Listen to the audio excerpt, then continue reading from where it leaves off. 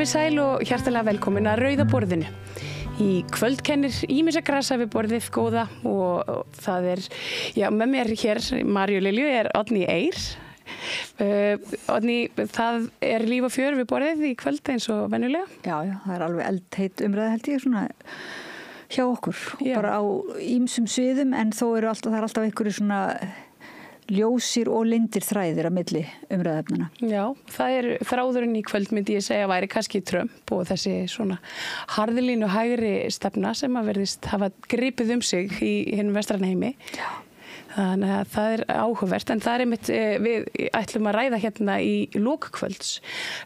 Mætast tveir gagnstæðir pólar, þeir Pétur Eggers og Jón Þormar Pálsson sem betur þekktur sem Nordic Masculinity fjölmiðlamaður og broadcastinu.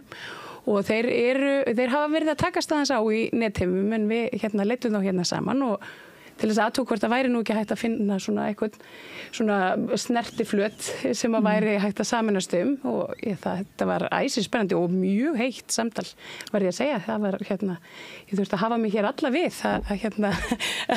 því að það var mikið fjör við borðið allavega. Og fundið þennan snertiflöt eða? Það kemur ljós. Já, okay.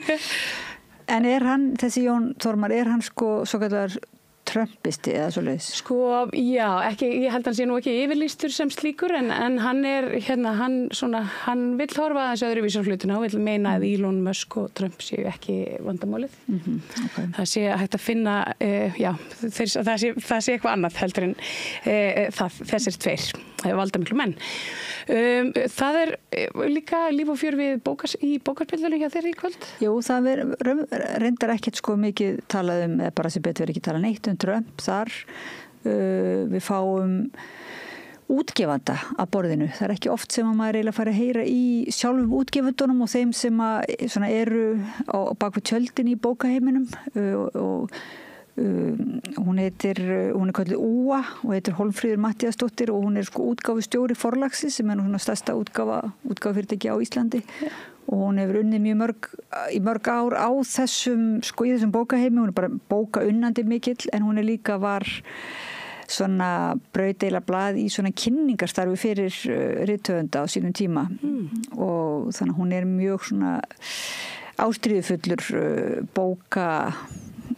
bókaunnandi sko sem svona hefur gaman að því að tala einstaka bækur og hún í gær þá las hún upp ræðu Kristínar Ómarsdóttur á Bessastöðum að því að það var afhending íslensku bókmenntaverðlaunanna í beinni útsendingu í Ríkissjónvarpinu og Kristín Ómarsdóttir forfallaðist var veik þannig að Hólmfríður las upp ræðuna. Það var mjög svona áhrifa mikið og hún ákvað þá að koma til okkar. Við ætlum að tala við verðlauna hafan. Já, ég skil. Já, það var svolítið spennandi en það var sko mjög gaman að heyra í henni Úu. Svona annar vinkill. Já. Já, og þetta allt bókaspjallið eða eru fleiri að borðið þessu sinni? Nei, Vigdís Grímsdóttir náttúrulega með mér. Já, þetta Vigdís Gríms. Vigdís Grímsdóttir hérna vikulega. Það rosalega gaman að fá að fjalla bækur með henni. Náttúrulega svona algjör stór stjarna í íslensku bókmyndaheimi sjálf. Já, bara svona stjarna. Já, svona mjög örlátt í umræðu bækur annara. Hún ekkert eitthvað svona, ég leiði mér aðeins að spyrja hennar reynslu en hún náttúrulega bara, mjög örlátt í að tala annara manna bækur og hjálpa. Já, en Gunnar Smári ætlar að bjóða hér til borðs honum Pálma Jónssoni, öldrunarlækni, en sá segir að við þurfum að umbylta hér heilbrigðiskerfinu til að geta þjónusta fólk eftir því sem það eldist og bæði til þess að fjölga árum við góða heilsu en líka til þess að nýta fé betur. Þetta áhugavert spjall hjá Smára. Svo fékkst þú til þín Örnu Magneu Dangs.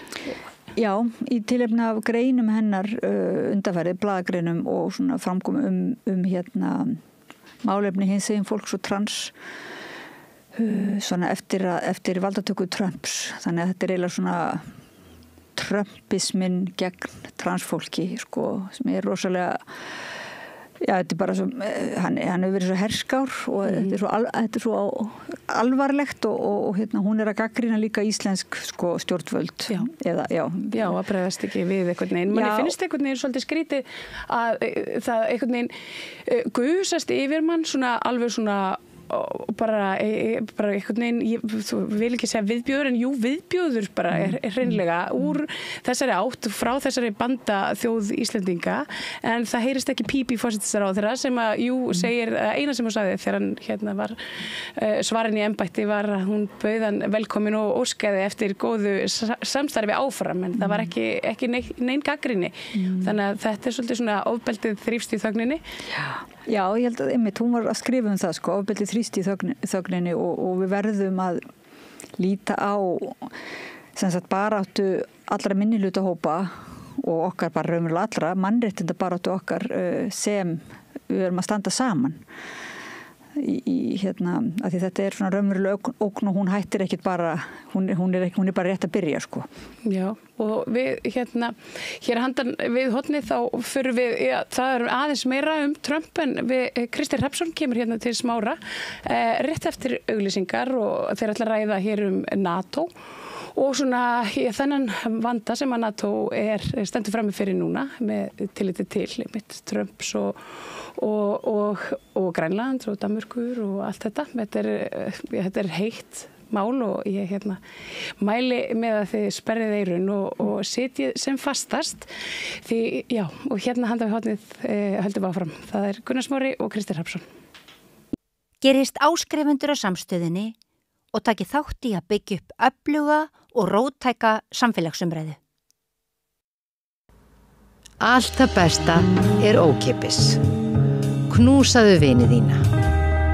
Samstöðin þar sem manneskjurnar koma saman. Með því að ganga í leigjendasamtökin styður þú baráttu leigjenda. Leigjendasamtökin eru fyrir öll þau sem vilja vinna að réttlæti og öryggi á húsnæðismarkaði. Leigjendasamtökin.is. Ertu á leið heim úr vinnu? Stilltu á FM 89,1. Þarftu hann að tala borgarfulltrúa? Borgarfulltrúar Sósíalistaflokksins eru með viðtalstíma alla mánudaga klukkan 13:30 til 14:30. Það þarf ekkert að bóka tíma, endilega kíkið við í Bólholt 6, 105 Reykjavík. Segðu það á samstöðinni. Samstöðin er í eigu hlustenda, áhorfenda og lesenda. Sláist í hópinn og gerist áskrifendur. Gerist áskrifendur á samstöðinni og taki þátt í að byggja upp öfluga og róttæka samfélagsumræðu.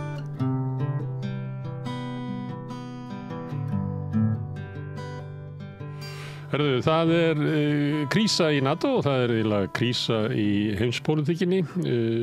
Kannski eru búin að vera lengi, kannski eru við átt okkur á einhverju stöðu sem við hefðum átt að geta séð. Það er ómögulegt að vita. Það er skemmtilegt þegar mál eru akkurat á þessum stað að þá er þetta að tala þau svona íhugult og frá grunnpunktum einhverjum.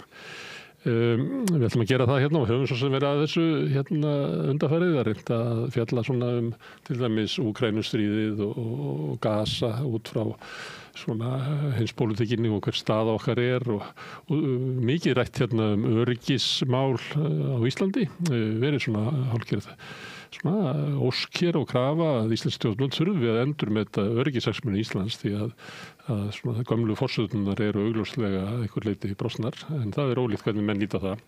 Ég ætla að vera með svona nokkur samtöl hérna á næstunni þar sem við erum að ræða heimsmyndina og kannski svolítið út frá okkar sjónarhóli og Krister Hrafnsson er á blaðamaður og ólæknandi, skrifar inn á Facebook sem blaðamaður eiginlega, stundum heimsmálin og mest. Já, þetta er svona mitt blogg sem ég hendi inn hugleiðingu. Já. Þetta að vera pistlar í blaði? Já. Ef að blaðamennskan hefði ekki hrunið hérna ekkert í mann fyrir einhverjum ára síðan?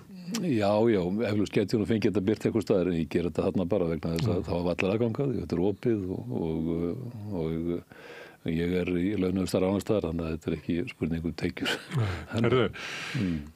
Sko það er að Trump tekur við Þá náttúrulega hafði hann áður lýst yfir áhuga á að taka Grænland, Panama, innlima Kanada. Þetta er ekki eitthvað sem við höfum heyrt Bandaríkjaforseta að segja. Er þetta eins og kallað sko game changer eða er þetta bara heimsveldið að sýna hvernig þeir horfa á heiminn og hafa alltaf gert? Ég held að sé það og þessi áhuga á Grænland er ekkert nýr í sögulegu samhengi. Eftir seinni heimsstyrjöldina þá vildu Bandaríkjamenn kaupa Grænland og það náðust ekki samningar. Hvað var það Panama að þú nefnir það? Og þeir hafa líka sett upp þær herstöðar á Grænlandi sem þeir vilja. Og var það Panama þá svo sem reiðusmennin í Panama á sínum tíma þegar menn líkuðu ekki stjórnarhætti þar í ríki sko. Þannig að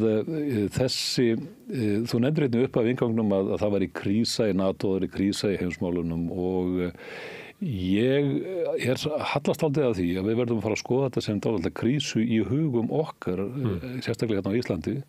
Það er svona mín skynjun og vitund.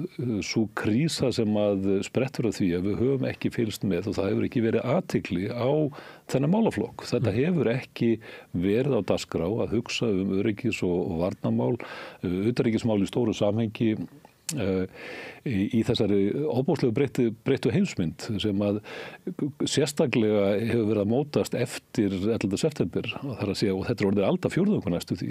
Það sem við höfum bara ekki verið að skoða málin og við erum einhvern veginn föst í einhverjum gamlum afstæðum og þegar að kemur að umræða utanríkismála þá erum við föst í einhverjum orðahenglum ef svo má orðu komast, eitthvað grunnstoðir, burðavirki, utanríkisstefnunni, varnarsamningurinn, allansamningurinn og svo framvegis.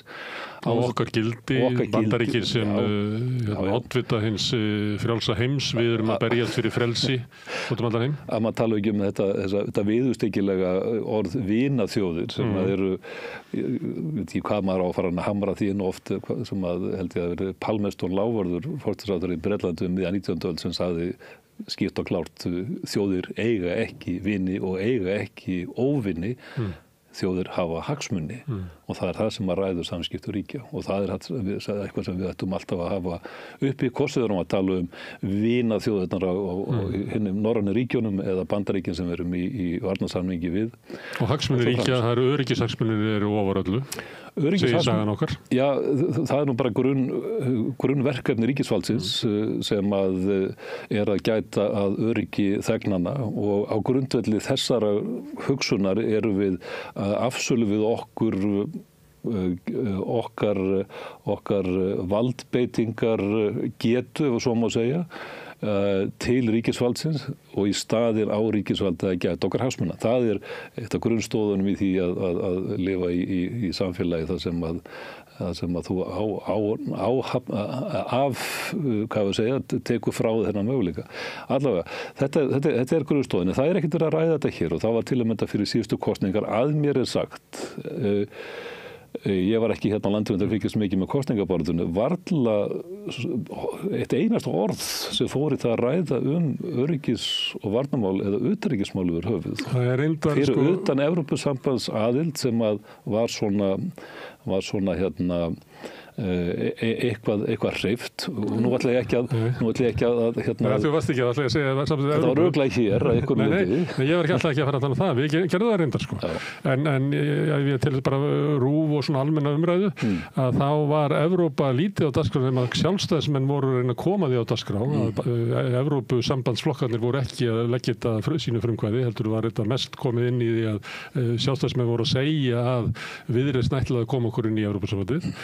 Ég man eftir einum fundi það sem allir mættu sem var út í háskóla á vegum alþjóðastofnunum þar en síðan tók ég eftir því að það var held ég í síðustu umræðunum á RÚV að þá var skotið inn utanríkismálum og það var svo áberandi að bæði spyrjendurnir og fólkið í salnum hafði bara eiginlega engan áhuga á þessu máli. Það er eiginlega, þessu spennustíð í salnum bara dunkaðist þegar þetta mál var. Þannig að það er alveg réttur. Þetta var eiginlega ekki á dagskrá.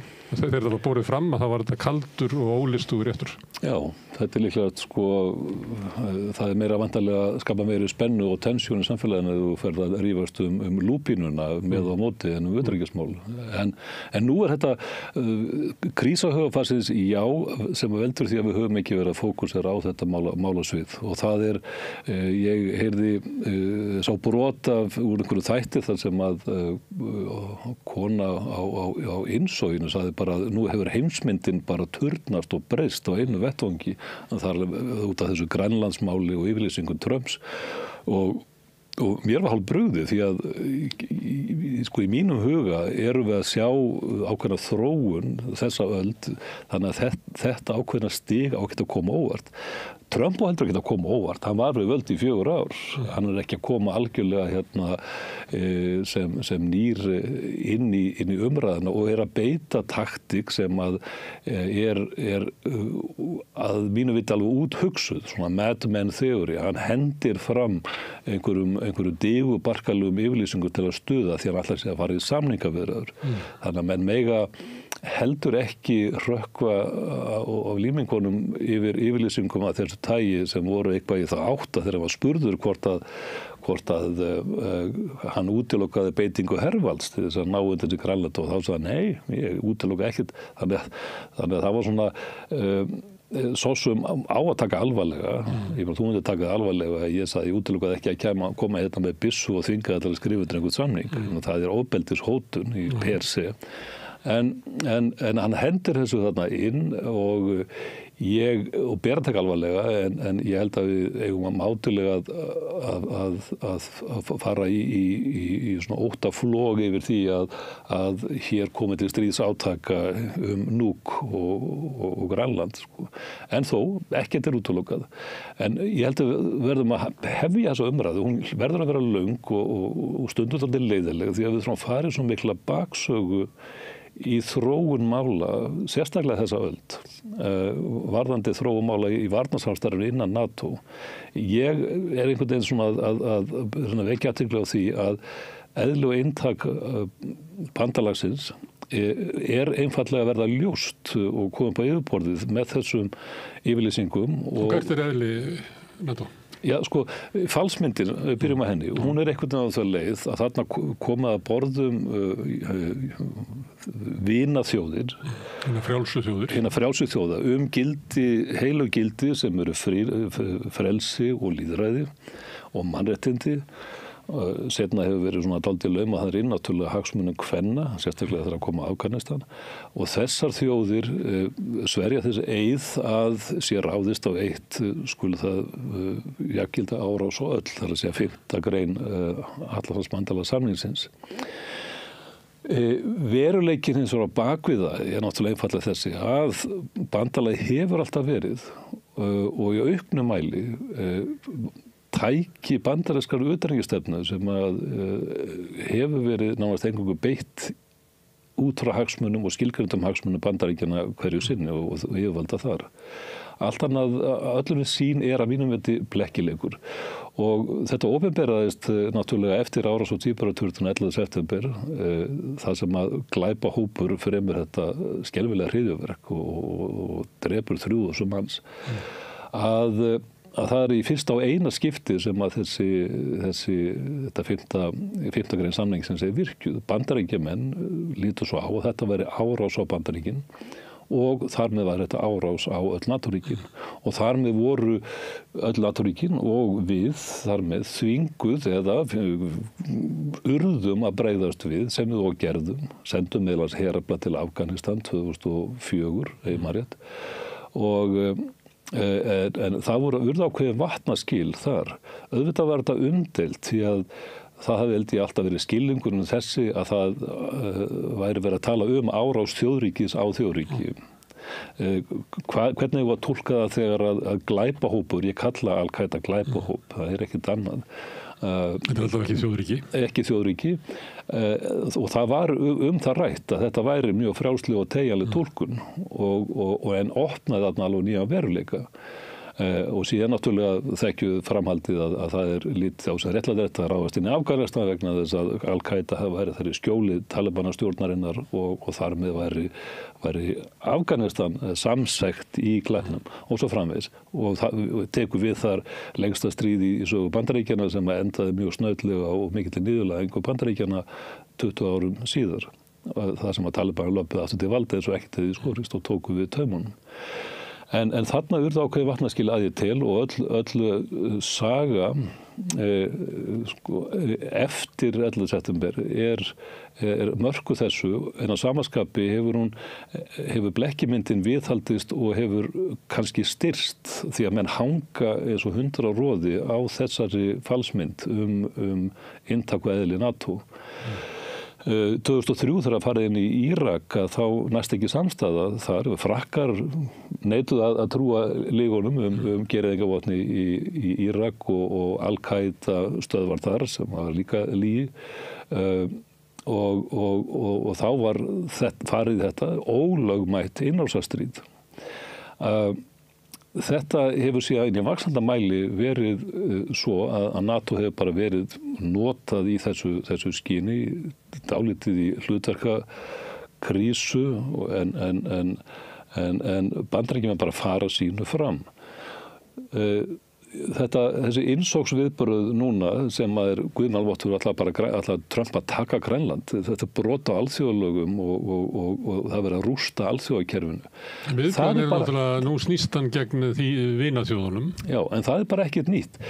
Það er eitt að drepa Araba. Já.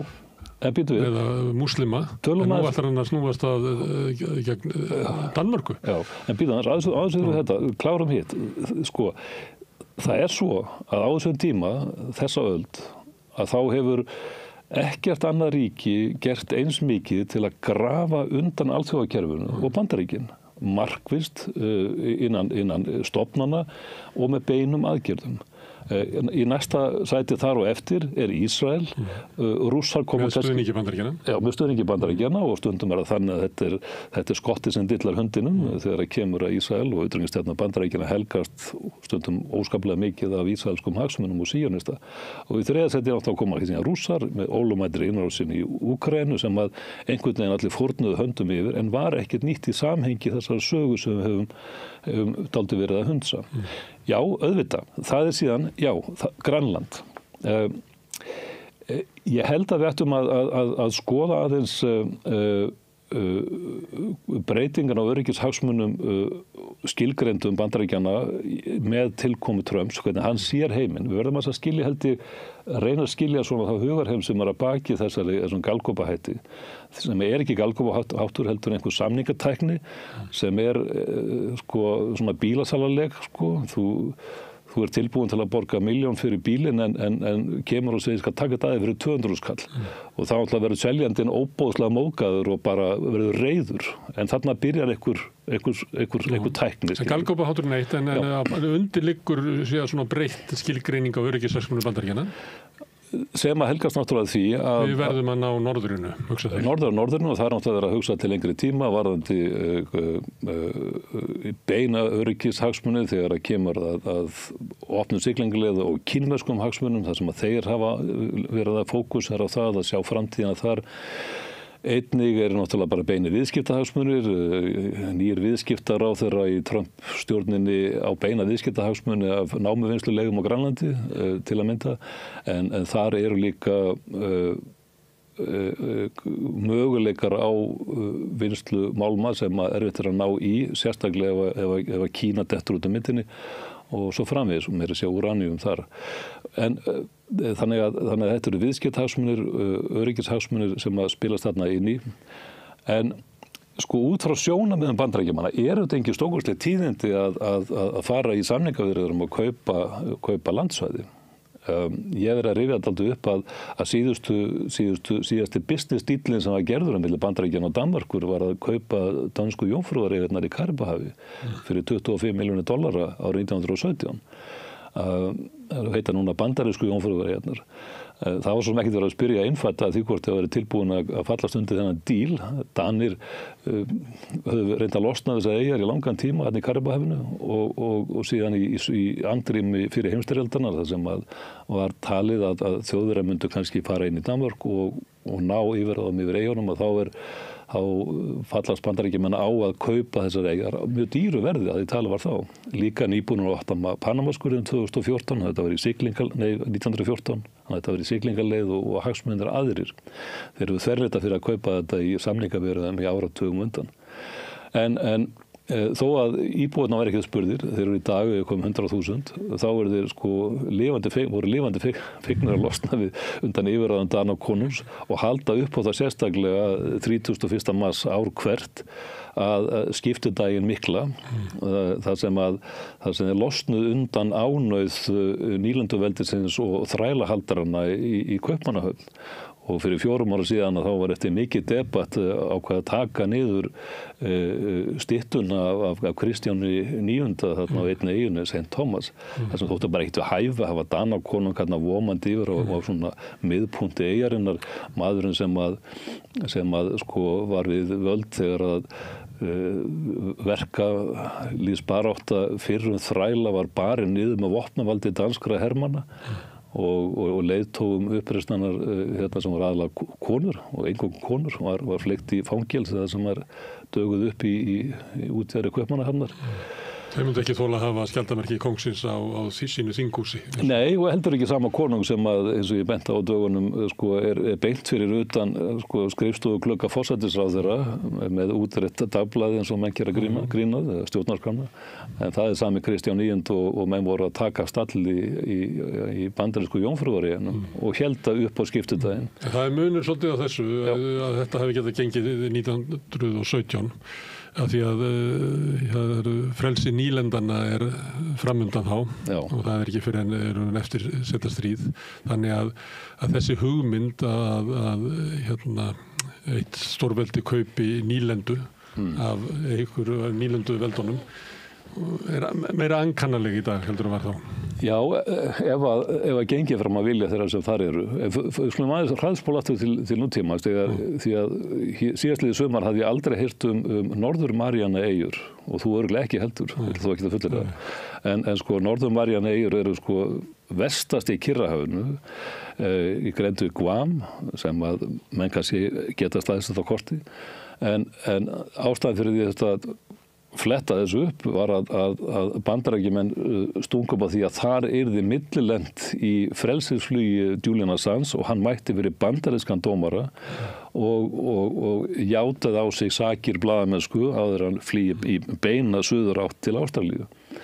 Og þannig að ég fór að skoða sögu þessari eyja. Þar eru það byrja 50.000 manns og svipað á Grænlandi. Og þar voru menn ólmur uppæðir að tengjast Bandaríkjunum og urðu þá formlega 1986, þannig að það nú svona nýlega skeð. Það var vilji þeirra sem þarna bjuggu að fara í meira að segja með skert lýðréttindi. Þeir get ekki bóðið sig fram til forsetar, ekki kjörgengi og ekki kosningar til forsetakosningum. Þeir eiga enga beina fulltrúa í bandaríska þinginu, eiga áheyrna fulltrúa með málfrelsi en ekki atkvæðisrétt. En eru hæst ánægðir með þetta fyrirkomulag og völdu þetta og bönkuðu tóldi sterkt upp og fá þetta í gegn. Þannig að hlutinir breytast og það er til alls kyns form. Nýjasta könnunin segir að sem ég tekum með svona fyrirvara aðferðafræðilega, ég held að það hefur verið 400-500 manns spurðir í Grænlandi, að 85% nei, við viljum ekki verða Bandaríkjamenn. En hluti geta nú breyst býsna hratt og það sem að koma þessu útspili og þessari tækni sem að þarna fleygt fram og afhjúpaði dálítið Dana að Danir urðu að og Mette Frederiksen forstráðherra að segja, já sko þetta er ákvörðavald Grænlendinga, hverju þeim tilherir og menn sko fögnuðu því örugglega svona undir niður í dálítið hófsleikar yfirlýsingar í Nuuk. Því að nú já, getum við þá valið fullt sjálfstæði, það farið eitthvað annað. Þannig að samningsstaða Grænlendinga batnaði heldur betur við þetta og það er búið að vera mjög mikil tókstreita í samskiptum Grænlendinga og Dana upp á síðkastið út af ýmsum óuppgerðum málum og fortíðamálum sem hafi ekki verið réttilega uppgerð og svo framvegis. Þannig ef einhver eru þá eru Grænlendingar með svona pálmann í höndunum í sjálfum sér í þessum óróa. Þeir geta bara valið sér herra. Þeir valið að vera sjálfstæð og til dæmis gera samninga við Bandaríkjanum eitthvað kynverum annað. Ég held að það sé ekki búið að það bara búið að skilgreina á áhrifasvæði Bandaríkjana. Og Bandaríkjan munum aldrei þola yfirgang einhvers annars stórveldis á þessu svæði. Þannig að sjálfstæði Grænlendinga, líklega eins og okkar, raunverulega skert og það svona þessi tíðindi svolítið afhjúpa það. Sjálfstæði og fullveldi var náttúrulega bara að skoðast í ljósið hérna raunverulega veruleika sem við búum við og það ekkert nýtt að Grænlendingar búi við skert sjálfræði í eigin málum. Þó nefnir Kínverja til að mynda. Kínverja voru farnir að banka dálítið upp á Grænlandi og það var brugðist við með því að segja stopp, þið farið ekki hingað. Þannig að Svipað var hér þegar Pompeo kom hérna sérstaklega til þess að tilkynna íslensku stjórnvöldum það að þeim íslensku stjórnvöldum ekki boði að vera hluti af Belt og Braut. Ekki bara hluti af Belt og Braut, heldur líka hitt að þeir ætti ekki að vera að kaupa þessa ódýru og góðu tækni af Kínverjum, þess að Huawei nettæknina. Það var þannig að auðvitað Grænland og búið að vera áhrifasvæði Bandaríkjanna og út frá bandarískum hagsmuni hefur verið sett svona nefinn í borðið og þið farið ekki þangað. Og það ekkert sem að breytast núna við það að replíkan að taka í Hvíta húsið. Þetta búið að vera þannig lengi. Og þú segir Grænlendingar hafa valið það að velja sér herraþjóð.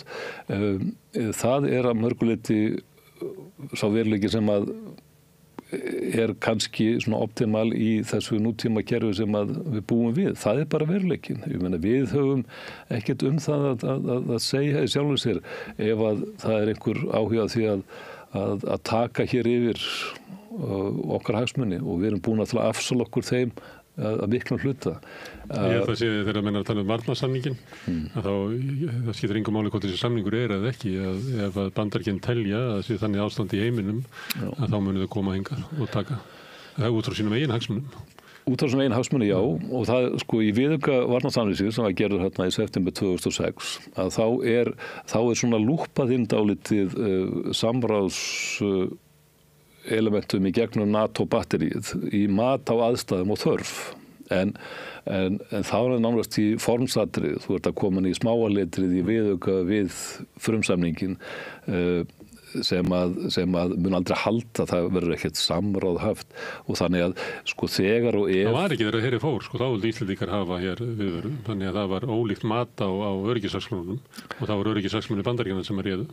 Já, þá var svona skondin kúvending sem varð á stefnu stjórnvalda að allt í einu missa spilapenningin úr samskiptum við Bandaríkin því að allt frá gerð samningsins var því svona laum og hótað að fara að taka upp varnarsamningin og herstöðina ef ekki því gefið lendingarleyfi fyrir loftleiðir, kvóta fyrir togara á Alaskamiðum og eitthvað svona. Í öllum tilfellum að vera að veifa þessu spilapenningi. Já, við erum náttúrulega með aðstöðu, sko. Svo þegar Rumsfeld horfði til Íslands að við erum ekkert við þetta fólk að gera þarna, við þurfum að halda annars að lokja stöðinni bara overnight. Sem að Davíð Oddsson ákvað var að vera ekkert að tilkynna þjóðinni fyrir aðeins seinna því að það var að koma kosningar, við truflum ekki kosningar með óþægilegum upplýsingum sjá til að þá var allt í einu byrjað að heimta viðveru og ég man að á sínu tíma að ég mikla snerru við Geir Haarde utanríkisráðherra þetta skilgreiningu á loftrýmisgæslu þörfinni, af hverju þurfti x margar þotur í fastri viðveru og svo framvegis. Og það er ekki þetta svarið, það var ekkert mat búið að fara fram. Svarið var, ef þú ert með x margar þotur, þá þarftu að hafa þyrlubjörgunarsveit. Og þegar það þyrlubjörgunarsveit hersins að þá þurftu við ekki að fara að kaupa rándýra þyrlur til að halda út þessari þjónustu sem hafi verið þjónustaða bandaríska hernum og svo framvegis. Þannig að öryggis- og varnarhagsmunir utanríkisstefnu Íslands hefur kannski alltaf helgast af skilgreindum hagsmunum okkar sem að mörgulegt ánægt alltaf að gera það. Þetta ekki spurning vinskap og drotti með dýri, þetta ekki spurning einhver gildi og fölsk gildi. En segjum svo að það hafi ekkert breyst, að Bandaríkin munu alltaf skilgreina það sem þau gera út frá sínum eigin öryggishagsmunum og þau hafa aldrei gert neinni þjóð greiða, nema að það má kannski halda því fram að margt sem þau gera gagnvart Ísraels séu ekki, sé erfitt að flokka sem hagsmunu þeirra. Og það þetta undarlega samband Bandaríkjanna og Ísrael sem algjörlega einstakt að Bandaríkin hafa aldrei gert neinum öðrum greiða. Þeir eru með NATO tilheyrir þeirra öryggishagsmunum og þeir beita sér í NATO eins og tilheyrir þeim, eins og þú búin að vera rekja það sem hefur verið að rekja NATO inn í árásir í Afganistan og hluta þeirra inn í Írak og loftárásir og Líbíu og alls konar hluti sem að koma hennu svokallaða varnarbandalagi ekkert við og eiginlega grafa undan svona hugmyndinu varnarbandalag frjálsra þjóða.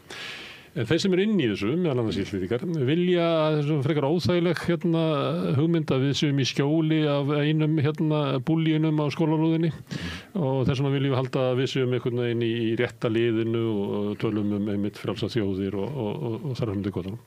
Og þessi mynd hangir þangað til að búlíin snýr sér að einum af klaninu.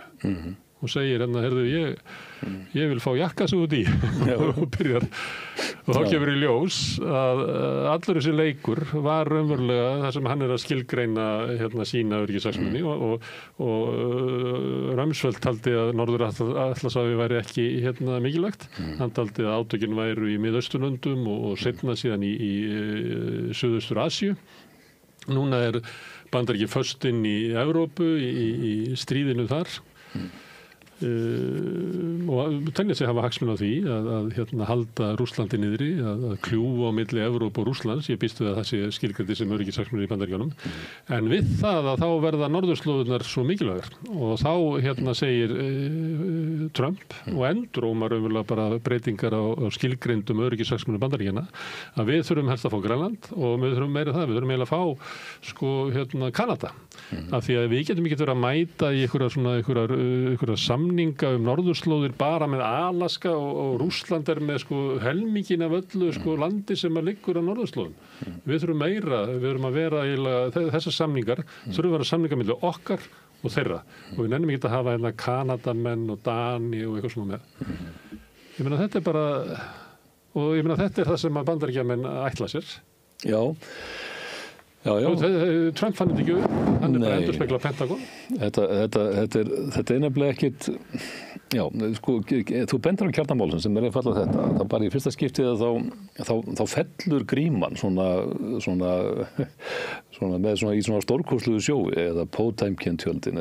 Þetta verður svo allsbert. Trump finnst ekki bera grímur, hann finnst það hallærislegt. Hann finnst það hallærislegt. En þannig að hann vil bara dilla sig við tónlist Village People sem ótrúlega skemmtileg val á uppáhaldsljónsveit. En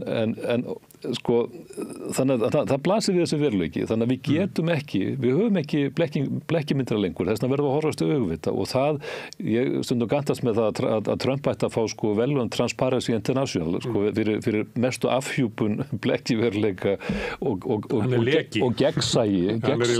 Hann mesti gegnsæisvaldur á okkar tímum vegna þess að nakinn sannleikurinn blasir við. Og það það eina góða kannski við þetta.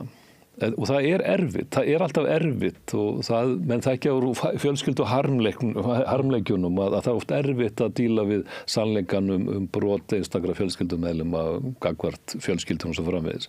Og þetta ekkit, en við verðum að fara í þessa skoðun og ég held að sé gott að það getur komið eitthvað gott út úr þessu og þetta samtal sem verður að fara af stað núna mjög einlægt og opið og án fordóma og yfirlýsinga og verðum að hreinsa burtu þessi óhreinindi sem hafa verið í umræðinu. Það hefur búið að vera algjörlega óþolandi á síðustu árum að sjá, og ekkert bara á Íslandi, en kannski finnst mann að sára á Íslandi því það er svo erfitt að sjá skynsemisraddir hér sökkva í þetta fen, að það ekki hægt að ræða alþjóðamál á þess að stökkva í einhverjar fylkingar.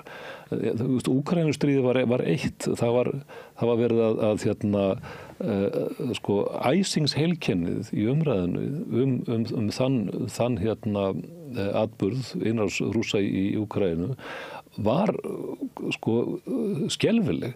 Það mátti engin ræða til að mynda forsögu aðdraganda. Engin gagnrýna stefnu NATO á þess að vera skilgreindur sem handbendi Pútins. Handbendi Pútins og framvegis. Þetta svipað var á kalda stríðinu bara, þú máttir ekki gagnrýna NATO á þess að vera handbendi Sovétríkjanna. Já, þannig að verðum að snappa út úr þessu og það eimir ennþá eftir þessu.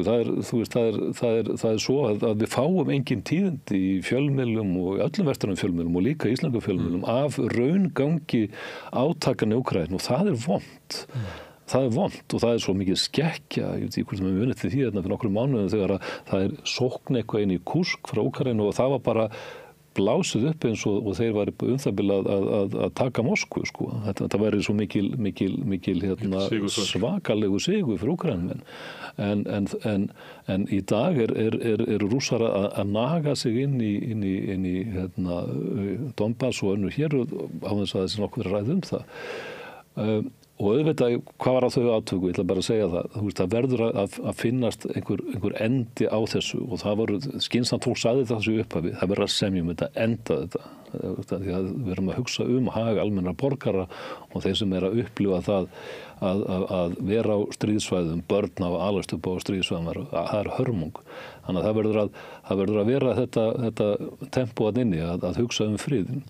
Og eins og ég segi, ef maður er að sjá þennan nýja veruleika eins og ég vildi gjarnan að kæmi í framhald af þessu að fólk myndi fara með opin augun án fordóma, án þess að vera forskrifað í einhverju dogma eða bandalagsmyndun og sjá sko sína hagsmuni, að skilgreina almannahagsmuni án ríkisvaldsins, án alþjóðlegu bandalagana og skoða hlutina bara af raunsæi á þeim forsendum að það væri jákvætt skref og umræðar alltaf til góðs og ég held að við eigum að fara miklum kraft inn í þetta. Það þarf ekki mikið að rífast skilgreiningu sögunar, hún tiltölulega ljós en það þarf stundum að tala eitthvað sem óþægilegt. Eitt mat gæti verið það að segja bara, sorry guys, við erum hérna á skilgreindu áhrifasvæði Bandaríkjanna þannig að utanríkisstefna okkar og öryggismál mun alltaf taka lit af því. Bandaríkjamenn munu bara koma hingað og taka klettinn. Það er líklega alveg saman okkur svona sem fólkið nema að hér komi einhver stjórnvöld sem að ógna þeirra öryggishagsmunum þá munu hafa afskipt af því eins og þau gerðu í Panama og víðar og þetta er bara raunveruleikinn þannig að líklega bara best að gleyma utanríkismálum, við getum ekki haft neitt áhrif á því.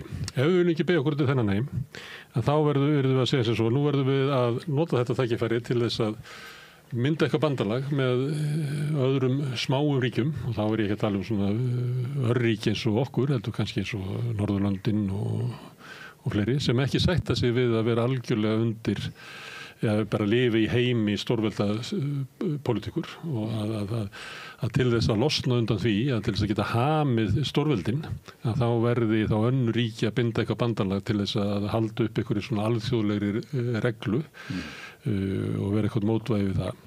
Og þá erum við kannski að horfa á þá svona plattforma sem við höfum, annars vegar NATO og svo Evrópusambandið. Þar hins vegar vitum við alveg að eru gjör ólík svona sjónamið til Bandaríkjanna. Að til dæmis ríkin í austrinu horfa mjög til sko Bandaríkjanna til þess að verja sig fyrir ógninni í austri og hafa eiginlega engan áhuga á því að vera háð París eða Berlín eða tala ekki Kaupmannahöfn einhverja vernd, bara er ekki að bara telja þessi bara engin vörn í því og það sama á raunverulega við Evrópusambandið, þannig að maður er erfiðleikum með að sjá að þessar heildir verði einhvern veginn svona plattform til þess að koma með einhverja svona sameiginlega afstöðu til þess að hemja stórveldið sem í okkar liði, við heldum að vera í okkar liði eða hvernig að orða. Nei, við vitum heldur ekki svona hver stefna verður sem verður ofan á, hvers konar plattóðum við verðum að hengja okkur utan í. Það voru dálítið tíðindi í gær að í fyrsta sinn í sögunni að hægri bandalagið í Þýskalandi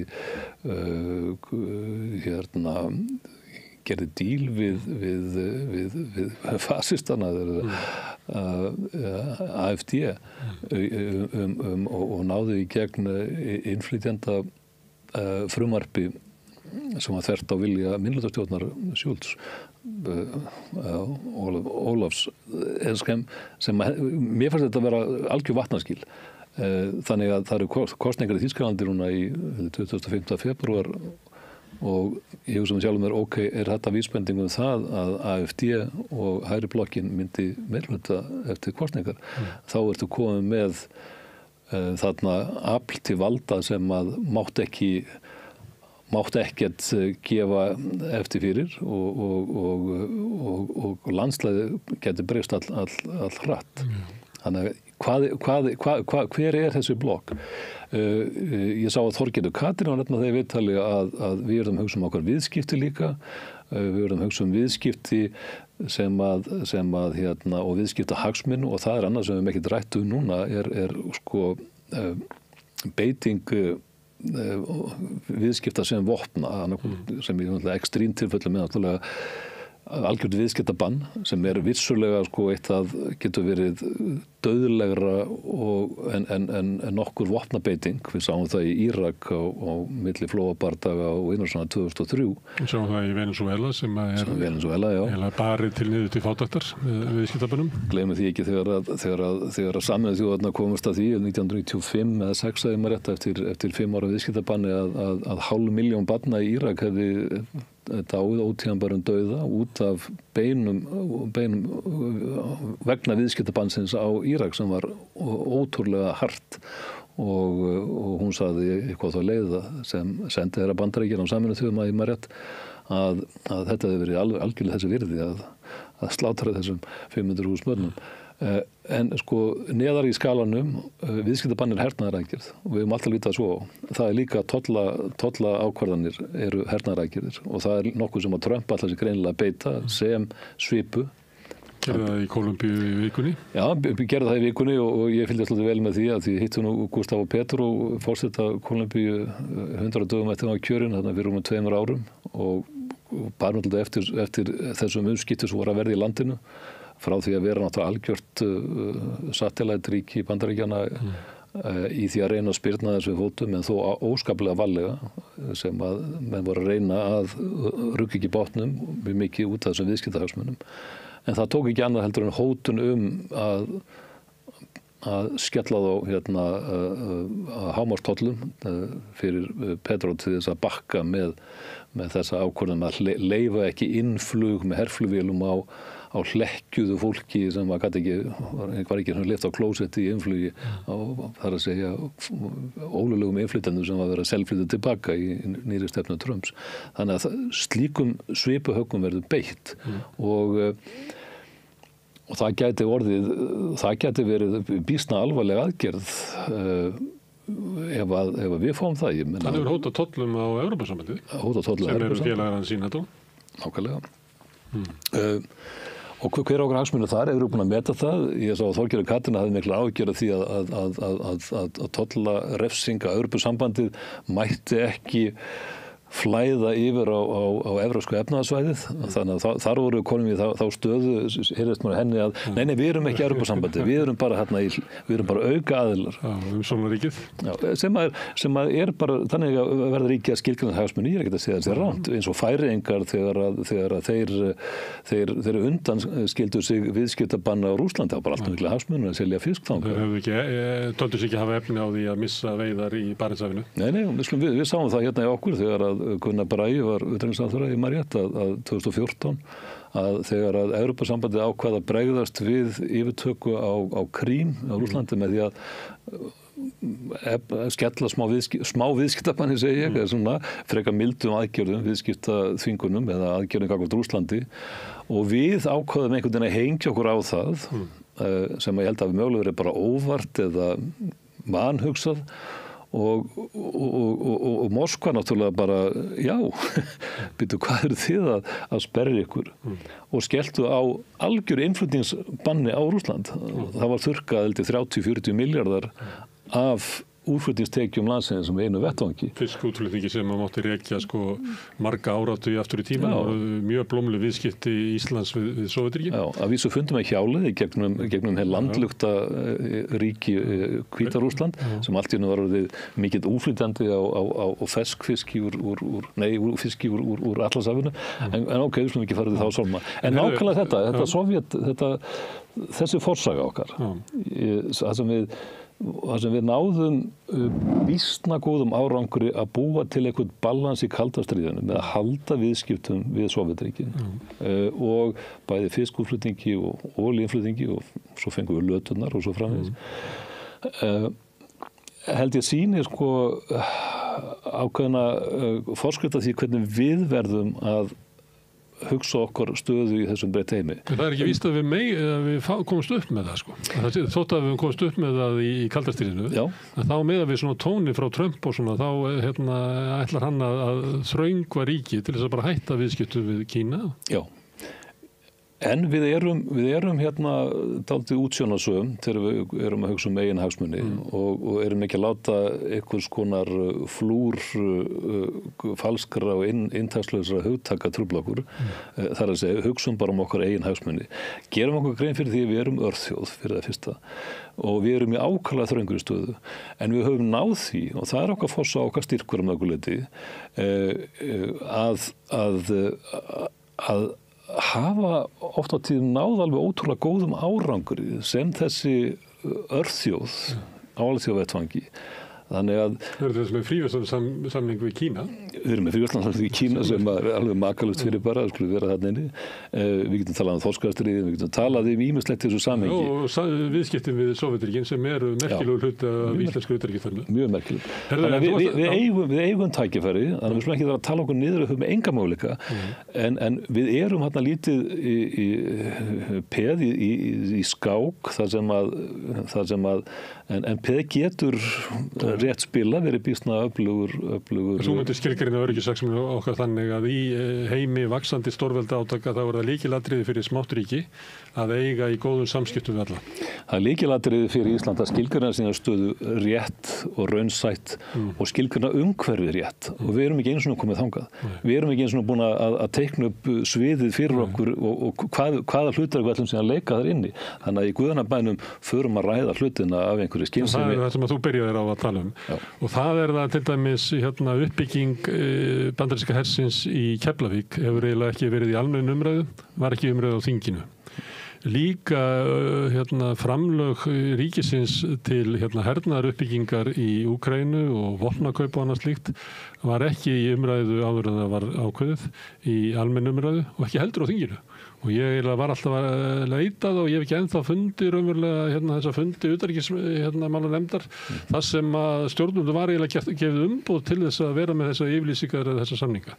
Þannig að einhver leiti þá hafa stjórnmálin og sumuleyti kannski fjölmiðlarnir og almenn umræða. Ekkert orðaði þannig að allir stjórnmálaflokkar hafi bara sætt sig við að útvista utanríkisstefnunni upp í Valhöll og Valhöll væri löngu búin að útvista henni til Pentagon. Þannig að við værum eiginlega bara á sjálfstýringu í öryggis- og utanríkismálum og það þyrfti eiginlega ekki að ræða það niður á þingi eða þyrfti ekki að vera með einhverja almenna umræðu það því að þetta væri bara að búið ákveðið það. Við höfum hunsað stjórnarskrá hvað það varða til að mynda að utanríkismálin þingsins eigi að vera kölluð til í stórum utanríkismálum þá ekki vera bara sjálfgefið að menn taki afdreiðir ákvarðanir. Náttúrulega þekktasta dæmið þar náttúrulega þegar það er ákveðið að styðja innrásin í Írak 2003 á þess að kalla saman utanríkismálanefnd. Þannig að þingið í utanríkismálum sérstaklega endalaust niðurlegt og er haldið fyrir utan og það verður náttúrulega að breytast og vonandi verða það ný stjórn sem alltaf tekur það upp á sína arma að skapa umræðan á þeim vettvangi. Við gengum í nýtt hernaðarbandalag bara með einni undirskrift Guðlaugs Þórs Þórðarsonar sem er og eru söguleg tíðindi það sem enginn nefndi að skoða samningin eða fjalla það í fréttum það er að segja hernaðarbandalag sem að skuldbinda okkur til þess í sjálfum sig að taka þátt í að senda herlið hvers sem er í heiminum og maður var alveg stummið því að þetta gæti bara svona rúlaði gegn smurt án þess nokkur ræddi þetta eða kæmi fyrir þingið. Þetta var bara ákvörðun framkvæmdarvaldsins 1, 2 og 3. Varandi framlög til hermála, það eitt af því sem hefur dálítið verið í umræðinni, sérstaklega á Trump, og hann að pyrra sig mikið við því að hvað Evrópuþjóðirnar og aðra NATO-þjóðir hafa lagt lítið til herkostnaðar og hefur heimt að það væri farið í þessi 2% sem þessi markið. Fyrra kjörtímabilið, nú er síðan 5%. Já, fyrra kjörtímabilið var 2%, við vorum náttúrulega langt það fyrir neðan og ég veit ekki hvað við erum að hengja mikið á þennan skilgreinda framlaga kostnað til þess að reyna að trekkja okkur upp. En nú er það talað 5. Og það einhverju 200-300 miljardar að ég held íslenska króna. 300 á íslenskan mælikvarða. Já, á Íslandi, þannig að það var 2% eru 90 miljardar. Já, þannig að það er drúgu pakki af að skella því inn. Þetta er eiginlega krafa að þjóðskipulagi eða kerfin í Evrópu gerbreytist því að þetta eru 5% af landsframleiðslu sem eru yfirleitt 10% af ríkisútgjöldum sem færi til hernaðaruppbyggingar. Já, en hugsaðu svona sjónarmiðið sem að kemur hérna hér með frá sem að í sjálfum sér ekkert óskiljanlegt að hugsa, ef þetta á að vera einhvers konar jafngildi í þessu blessaða bandalagi, af hverju óskupunum það ekki menn að leggja til jafn mikið og við? Þannig að þessi krafa sem hefur verið, sem einhvern veginn hefur verið túlkuð sem einhvers konar óskaplega ósvífni, að menn leggji meira af mörkum, í sjálfum sér inntakslega séð ekkert óeðlileg út frá þeirra hugmyndafræði að það sé eitthvað jafngildi inn í þessu bandalagi og að hagsmunir allra séu þeir að halda viðhalda þessu systemi. En hvert getum við farið? Ég meina, ég held að við að opna alla möguleika í umræðina á því hvers konar framtíðarsýn við getum séð. Vonandi tekst nú einhvern veginn að stöðva þetta niðurbrot alþjóðakerfisins og sem er alltaf grátlegt að sjá molna á skömmum tíma en samt sem áður á er það þróun sem við erum búin að sjá eftir síðustu aldamót á þessum aldafjórðungi sem er liðin og reyna að spyrna við fótum að byggja upp á nýju í framtíðinni. Hvar gætu við og hvernig gætu við skildið okkar hagsmuni? Getu við farið úr NATO? Er það möguleiki? Er okkur leyft það? Kannski byrjaði að spurja Íra og Austurríkismenn hvernig þeim líður að vera utan NATO. Já. Það er það látið hér eins og þessi bara ómögulegt í okkar heimsluta en að vera í NATO. Já. En það eru ríki sem hafa kosið að vera þar fyrir utan. Já. Og er ekki að ræða það að fara inn. Já. En svo er eitt sem við getum gert, við getum talað við íslenska stjórnmálamann sem var mjög virkur þáttakandi í sambærilegum pælingum á svona síðari hluta kaldarstíksins.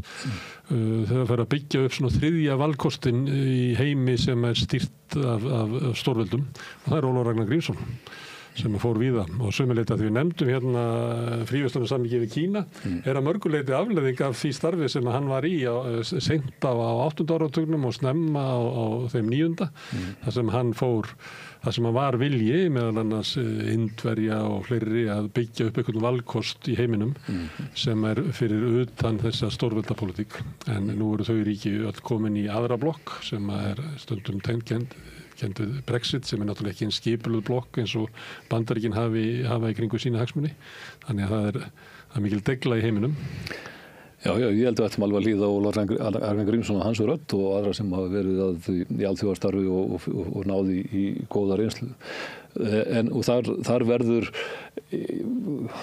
náttúrulega líka að gefa munum svigrúm til þess að tjá sig án þess að stökkva við þar handa og fóta. Ég mani því að örfáum vikum eftir innrás Rússa í Úkraínu að þá varum með stuttum millibili tala bæði við Ólafur Ragnar og Ingibjörgu Sólrúnu sem koma nú alls ekki úr sömu áttin í pólitík en hafa töluvert mikla alþjóðlega reynslu og bæðu sögðu nokkurn veginn að sama já, ég sé fyrir mér ekkert annað heldur en það verða bara enda þetta stríð og það getur ekki enda öðru sem með einhvers konar samningun að gefa eftir landsvæði, gleyma Krímskaga, hann er farinn og er að loka þessu með samningum. Og það brjálast allt í samfélaginu út í þau bæði og þau voru nánast tjörguð og fyrir það að ætla sér að gefa eftir. Þá náttúrulega var komin Hitlers myndin á Putin og það var með stukku yfir til sögu þekkingar sinna fyrir uppgangi Þriðja ríkisins. En bara það að minnast á þetta sem er óskup eðlilegt að nefna í samhengi við bara veruleikan eins og hann öll stríð enda með samningum, það bara þannig. En talandi Þriðja ríkið, maður enda þar var maður sem stýrði sem var hugsað uppátt á svona svipaðan hátt og Trump gerir og segði, hvað með þjóðveruna í Súdetahéraðinu, ættu þeir ekki að tilheyra okkur? Svona eins og Grænland eða eitthvað. En Austurríki, er það eðlilegt að Þýskaland og Austurríki séu sikkert landið þar sem við erum að kljúfa þjóðina á milli? Er ekki eðlilegt að Kanada sé bara með okkur? Þannig að sömuleyti er við komin með sömu tækni, þar sem einhver maður á toppnum sem að kasta svona fram, svona kanna hvaða vilji meðal þjóðarinnar og hvað hann kemst upp með og að mörguleyti erum við komin á þennan tíma aftur. Ef að menn hafa áhyggjur af uppgangi fasismans í heiminum. Já, við skulum ekki algjörlega henda þessu út í buskan sem fullkomna þvættingi okkar sjálfstæðisbarátta fólst náttúrulega mikið í því að byggja á svona frjálslegri túlkun á sögulegri fortíð. Við ættum kannski að fara að grauta í þeirri forsögu og segja að í raun og réttu þá ættu við Grænland. Því að þetta var nú aðalega svona menn sem var sigldu út frá Breiðafirði sem að festu það land og byggðu þetta upp og komið því á kortið. Dalasýsla gæti átt kröfu á Grænland. Já, ég held að þar gæti Búðardalur komið sterkt inn. Svo eigum við náttúrulega býsna stórt landsvæði í raun og veru í gegnum afkomendur okkar í Manitoba í Kanada. Getum gert kröfu þar. Nei, nú erum við náttúrulega byrjað að gantast. Það frétti ég að því að ég fór að horfa á Hallgrím Helgason helgina síðustu og þar, hann fór að skoða það af því að hann þurfti að kanna svolítið rannsóknir fyrir 100 blaðsíður aðalpersonan fór til Vesturheims. Þá kostar því að allir afkomendur Íslendinga þar eru trumpistar. Já, ég var nú þetta heilt suma sem ungu maður að plæja akra í Manitoba á Íslendingabyggðum og ég hugsa sér rétt að þetta er svo frekar konservatíft samfélag á þeim slóðum en þessi þetta samfélag er mjög skemmtilegt og áhugavert að kynnast og situr mikið í mér. Við ræðum það kannski seinna, það er alltaf gaman að fá þig hingað, Kristín, og takk fyrir að hjálpa okkur við að svona velta upp ýmsum spurningum sem að tengjast því að það liggur á að við endurskilgreinum öryggishagsmuni okkar. Takk. En við setjum hérna áfram við rauðaborðið og reynum að skilja þetta samfélag og heiminn sem við lifum í. Næsti kafli er eftir augnablik. Þarftu að tala af borgarfulltrúa. Borgarfulltrúar Sósíalistaflokksins eru með viðtalstíma alla mánudaga klukkan 13:30 til 14:30. Það þarf ekkert að bóka tíma, endilega kíkjum við í Bólholt 6. Allir þættir samstæðuverinnar eru á YouTube.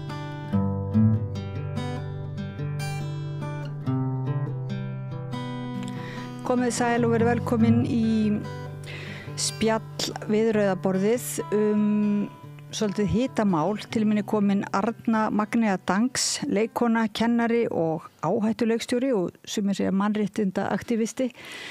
Takk fyrir að koma. Já, takk fyrir að hafa mig. Þú ert nú búin að skrifa margar góða greinar í gegnum tíðina. Núna nýverið las ég greinar eftir því svona frekar sláandi eiginlega svona hálfgerða vakningu eða hvað þetta er að hvetja lesendur til þess að bregðast við þessu ástandi sem að núna hefur skapast í Bandaríkjunum og kannski öllum heiminum eftir valdatöku Trumps í tengslum við svona afstöðu fólks til trans fólks, er það ekki? Jú, en transfólk er henni bara kannarifuglinn í kólanáminni. Við erum bara svona fyrst. Og það er sláandi og það hafa aðrir skrifa greinar það að sagan sé endurtaka sig. Og margt í svona bók Trump, svona leikbókinni hans og hvernig hann er að gera hlutina er nákvæmlega sama og var gert í Þýskalandi fyrir 1933. Það er að segja áður en nasistar tóku völdin. Hvernig þeir spiluðu á þjóðfélagið, hvernig þeir ýttu undir andúð og hatur. Ekki bara gegn gyðingum, heldur öllu fólki sem að þeim hugnaðist ekki. Og þar var til dæmis hinsegin fólkið fremst í flokki og rómafólk og Pólverjar, sem sagt ólulegir innflytjendur, þó það var nú ekki þannig á þeim tíma því að þá var svona meira það að fólk bara flakkaði frjálst á milli landamæra. En þetta var sem sagt fólk sem að var þyrnir í augum nasistaflokksins og það notaði og bjóð til andúð gegn þessu fólki markvisst til að fá vinsældir og til að vera kosnir og fengu í lið með sér íhaldsmenn sem að héldu að þeir gætu bara stjórna þeim. En það náttúrulega fór þannig að íhaldsmennir enduðu líka í fangelsi, þú veist, eins og allir pólitísku andstæðingar Adolf Hitlers. Og þetta gerast nákvæmlega það sama núna, ekki bara í Bandaríkjunum, heldur við erum að sjá þetta gerast með AfD í Þýskalandi, sem að raunni, má segja sér svona arftaki nasistaflokksins, og við erum að sjá þetta gerast á Ítalíu, þar sem núna forsætisráðherra sem barnabarn Mussolini og hefur afnumið til dæmis rétt fólks af sama kyni til þess að gangi í hjónaband og rétt fólks af sama kyni sem í hjónabandi til þess að vera löglega skráður foreldrar barnanna sinna. Það bara annar aðilinn sem fær að vera skráður foreldri. Núna Trump að gera nákvæmlega sama í Bandaríkjunum og þau ráðast fyrst að transfólki að því að transfólk svo lítill minnihluti. Við erum að tala að transfólk sé svona cirka 1% af mannkyninu. Það samt sem aður 1% af mannkyninu samt 80 milljónir og það voru 60 milljónir sem að fórust í útrýmingabúðum, 6 milljónir sem fórust í útrýmingabúðum nasista.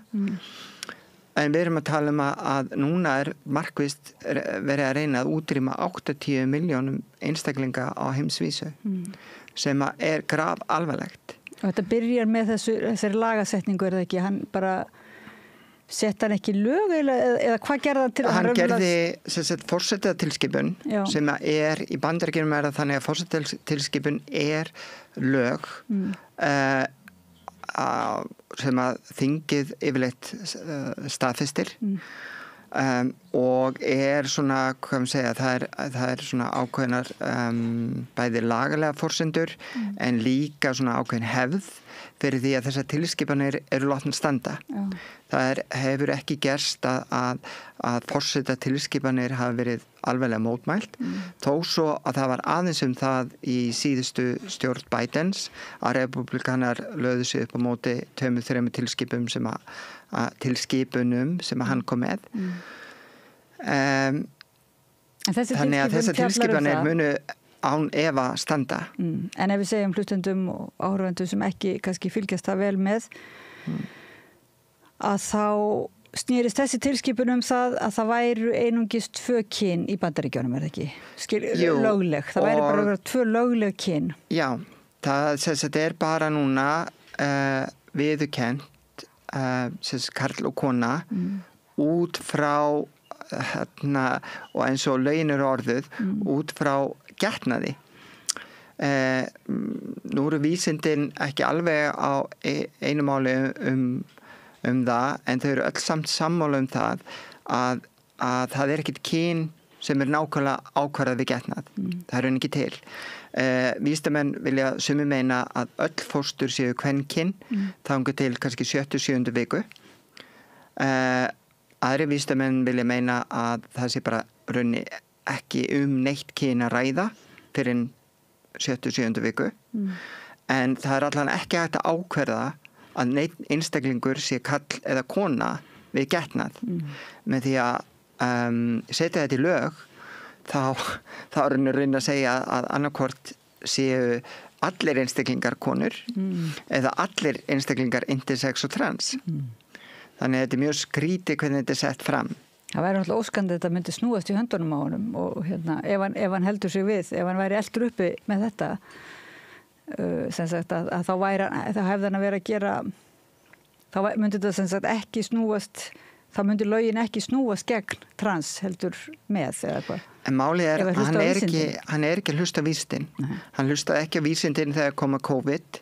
Hann mun ekki hlusta á vísindin gagnvart þessu. Hann er nú þegar búin að og er að leggja niður stofnanir sem að er að stemma stigum við loftslagsvá. Hann er búin að segja að það muni vera að bora mikið meira eftir olíu og gasi. Hann er búin að leggja mikið meiri áherslu á alls konar orkuvinnslu, freka orkuvinnslu og gagnaver sem að taka alveg gífurlega orku.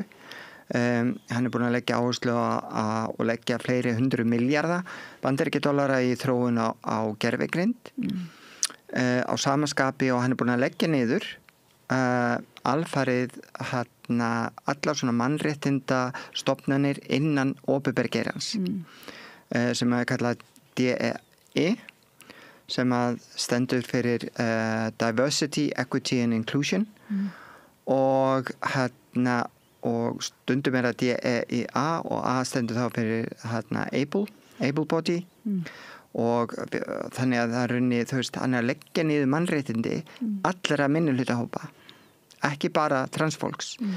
En við erum fyrst, að við erum svolítið, auðvelt skotmark og við erum búin að vera auðvelt skotmark síðustu árin og svona kannski síðasta áratuginn bæði í Breitlandi og Bandaríkjunum. Hvenær kemur þetta bakslag? Það er nú talað um svona bakslag til eins og Íslandi, sko. Já. Eru 10 ár síðan að það varð? Rauninni þá byrjar þetta svona hægt og rólega og kannski fólki svolítið, að óvörum áður en Trump er kosinn. Þá var þetta búið að grassera þetta svona á jaðrinum og svona á vefnum og hatrið runni fór aldrei neitt. Það var alltaf til staðar. Ótti og andúð. Ég meina hatrið sem að var í gangi á 8. og 9. áratugnum gagnvart hinsegin fólki, gagnvart homum sérstaklega að það fór svolítið í felur að það varð ekki svona mainstream eins og ef maður slettir svona almennt en það fór ekkert og síðan þegar Trump kemst til valda 2016 þá fær hatrið allt í nöröld og það fær viðurkenningu og síðan magnast þetta svona í litlum sellum og grúpum á netinu í COVID og eftir COVID þá er það svolítið búið að ná vopnum sínum og það kemur margfald tilbaka og það er það sem að svona fólk yfirleitt talar um sem bakslag að því það verður var við það þá en við sem erum trans erum búin að vera vör við þetta raunni í langa tíma og sérstaklega svona í síðustu 2 ár Trumps frá 2018, 19 ég myndi segja 2019 þegar hann er að fara að undirbúa seinna kjörtímabilið þá fer hann að tala mjög sterkt til þessara jaðarhópa og öfga hægri hópa og öfga kristni hópa sérstaklega þannig að svona frá 2019 myndi ég segja að transfólk hafi fundið fyrir þessu bakslægi. Og þetta er náttúrulega, þetta er ekki bara einhver svona skoðun sem hann er að tjá, heldur er hann að beinlínis breyta lagarammanum þannig að það gerir það bara verkum að fjöldamargir eru þá bara orðnir ólöglegir einstaklingar.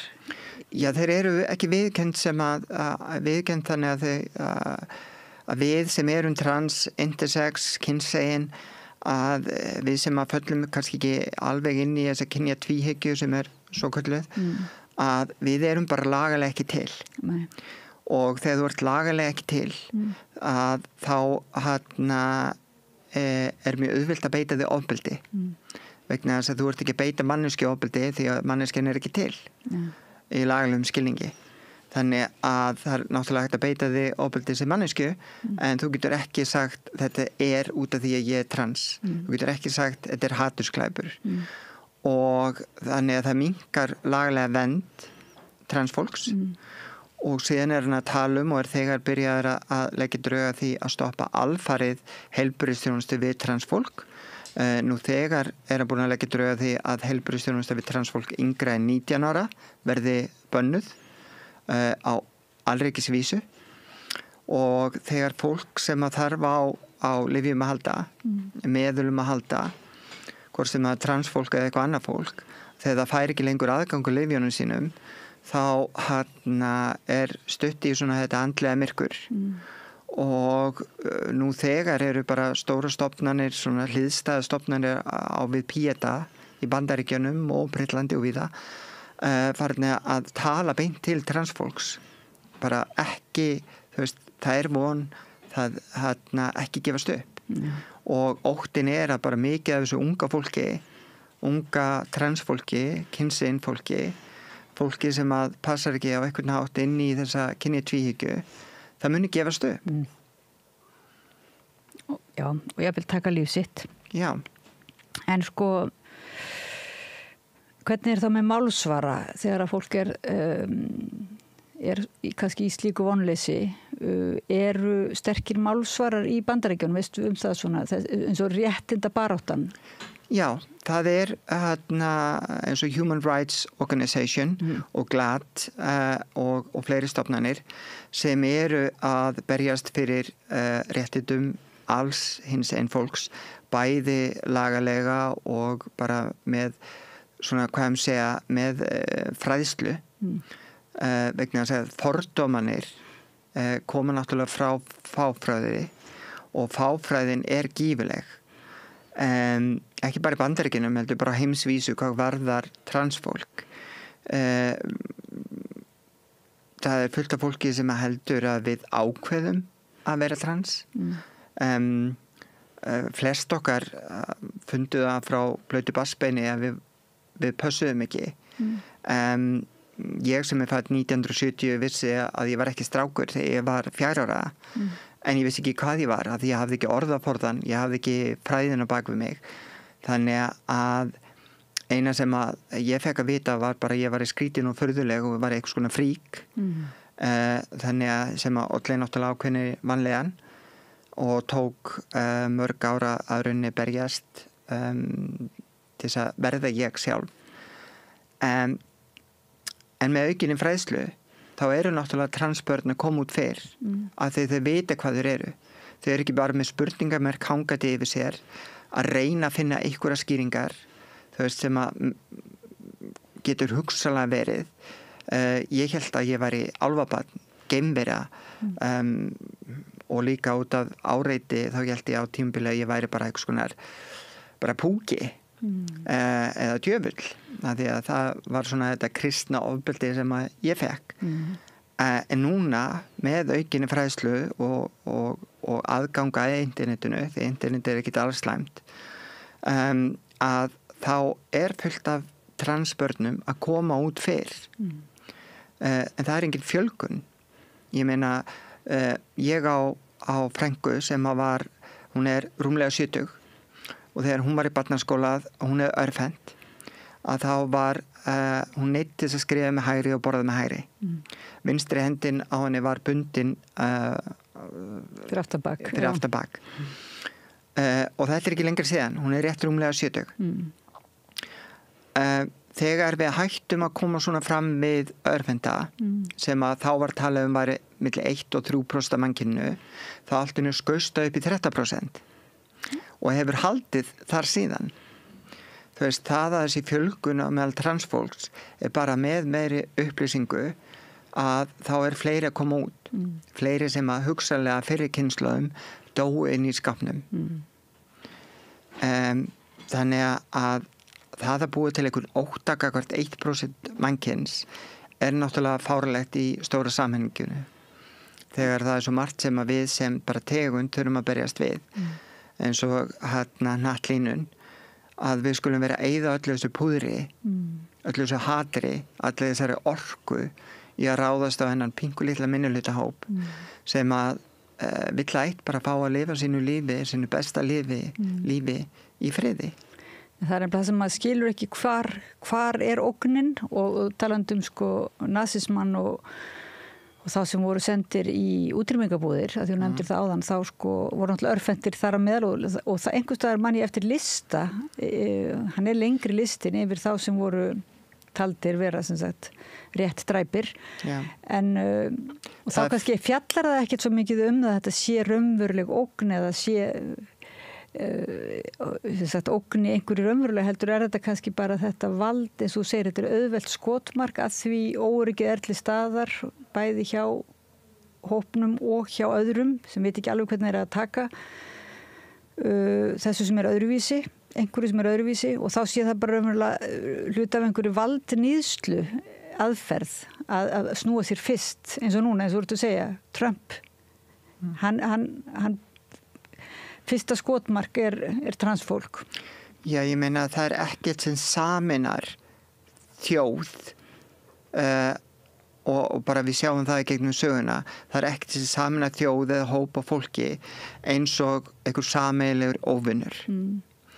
Við sjáum það bara líka, þannig eru íþróttir uppbyggðar.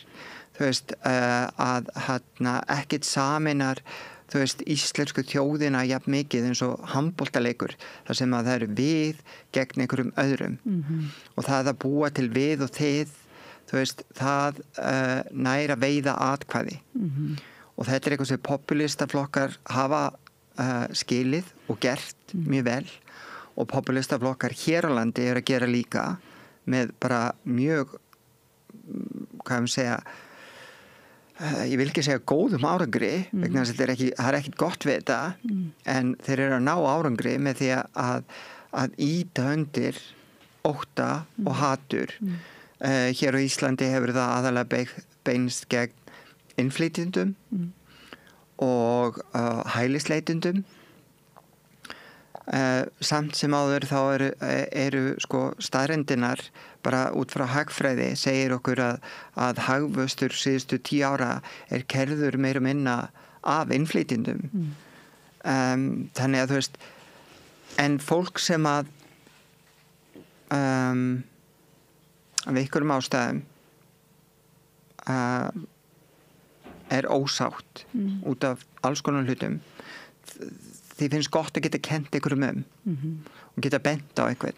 Það eitthvað í sumum tilvikum stundum verið að benda á einhver þá hægt að benda á glæpi ákveðinu hópi þú veist, það hægt að draga fram eitthvað svona, ég vil láta þessi skökk en maður bara skilur ekki hvernig hægt að búa til þennan óvinn úr hinsegin og transfólki bara hvernig eiginlega hægt en eins og þú segir, það ekki eins og sé verið að hlusta á vísindin eða nota hennar raun draumveruleika í þessum áróðri þetta bara áróður og það bara búin til ógnin þá ef hún ekki til staðar.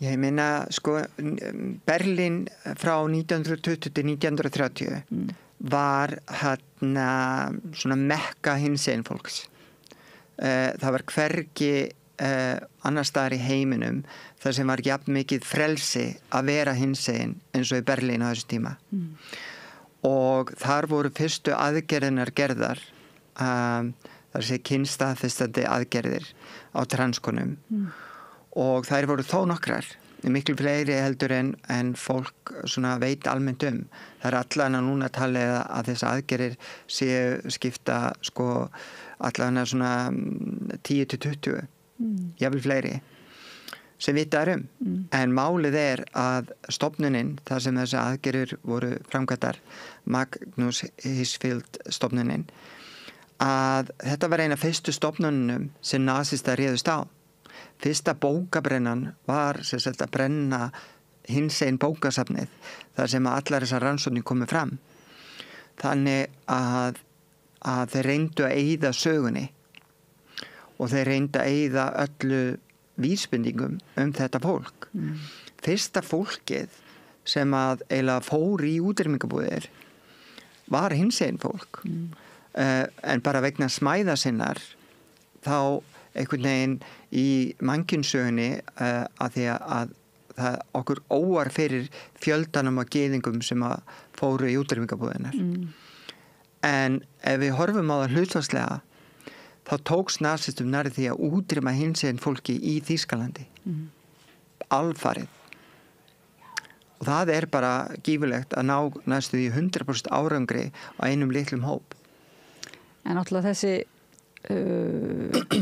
Þetta náttúrulega tvíhyggja feðraveldisins, það ekki, sem í húfi svolítið, þannig að einhvers staðar þetta náttúrulega þessi valdastruktúr sem að er kallað kynjakerfi eða feðraveldi, þar sem að á trónum toppir hinn hvíti sterki kallmaður, þessi föður í mynd sem að hefur allt vald.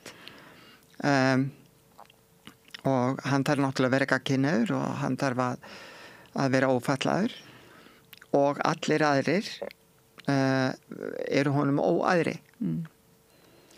Þannig að þessi kynjahyggja er í eðli sínu, þú veist, hún er andstæða við allt sem að við köllum í nútímanum mannréttindabaráttu.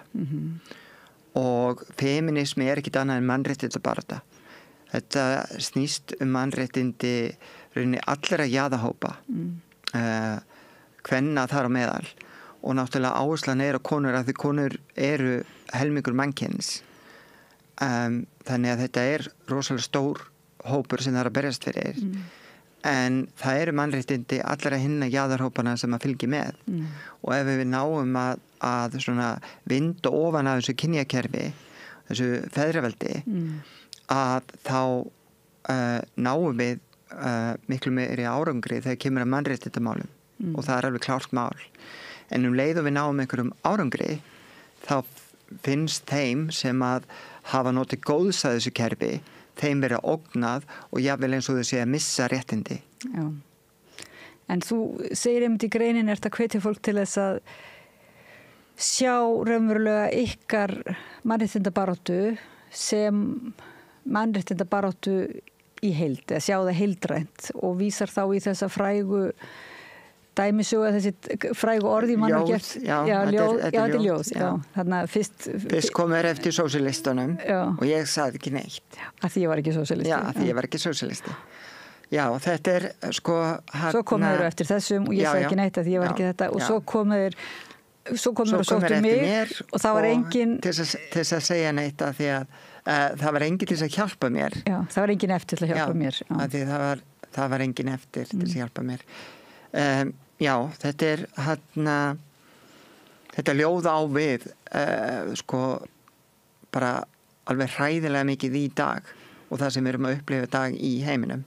En hvað finnst þér þá, hvernig er svona, finnst þér viðhorfið á Íslandi svona? Það er einhver svona sofandaháttur, finnst þér núna gagvart algjörlega. Þessu sem er að gerast? Það er rosalega sofandaháttur í þjóðfélaginu, ekki bara gagvart, þú veist, þessari vá og það að, þú veist, árlega, hlutfallslega eru 4 sinnum fleiri transkonur drepnar heldur en sískonur og samt eru 70.000 sískonur drepnar ári sem er annað vandamál sem að það er alls ekki nógu mikla athygli sem að er það sem er kallað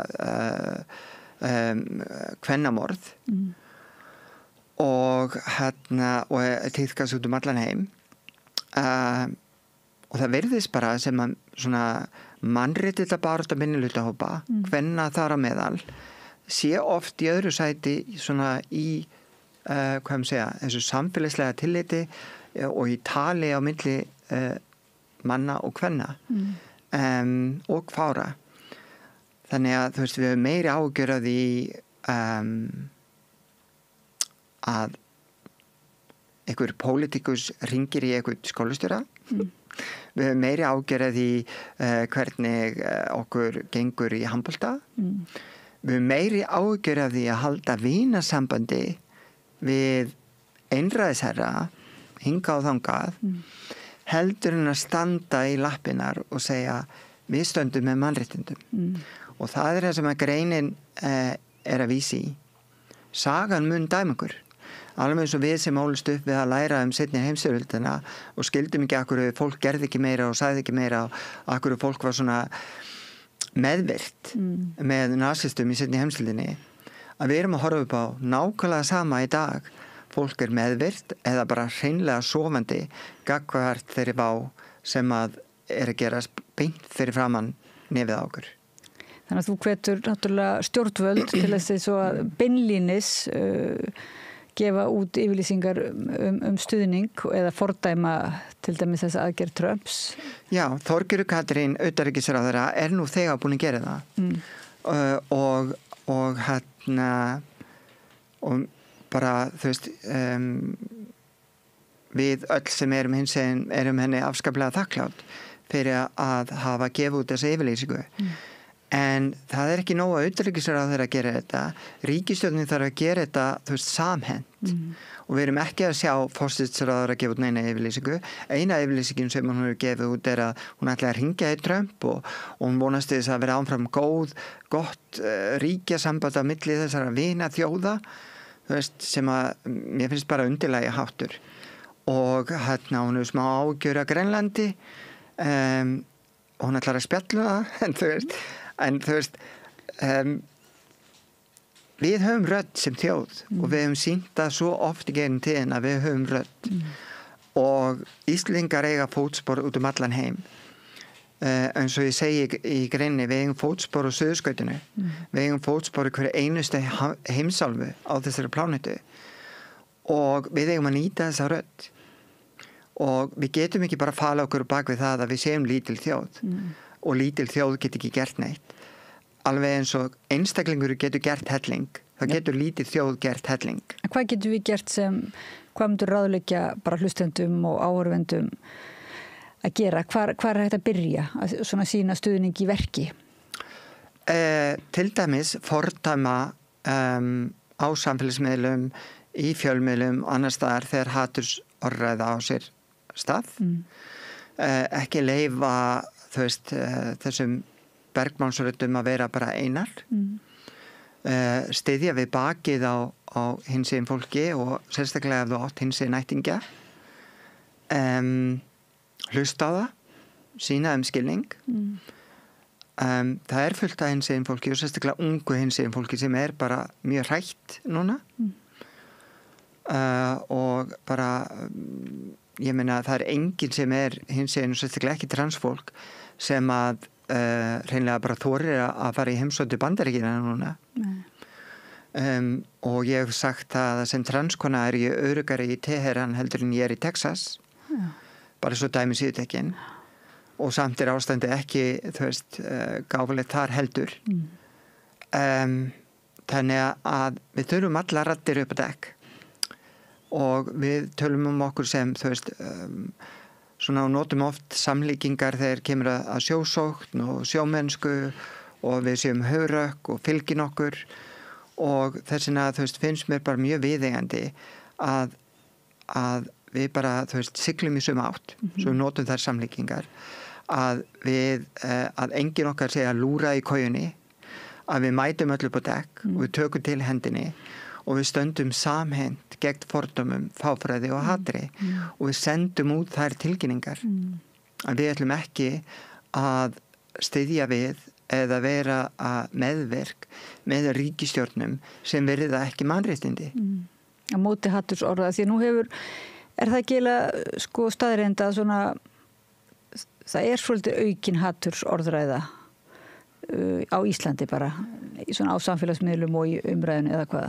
Já, hún hefur verið svona gengið í bylgjum og fyrir svona 1,5 ári síðan þá var hún alveg bara rosaleg. Það var bara, þú veist, það var varla hægt að opna samfélagsmiðla á þess að það væri ekki, þú veist, einhver óþverri þar og jafnvel frá fólki sem var vel mentað og gegndi og gegnir ábyrgðarstöðum í samfélaginu var að skrifa mjög ljóta hluti transfólk sérstaklega. Þetta hefur náttúrulega rosalega áhrif. Kannski fólk þurfa að átta sig á því einmitt hvað svona orðræða hefur gríðarlega mikil áhrif, særandi og bara þetta lífshættulegt að viðhalda slíkri orðræðu. Já, sérstaklega þetta hættulegt fyrir þá einstaklega sem að stíga sín fyrstu spor sem eru rétt að koma út úr skápnum eða eru við það að koma út úr skápnum sem loksins búin að viðurkenna fyrir sjálfu sér að þau get ekki haldið í lýina lengur og það þú veist, eitt hættulegasta tímabilið í lífi hinsegin fólks og það eru margir sem gefast akkurat upp þar þegar þú veist, þú horfir í augu við sjálfa þig og þú veist að þú getur ekki haldið áfram að lifa í einhverju leikriti og einhverju lígi en á sama tíma þá óttastu það sem er hinum megin og þegar þeir mætir ekki nema hatur á samfélagsmiðlum og í fréttum og í athugasemda kerfum, fjölmiðla og annað að þá auðvelt að gefast upp á þessu tímapunkti og þú veist, ég þekki einstaklinga sem að gáfust upp á þessu tímapunkti og þegar ég segi gáfust upp þá tóku sér degi líf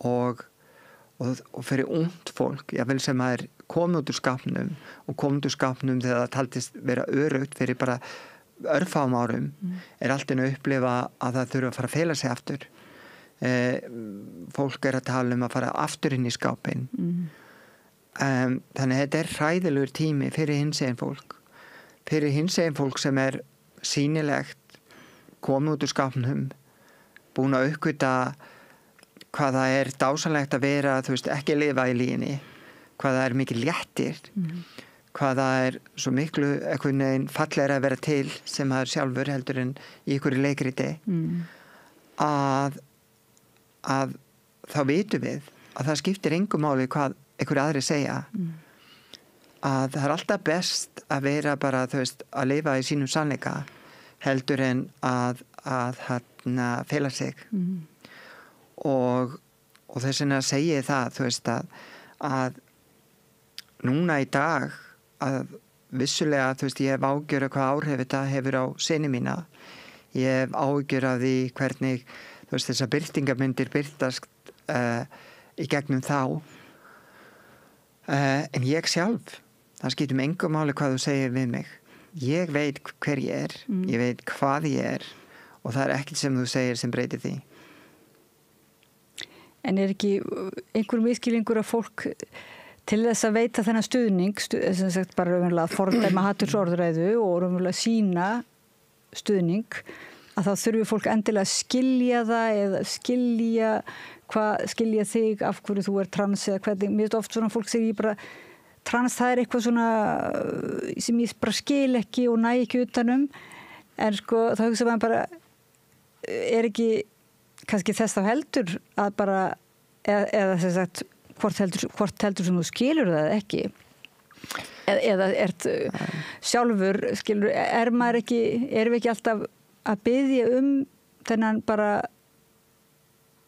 mannréttinda stuðning eða bara mannlega stuðning við einhvern sem öðruvísi þóttu skiljar hann ekki þá erum við bara að biðja að stuðning þótt að menn séu ég ætla bara snýst að bera virðingu fyrir náunganum sem nú eitt af grunnstefanum í Biblíunni og í Nýja testamentinu og í boðskap Jesú Krist og mikið af þessum hatursöflum nú sífellt að þykjast vera að ganga í hans fótspor en það svo fjarri sannleikanum sem að bara framaskettur og það að bara bera virðingu fyrir ólíkum skoðunum ekki það sama og bera virðingu fyrir tilvist annara. Þú veist, þú getur haft skoðanir á því hvort þú viljir ananas og pizza eða ekki og þú getur borið virðingu fyrir skoðunum fólks sem að kýs aðra stjórnmálaflokka en þú getur ekki borið virðingu fyrir einhverjum sem hatar aðra mannesku út frá því að kannski að því hún fötluð, hún kemur frá öðru menningarsvæði, hún með annan húðlit eða aðra kynhneigð eða aðra kynvitund eða kyntjáningu þú veist, það að hata annað fólk út frá þeirra mannlega eðli og þeirra uppruna og menningu það ekki eitthvað sem við eigum að bera virðingu fyrir. Það ekki skoðun sem við eigum að bera virðingu fyrir. Fyrir utan það að mér finnst fáránlegt að kalla það skoðun. Þannig að ég vil bara biðla til fólks að standa í lappinar og standa með hinsegin fólki og segja hingað ekki lengra, og ef það einhver í kringu þig með svona innan gæsalappa skoðanir, að bara segja, þú veist, ekki í mín eyru. Bara, þú veist, þetta barnalegt, þetta vanþroskað, þetta afskaplega fáfrótt og heimskulegt, og fólk sem tala svona bara opinbera eigi fávisku. Nú komstu fram í skets í áramótasköpunu. Já. Það muna margir eftir þeim skets þar sem var verið að svona ræða einmitt vandræðaganginn. Já. Að jafnvel þeir sem eru kannski ekkit með neina hattursorður eða eru það móti en eru samt í þessum blessaða vandræðagangi og veit ekki hvað að segja, og kannski þá kjósa þá að segja ekki neitt, eða það kannski svolítið vandamál líka? Já, ég meina að þú veist, ég fengi alls konar spurningar frá alls konar fólki og ég hef alltaf svarað þeim með hlýju og virðingu vegna þess að ég ger ekki ráð fyrir að öll viti allt. Og en þetta svolítið svona eins og þegar þú segir brandara, ertu að segja brandara til þess að níða eitthvað, eða ertu að segja brandara sem hægt að hlæja með? Að hlæja móti einhverjum ekki sama og hlæja með einhverjum. Og það sama með þetta. Ef þú ert að spurja vegna þess að þú vilt fræðast og að því þú ert að vandræðast og þú ert að gera mistök og vilt fá hjálp, þá ekki bara, þá veit ég ekki með eina einustu hinsegin mannesku eða transmannesku eða kynsegin mannesku sem ekki til í að veita þessa hjálp. Og það má vandræðast og það má gera mistök, og ég meina að það bara fullt af hinsegin og transfólki sem gerir mistök. Þannig að það mikilvægt að ræða málin núna. Og, já, ég veit kynsegin einstaklinga sem að þegar þau voru búin að átta sig á einn veruleika, voru að ránkynja sjálft sig í töluverðan tíma, að því að málfarið sem maður búin að venjast og búið að kannski hamra í hausinn á manni, það tekur smá tíma að svona forrita mann upp á nýtt. Já. Og jafnvel sjálfa sig. Þannig að þú veist, það gera allir mistök og það í lagi. Það engin fullkomin. En með þú bara nálgast aðra með hjartanu og af einlægni, þá þetta ekki vandamál. Og það það sem sketsin sketsin að þú veist, það í lagi að vandræðast og það má hlæja með okkur. Það öðruvísi, já. Þannig að það opnar. Ég hugsa einmitt að þetta hafi nú opnað umræðina. Já.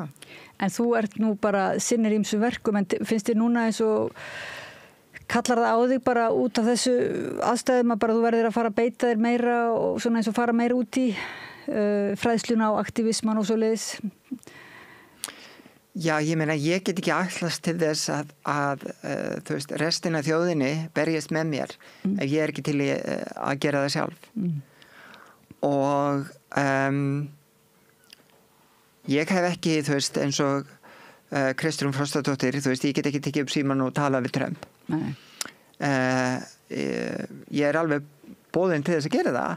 Ég skal setjast niður með honum og hverjum sem og ræða þessi mál.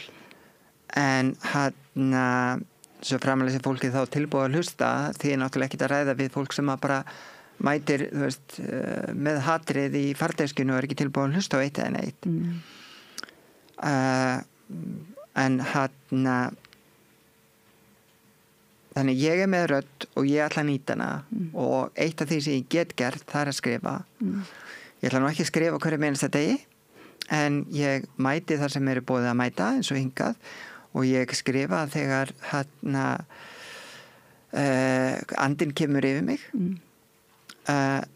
og ég mun gera, þú veist, það sem ég get í þessari baráttu og fræða fólk sem að vill fræðast.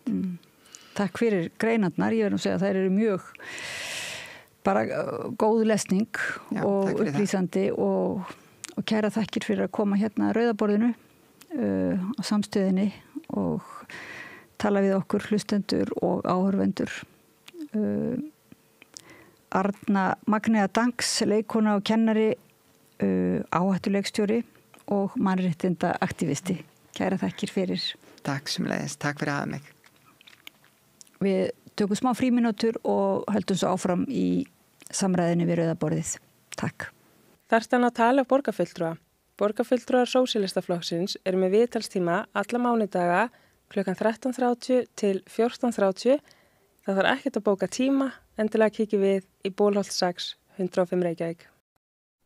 Ertu á leið heim úr vinnu? Stilltu á FM 89,1.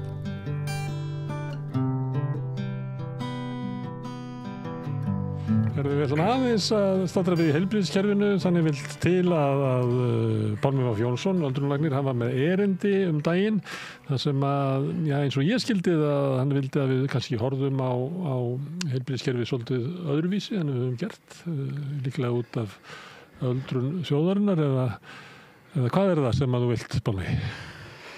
Jú, það mikið rétt. Þetta hangir saman við það að við eru svo heppin að fá að lifa lengur og heilbrigðisþjónustan ekki alveg búin að átta sig á því fyllilega hvernig á að höndla það stig sko.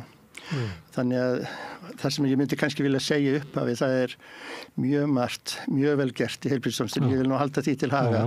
Ég ekki í einhverju allsherjar kritík á starfsemina og í dáistæði oft hvað gerði góðir hlutir. Við treystum því að hlustendur okkar viti það að þótt að eitthvað sé gagnrýnt þá ekki þar með verið að segja allt sé ómögulegt. Nei, einmitt, akkurat það sko. Og en það kerfi sjálft sem að það ekki samhljómur í því, samtengingin ekki góð og það skapar alls konar viðfangsefni. En ef við tökum aðeins skref tilbaka þá líka vert að minnast þess sko hvað við erum ótrúlega heppin að fá að lifa þessa tíma. Frá 1840 þegar ævilíkur voru svona 40 til 45 ár. Við varum báðir dauðir Já, við varum ekki hér að tala saman sko. En þá hafa ævilíkur vaxið 1 ár á hverjum 4 árum. Svona nokkurn veginn fram á þennan dag. Þannig að núna eru ævilíkur á Íslandi yfir 80 ár.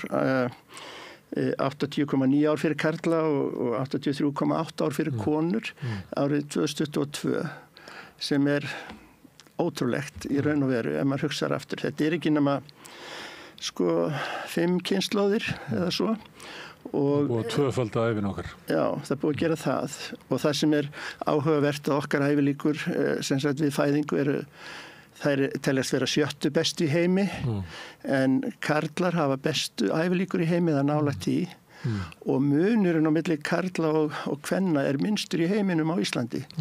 Það ekki fullkomið í jafnrétti, konurnar lifa lengur en munurinn þarna á milli minnstur í heimi. Það áhugavert svona frá öldrunarfræðilegum sjónarmiðum. Þannig það einhverja þjóðir þar sem að konurnar lifa lengur. Já, í flestum þjóðum, hjá flestum þjóðum. Nei, svo lengur en okkar konur. Já, það eru fáir karlar sem lifa lengur en við. Það þannig sem akkurat. Og en ef við hugsa síðan eitt í þessu að ég var að tala að horfa á öðruvísu heilbrigðiskerfið að þegar ég heyrði þetta og las aðeins það sem þú varst að segja að ég var ekki á staðnum að þá hugsaði ég auðvitað að það sem að gerist að það fjölgar þeim sem aldraðir og við þekkjum það líka að þá þarftu meira á heilbrigðisþjónustuna að halda. Þannig að það fjölgar í þessum hópi og það hópurinn sem að þarf helst á þjónustuna að halda. Og auðvitað það þannig, eins og Pálmi líklega að segja, að heilbrigðiskerfið þarf að snúa sér að þessum kunnahóp sem líklega með kannski bara helminginn af áritinu, en heilbrigðiskerfið snýr sér ennþá þannig eins og að þjónustar alla aldurspil jaft. Það þannig sem að Þetta mjög næri lagi hjá þér. Það sem ég finnst líka áhugavert áður ég kem mér raunverulega efninu, það að hugsa aðeins þróun heilbrigðisþjónustunnar. Því þetta líka undravert í raun og veru. fyrsti læknirinn á Íslandi, hann fær embætti 1760, það Bjarni Pálsson sem var landlæknir, þá eini læknirinn á landinu, þá var sennilega verið hérna svona 20-30.000 manns á landinu, meðalæfi líkur 25-30 ár við fæðingu og hann hefur ekki haft mörg bjargráð og hann þurfti að vinna sér út úr þeirri stöðu eða reyna að finna eitthvað flöt á því og þá eru þau til landsfjórðungslæknar og síðan héraslæknar og þetta voru svona fyrstu 100 árin og það sem þeir gerðu, þeir fóru að þjálfa ljósmæður. Þannig var það fyrstu 100 árin eða svo, 1870 upp úr því, þá verður læknaskólinn, hann stoppsettur og síðan það um aldamótin 1900, þá fyrir að fá sjúkrahúsin, fyrst Landakot 1902, Landspítalann kringu 1930 og svo Borgarspítalann 1967 og þá koma hjúkrunarfræðingar sterkir inn og það svo ekki fyrir 1970 þegar að ævilíkurnar eru kannski það byrj 72 ár í staðin fyrir 82 ár. Þá kemur fyrsta heildstæða löggjöfin heilbrigðisþjónustu. Þá ákveðið að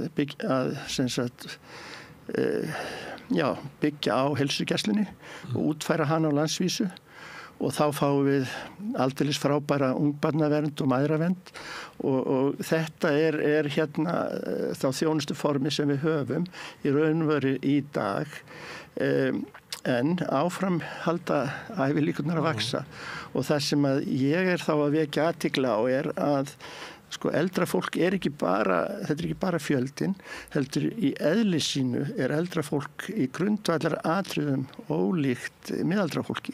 En kerfið okkar ennþá að hugsa þannig að við erum eitt sjúkdóm og við vitum alveg hvað veldur honum og hver einkennin og hvernig við meðhöndlum hann, en landslagið orðið öðruvísi og hvernig þá? Jú, það orðið þannig að hérna eldra fólkið, það með aldurstengda breytingar í öllum líkamannum. Þannig að hérna til dæmis rýrna vöðvarnir, heilmikið, beinin þynnast, æðakerfi, það verður stífara. Og þetta, af því ég var nú prófessor við læknadeildina og kenna læknanum, þá var ég að segja það, þetta er ígildi sjúkdóma. Þetta kemur ekki fram á sjúkdómsgreiningalistum neinstaðar og hvaða afleiðingu hefur það til dæmis að æðakerfi stífnar, jú þá hækkar blóðþrýstingurinn og þegar ég var ungur læknanemi þá var mér kennt ekki snert þetta, það bara veldur vandræðum, þetta náttúruleg saga og svona þetta bara. En þegar ég að ljúka sérnámi þá kemur á daginn í rannsóknum að þetta sterkasti áhættuþátturinn fyrir hjartaáföllum og heilaáföllum og það sem meiri að með því að meðhendla þennan þrýstinguna á honum niður þá getum við bætt horfurnar 70% varandi þessi áföll sem ég var að nefna. Þannig að það eru aldurstengda breytingar. Síðan fjölgar sjúkdómum eftir 65 ára aldurinn í þýðinu, í landsþýðinu, ef svo má segja, og það verður tvöföldun í algengi sjúkdóma, langvinnar sjúkdóma á hverjum 5 árum eftir 65 ára aldur.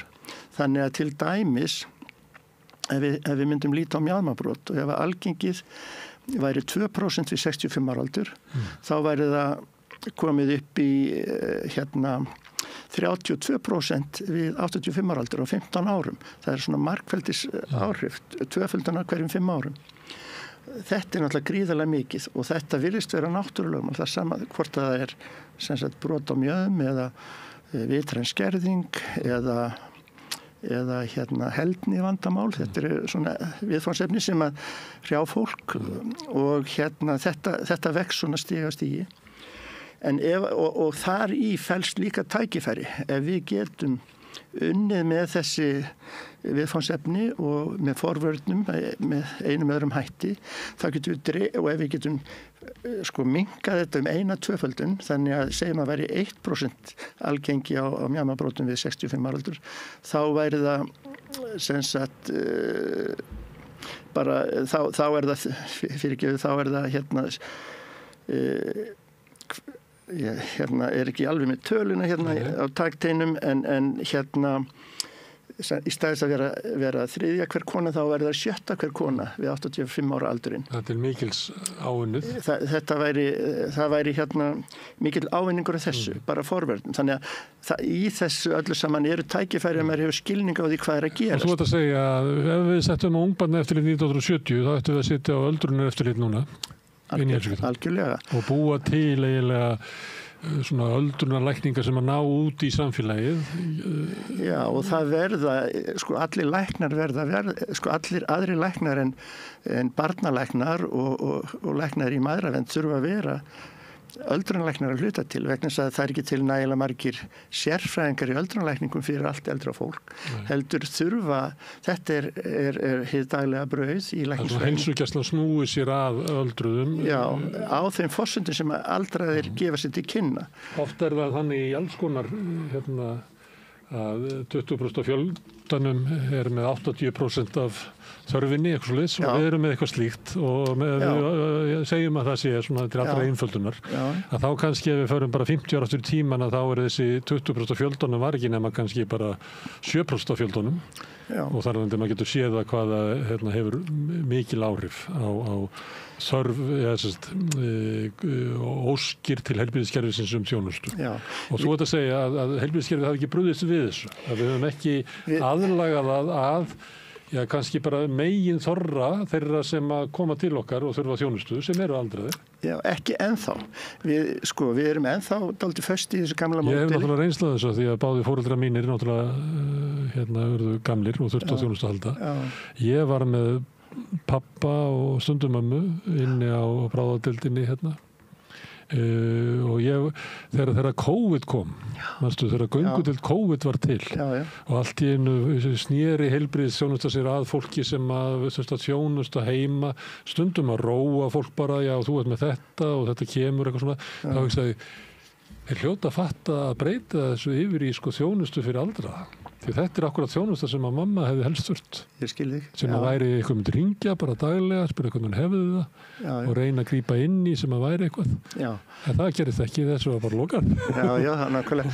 Til þess að halda áfram aðeins með þessa sögu, Það fyrir ekki að ég trúpa með svona leikmannabæringum. Nei, bara fínt, þetta er samtal, skilur en bara til þess að koma þessu svona skilmerkilega til skila, þá er það semst aldursteindabreytingar í öllum líffærakerfum, fjölmargir sjúkdómar sem að margfaldast með aldri, af sjúkdómum leiðir ofta að fólk fær lyf og þeim er fleiri sem sjúkdómarnir eru, þeim er fleiri eru lyfin og þar segi ég aftur læknanemanum að fjöllyfjameðferð er eiginlega ígildi sjúkdóms vegna þess að það er ekkert lyf sem getur ekki haft einhverja aukaverkun og segjum 85 ára manneskja, 10% af 85 ára manneskjum eru með 6 eða fleiri sjúkdóma og þá örugglega fleiri en 6 lyf og allt upp í 20 lyf og ef að hvert og eitt lyf getur gefið aukaverkun þá gerist það.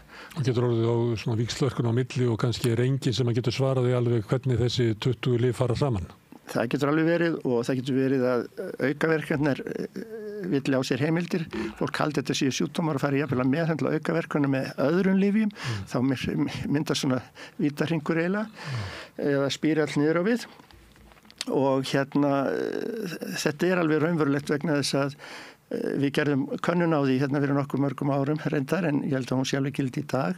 Við litum á alla sem voru 75 ára eldri og lögðust inn á lyflækningadeild á Borgarspítalanum eins og hann hét þá og það voru tæp 10% af innlögnunum voru út af aukaverkun lyfja. Þetta þýðir það að með einhverjum hætti erum við ekki alveg sumu verður ekki komist hjá jafnvel þegar besta fólk á við og fagfólk og annað og við lendum í því að fólk fær aukaverkanir en stundum er það bara þannig að það er ekki verið að fylgja svo nægilega vel eftir sem viðfangsefni að horfa á lyfin og það er til dæmis núna mikið átak í því og það var eiginlega þetta málþing á læknadögum sem þú ert að vísa til það fjallaði dálítið lyfjarýni. Hvernig getum við undið ofan af þessu? Ég var með innganginn sjúkdómana og mitt sjónarmið hvernig getum við fyrirbyggt að þetta byggist upp með þessum hættu og hvernig getum við haga meðferðinni á besta hugsanlegan veg. En það sem ég ætla þá að segja, áfram með þessa sögu, aldursteindabreytingar mörg sjúkdómar, mörg lyf, afleiðingin af þessu verður síðan færnitap. Það getur verið vitrænt, það getur slegið úti fyrir fólki, það getur verið líkamlegt, þannig að fólk er erfiðara með athafnir daglegs lífs. Og þá kemur inn þessi fötlun sem er afleiðing af þessari heildarmynd og það kallar þá gjarnan á þjónustu, fjölþætta þjónustu og heildræna sýn á það hvað er að gerast. Þannig að þess vegna er þetta eiginlega alveg orðið fólki er gjörólíkt miðaldra og það er þessi nálgun sem við þurfum á verkefnin. En og þannig að fjölveikindin verða regla og þá getur við séð eiginlega tvö form af því. Það er einn aðalsjúkdómur kannski sem stendur upp úr af því hann er svo kröfuharður, það getur verið krabbamein og svo þá meðvirk viðfangsefni tengt krabbameinun annars vegar og hins vegar öðrum sjúkdómum. Eða segjum að það sé búið að ráða við krabbameini að því marki að það er ekki lífsógnandi heldur fólk lifir með krabbameinun eins og gerist oftar í dag. Að þá getum við talað fjölveikindi þar sem engin eitt sjúkdómur stendur upp úr heldur eru margir sjúkdómar og en ef einhver fær krabbamein 85 ára þá fer það kannski svolítið eftir því hvernig er landslagið að öðru leyti heilsufarslega hjá þessum einstaklingi hvaða meðferð hann getur fengið eða hvort hann getur fengið meðferð yfir höfuð. En punkturinn minn með þessari upptalningu er þessi að það er heilsubrestur sem að knýra áfram öldrunarþjónustuna og það sem ég segi ef það væri ekki þessi heilsubrestur og þessu tægi sem ég er að lýsa þá þyrftum við engu öldrunarþjónustu. Hvernig ætlar að fyrirbyggja heilsubrestin? Það er hægt að gera mjög sem hætti. Þú getur senka á hann, þú getur kannski ekki fyrirbyggt það. Við getum ekki losnað allt, en við getum losnað við sumt. Hvað er á bakvið langvinna sjúkdóma? Það er oftast lífstílinn. Ég segi stundum, þegar við fæðumst þá eru lík hvert öðru. Þegar við erum komin á háan aldur þá eru eins ólík eins og við getum orðið. Og hverju munar það? Jú, við erum með nokkuð góðri ábyrgð af hendi skaparans til 50 eða svo. Nægilega lengi til þess að eignast börnin okkar og koma þeim á legg og eftir það eru við eigin ábyrgð. Þá byrja líkaminn að svíkja okkur að það sem áður bara lagaðist, hættir að lagast. Já, það sem við gátum, líkaminn er ansi sterkur til að framanna. En ef við temjum okkur óhagstæðan lífstíl, það getur verið alls konar, það getur verið reykingar, það getur verið áfengi, það getur verið að maður sé veikur fyrir mat og kyrrseta líka, alls konar. Þarna berum við ábyrgð. Við berum ábyrgð okkar heilsu mjög mikið eftir þennan aldur. Við berum líka ábyrgð á því að sem leit okkur aðstofar þegar við finnum einhver einkenni og þá náttúrulega bera þjónustuaðilarnir ábyrgð á því að kunna sitt fag og hjálpa okkur á sem bestan veg. En það er sem sagt lífstílinn sem dríf ekki að öllu leyti en að meira leyti heldur en erðirnar eftir 50 og í seinni hálfleika sem að segja. Og þess vegna ráðum við býsna miklu það hvernig við eldumst og hversu lengi við lifum líka. Hreyfing er eina yngingameðli sem er þekkt í raun og veru. En síðan náttúrulega getur lífið eitthvað leiti svikið okkur þannig að við veikjumst og þar er erfiðara með að hreyfa okkur og það keyrir okkur niður í einhverja geðlægð og við freistust til þess að ofnota lyf eða borða of mikið eða þannig að þetta er flókið að vera maður. Það er mjög flókið. Ég er ekki að segja þessi einfalt. Alls ekki. Það er ekki þannig að eins og allir byrja sök á sínu sjúkdómum að því að það lifa réttu lífi. Nei, en við getum sagt að með hliðsjón af þessu sjónarmiði þá berum við heilmikla ábyrgð á því að reyna að leggja okkar til ef við getum það ekki einhverju hluta vegna. Það getur verið að við séum ekki með fullan þroska eða orðið fyrir þannig áföllum að við berum ekki okkar barr. Það er hægt að skilja það mjög vel. Erum að bíða eftir mjaðmaskiptum í 3 ár og hefum erfiðleikum að hreyfa okkur? Já, þar kemur þá kerfið inn sem að þetta ætti getur að vera svona. Ég man að mamma beið einu svona eftir kviðslitsaðgerð í rúmt ár. Já. Sem að maður myndir halda að væri bara, ég spurði hana hvort ég ætti ekki að redda þessu bara með járnaraftré. Mér finnst þetta hljómaði svo einföld aðgerð að það var óþarfi að láta hana vera að koðna niður vegna þess að hún átti meiri erfiðleikum með að hreyfa sig út af eitthvað sem fannst vera lítilvægt. Aðgerðin er reyndar ekki alveg einföld, ég veit það, en hún er flóknari en hún lítur út fyrir að vera.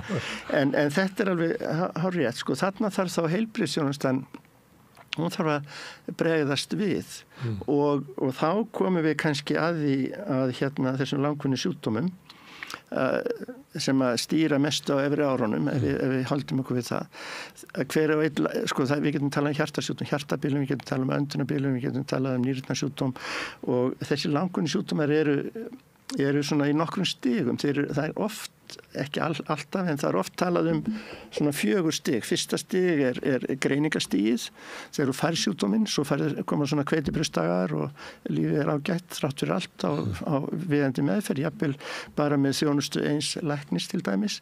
Svo þegar á 3. stigi þá fer fólk að veikjast meira, það fara að koma svona tímabundnar versnanir, þá þyrftum við náttúrulega helst að hafa öfluga teymisvinnu, þá kannski ekki nógu gott að hafa bara einn lækni og svo í 4. stigi þá er það lífsógnandi og viðvarandi einkenni og andlát getur leitt að þessu sjúkdómum. Andlát leiðir ekki af öllum langvinnu sjúkdómum, ég meina sjónskerðing eða heyrnartap hefur áhrif vissulega á lífsgæði og allt en kannski dregur okkur ekki til dauða. En það er þarna sem þá flækjustigi kemur inn og þarna þurfum við eiginlega á sama tíma og þetta hefur gerst. Þess vegna segir 4. stig heilbrigðisþjónustunnar bara núna. Það er þessi fjöldi af langvinnu sjúkdómum hjá fólki sem öðruvísi en áður var og svo líka mikil tækniþróun. Bæði svona hvað tæki varðar en líka varðandi lyf og þó að lyf séu tvíeggja þá það ofta að gera mjög gott gagn, ekki spurning en það þarf að stilla þau af og stýra og nota tækin rétt og hvað gerir þetta? Jú, þetta kallar á mikið meiri athygli. Það þýðir að læknarnir verða af skortum skammti. Ef þú ferð á dýftina með eitthvað eitt, í staðis að vera lúnasérfræðingur þá ertu kannski bara að hugsa um astma og svo allir hinir lúnasjúkdómar eða þá einhver annar sjúkdómur.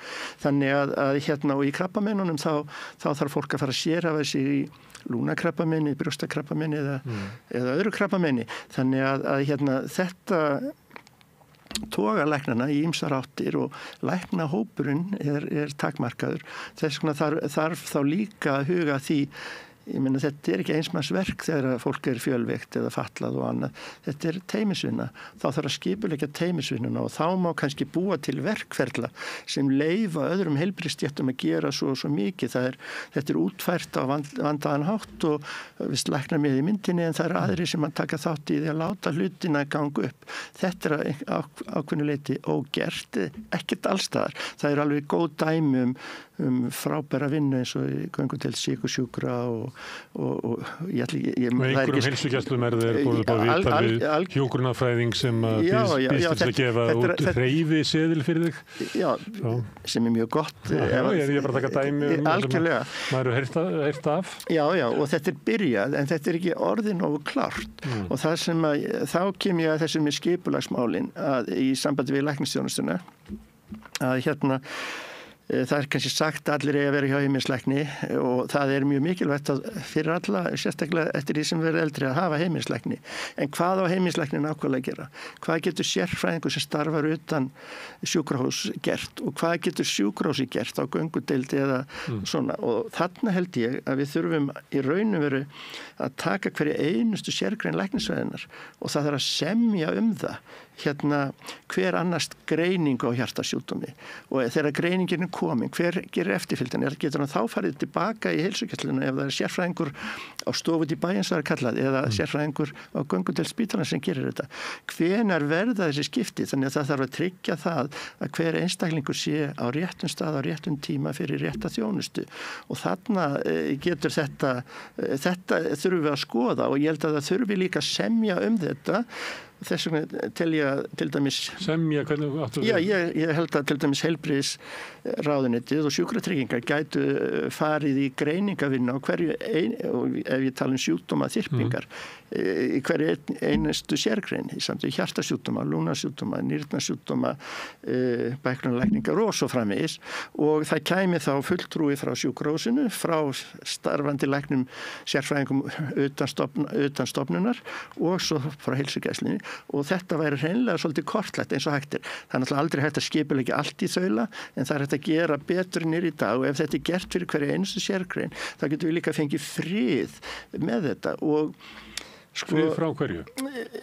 með það að vita hver á að gera hvað og sko til dæmis núna bara nýlega sko við höfum heyrt talað ADHD eða athyglisbrest og það hefur fjölgað mikið greiningum og mjög mikið meðferð hér jafnvel umfram það sem sést í öðrum löndum og það eru þá ýmsir eða einhverjir sérfræðingar að setja þessar greiningar, hefja meðferð svo eftirfylgdin, hún svolítið á reiki og þá bara farið endun í þessi lyf og það ekki verið að sjá einstaklingin og fylgja því eftir hrífur meðferðin, hún nákvæmlega, hún of mikil, hún of lítil, þarf að skipta lyf, hver á að gera það, það sérfræðingurinn eða á heilsugæslan að gera þetta.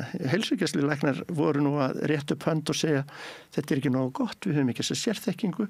Þetta væri dæmi eitt langvinnan sjúkdóm sem reyndar sést mest hjá yngra fólki en bara alveg dæmi langvinnt ástand sem hægt að hjálpa með í besta falli þegar allt gengur upp en eftirfylgdin þarf að vera góð og þessi langvinni sjúkdómar eru þannig að stundum getur verið hjá heilsugæslulæknum, stundum getur verið hjá sérfræðingi út í bæ, stundum þarf að vera á sjúkrahúsinu og bara tökum slitgikt í mjögum, þú getur byrjað hjá heimilislækni, kannski þarf að sjá giktalækni eða bæklanlækni, hann kannski staðsettur utan stofnunar og svo einhverju sem gera aðgerðir og þær geta verið gerðar reynda núna út í bæ eða á sjúkrahúsi en það þarf að samhæfa þetta allt saman og líka þá með tilliti til þessara annmarka sem geta komið upp eins og bið þú nefndir kvíslitsaðgerðir, segjum bara liðskipti á mjöðum eða hné þetta eru hvað öflugustu aðgerðir sem til eru til að bæta lífsgæði og hjálpa fólki að halda þrótti. Ég meina, það eru fjölmörg dæmi það fólk eru þurft að taka sterk verkjalyf í langan tíma, sefur varla á nóttinu og þeir að bíða eftir aðgerðum. Ég með mjöðum og ég svaf eiginlega ekki vel svona í ára undan og mér fannst það bara að hafa töluver áhrif á mig bara Svo getur verið erfitt fyrir fólk að losna við lyfin þegar mjöðmin Ég var ekki á lyfjum sko en ég fann það sko það að missa svona svefn að vera alltaf vaknandi mér vantaði djúpsvefn þannig á þessu tímabili og það hafði alls konar áhrif á mig. Það gerir það bara. Þannig að hérna þetta maður getur sagt þetta bara óyfirstjánlegt að því ekki að tala þetta er bara útópía en hérna ég held að það sé ekki útópía að við getum gert betur við heyrum óminna vandræðunum á hverjum einasta degi fólk þyrpist yfir á bráðamóttökuna og það kemur þetta tímabil og ég kalla það blinda blettin í öldrunarþjónustunni fólk kannski þokkalega sett í sambandi við greiningar nema þær þurfa að vera viðstöðlausar. Það á ekki vera þannig að fólk bíði til dæmis með alvarleg geðræn einkenni í hálft ár eftir greiningu eða jafnvel 1 ár. En setjum það til hliðar svona holt og bolt þá fær fólk á endanum svona fyrstu greiningu og fyrstu meðferð. En svo þegar kemur yfir á 3. og 4. stigið þá er kerfið þannig að fólk hefur kannski verið talsvert hjá sérfræðingum, annarkvort á spítalanum eða út í bæ og farið frá einu sérfræðingi til annars og svo kemur þetta stig þar sem að fólk orðið óferðafært eða illferðafært og þetta fer að verða flóki og það komin alls konar auka viðfangsefni sem tengjast þessum langvinnu sjúkdómum þá kannski sagt, já nú get ég ekkert gert meira og hérna þá upplifa heimilislæknar kannski að þeir þekki ekki einstaklingin þegar að tapa þræðinum að því fólk fór á þetta ferðalag. Sérfræðingar rúnd. Já, og þá endar fólk í heimahjúkrun. Ég nú að vinna með heimahjúkrun núna með að reyna að valdstyrkja þær í að gera meira og spasla upp í eyður sem við sjáum í varandi sjúkdómsgreiningar og meðferð og fara jafnvel í vitjanir, ég væri í vitjun áðan svona, sem áhugavert en þarna held ég þurfu líka að koma teymisvinna inn sko. Þannig að þegar komið á þetta stig þá held ég við getum sko fundið veikasta fólki, það alveg tæki og tól til þess að finna hver veikastur. En Pálmi, þú vilt stokka upp heilbrigðiskerfið, hvernig við hugsunum það, hvernig boðleiðinar eru og hvernig hver á að gera þetta? Já, sko ég held að heilbrigðisráðuneytið og sjúkratryggingar þær verða að taka forystu, þau verða að sjá að þetta hafa þær getu, þekkingu og innsýn til þess að leggja línunar? Sko, ég held að þeir þurfa að hafa getu til þess að sjá að það sé umbóta þörf og það sé hægt að sækja eitthvað í svona bætt skipulag. Þeir þurfa að skilja það númer 1. Síðan held ég þurfi jafnvel svona bara mennta það skipulagsfræðinga eða verkfræðinga sem kunna aðferðafræði, svona flókna aðferðafræði að taka saman sérfræði þekkingu og útfæra svona prógram. Þetta nú bara eiginlega iðnaði verkfræði. En ekki búið að finna þetta eitthvað stöður upp í heiminum? Getur ekki bara kópirað þetta? Það ekki eins og við hérna, hvað eru 400.000? Getur við að finna upp bestu leiðina til þess að gera við smíðum okkur ekki bíla, við bara flytjum það inn? Getur við ekki bara flutt þessa lausn eitthvað staðar inn? Þetta ekki finnska módelið, svo að maður vitni nú í menntamálaumræðina, alltaf verið að vonast til þess að við getum bara flutt eitthvað inn. Er þetta ekki tilbúið eitthvað staðar? Nei, það er allir að glíma við þetta. Sko, það eru komnir verkferðar í kringum einstaka sjúkdóma. Það eru til margir bútar og við flytjum allt inn sem við getum. En okkar kerfi, þegar kemur að skipulaginu hér, þá þurfum við að taka afstöðu. Ég meina það eru til önnur kerfi, það eru til kerfi þar sem eru engin sérfræðingar út í bæ, þeir eru bara á spítala og svo eru heilsugæsla, það er heilsugæsla misþróið í mismundi löndum. Við þurfum að gera þetta fyrir okkar veruleika, þetta sækjum okkur hugmyndir og allt út allan heim. Það vantar ekki. Þetta er nátengt bara okkar menning og okkar kultúr og það getur ekki tekið inn bara paint by numbers. Nei. Og það sem ég er að segja, það á mjög mikið við höfuðborgarsvæðið sem er stærsti partur þjóðarinnar. En svo þegar þetta væri komið í gott horf, þá er hægt að horfa til landsbyggðarinnar og taka upp fjarlækningar. Það er mjög mikilvægt vegna þess að ef þú talar við fólk út á landi, þá er þetta helsta áhyggjuefni af þeim að þeim finnst eins og þessi heilbrigðisþjónusta sé bara að fjara frá þeim. Já, en þegar við erum komin með þetta, þá getum við verið með fjarlækningar og í staðis að vera með göngudeild og sjá fólk á 20 minna fresti, þá ferðu í myndverið og talar við fólk út á landi og sér það í gegnum fjarskipti og fleira. Þetta verður möguleiki og þannig að það sem við myndum finna upp fyrir höfuðborgarsvæði eða fyrir norðan, það getur virkað fyrir landið allt svona upp að mestu leyti. Þannig að ráðuneytið og sjúkratryggingar, þeir þurfa að ákveða og fólk þarf að sjá að þessi þörfa og svo það getur verið bót af því að fara systematískt í málinn til þess að leysa þessi viðfangsefni sem er daglega hérna. Ég verði að svekja með því að sjúkratryggingar hafa nú alla afl til þess að vera með eftirlit með samningunum sem þau gera. Ég hef líka samið við þá, ég var einu svona formaður S.A.A. og kom í sjúkratryggingar og þurfti að semja við þjónustu sem sjúkratryggingar áttu að vera að kaupa af S.A.A. og þá þurfti sérfræðingar S.A.A. fyrst að bara útskýra hvað væri áfengismeðferð fyrir, af því það var engin þetta átti að vera, þetta var kaupandi með þekkingu, en það er náttúrulega ekki þannig. En sömuleitt er þetta svona svolítið leiktjöld sem við erum með. Ég meina ef við færum út í það, þá getum við sagt við erum alltaf lítil þjóð til að vera þjóð.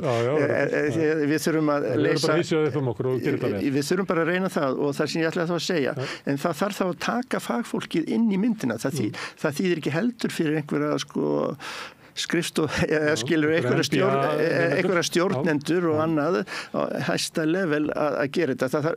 Þessi sérfræðingar, þess að segja heilsugæslulæknir, sérfræðingur út í bæ og sérfræðingur á sjúkrahúsi í hverri grein fyrir sig og fleiri heilbrigðisstéttir síðan líka þurfa að koma að hverju einustu þjónustu línu og gera það besta sem til er og svo getur verið að mótili breytist með tímanum eftir hvernig meðferð breytist og aðstæður breytast, mannafli og fleira en þannig að þess vegna segi ég það líka.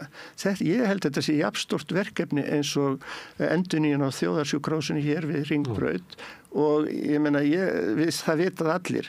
Það er ótrúlegur fjöldi af arkitektum og verkfræðingum og tæknifólki sem hefur byggt þetta hús og byggingar iðnaðarmönnum og síðan þegar húsið er tilbúið þá þarf fagfólkið að koma inn og skipuleggja allar lagnir og línur og kerfin inn í húsið og ég meina þetta hefur tekið 10-15 ár, kannski 20 ár frá því að byrja að tala um þetta og þetta kostar heilmikið en en þannig að ég held að þetta sé svipa verkefni. Þetta er bara stórt verkefni. Og menn ætti ekki að halda að það væri minna en þetta? Nei, maður á ekki að plata sig með einhverjum svona smálösnum, pínlítið hér, pínlítið þar, eitthvað dæmi. Það þarf að taka þetta helst eftir að koma okkur á réttan kjöl og svo þarf að viðhalda því og ég held að sé að búa til viðskiptamódel sem myndi segja það, ef við fjárfestum í einhverju svona góðu skipulagi, þá munum við fara betur með fé í fyrsta lagi og í öðru lagi bæta lífsgæði og líðan fólksins sem er alltaf markmið númer 1. Og þá kem ég kannski að því að þú hefur heitt stjórnmálafólki tala og kannski að vaxandi mæli svona undanfarin, ég veit ekki, kannski 7-8 ár sem að maður heyri tala öldru þjóðarinnar og svona þjónustu þyngd sem er framundan. Ég dundar mér stundum við að segja býtu já og þá held þetta væri sko hugmyndum sem er svona gömul að vinnandi hendur þyrfti að vera svona margar til þess að standa undir annars vegar börnum og hins vegar öldruðum þeir sem eru utan vinnumarkaðarins og vegna mikils fjölda innflytjenda hingað þá eru við eiginlega heilbriðari með aldurspíramíta, ef maður myndi halda að börnin væru í jafn þung og einu aldruðu, að þá eru við eiginlega með betri stöðu heldur en bara 83, sko, þannig að við erum eiginlega með betri stöðu heldur en þegar Evrópa fór að tala þetta, af því að þjóðin hefur yngst svo mikið með fjölda innflytjenda sem að muni náttúrulega eldast síðan þegar lengur. Nema það að innflytjendur hafa síðan sérstök viðfangsefni sem að við þurfum að líka læra að handla. Já, við þurfum að sinna þeim. En, og það er verið að tala að þetta sé svona vaxandi þungi og oft talað út frá svona peninga hliðinni. Ef að þetta gengi eftir sem að þú ert að segja, að það væri virkari heilsugæsla og heilsukvatning sko bara strax eftir 50 sem að mér skilst að þú setja að leggja til að við leggjum töluvert á því að íta undir breyttan lífstíl með svipu og gulrót eins og við gerðum við reykingar eða eitthvað, ég veit ekki hvernig það og við mætum fólki fyrr og við séum með skilgreindari ferla og séum betri í því að sinna meinum hinna öldruðu og við sinnum ekki þannig að það geti jáfnvel versna með óþarlega mikilli lyfjatöku og öðru slíku. Ertu að tala að kerfið þitt sem að þú sér fyrir þér, nýr Landspítali í svona kerfum, að það muni spara peninga eða forða okkur frá auknum kostnaði sem að myndi hvolfa yfir okkur ef að við bregðumst ekki við og reynum að stokka kerfið upp með þessum hætti? Já, það var það sem ég var að reyna að segja sko. Ef maður ímynda sem maður væri í viðskiptum, það væri þetta búið til viðskiptamódel, reikna út kostnað og ábata, þá til ég að ábatin myndi vega vel upp á móti kostnað. En færir hún ekki bara til, er ekki fólki sem er 84 ára núna, að það verður eftir í þínu kerfi, að þá verður það á lífi sko 92 ára með sömu vandamálin og við verðum alveg með sama kostnaðin. Ekki alveg. Þú veit ekki bara að færi þetta til? Sko, fólk fær þá, væntanlega, lengra líf, það er aukaverkun að þessu, en þú ert líka með bætt lífsgæði og það sem við viljum gera er við erum að þjappa veikindunum í restina saman og það er ákveðið markmið og eftir því sem þú verður eldri, það er líka þetta, þegar kemur á efri árin, þá þarf líka að sko eiga þá kemur inn ný vitt í þetta sem er siðfræði og samtal við einstaklingin, við þurfum alltaf að eiga samtal, hvað skiptir þig máli?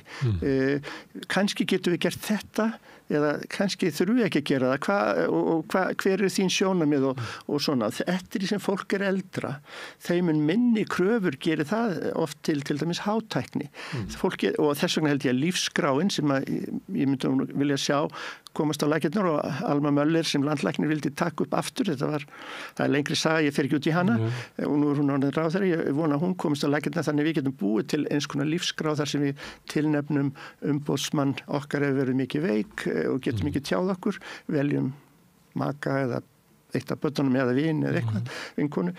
Þannig að þess að vera málsvari ef við missum ráð og rænu í veikindum. En þeimun eldri sem við erum,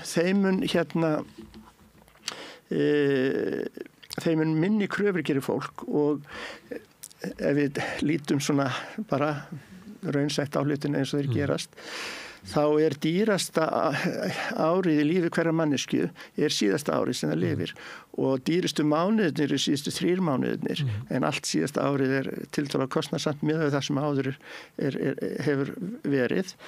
Ef að þetta síðasta ár er á 90 ára pluss, þá það ódýrara ára öðru jöfnu heldur en ef að 65 ára manneskja á sitt síðasta líf og öll tækning kemur inn með sínum kostnaði líka. Þannig að sko ég til að því þú setur þetta upp svona, þá ég ekki alveg viss það að sko þetta muni hlaða upp útgjöldum seinna, það getur vel verið. Og svo annað mál, við þurfum líka, eins og þú held ég snemma í samtalinu, við getum skilgreint veikasta fólki eða veiku fólki.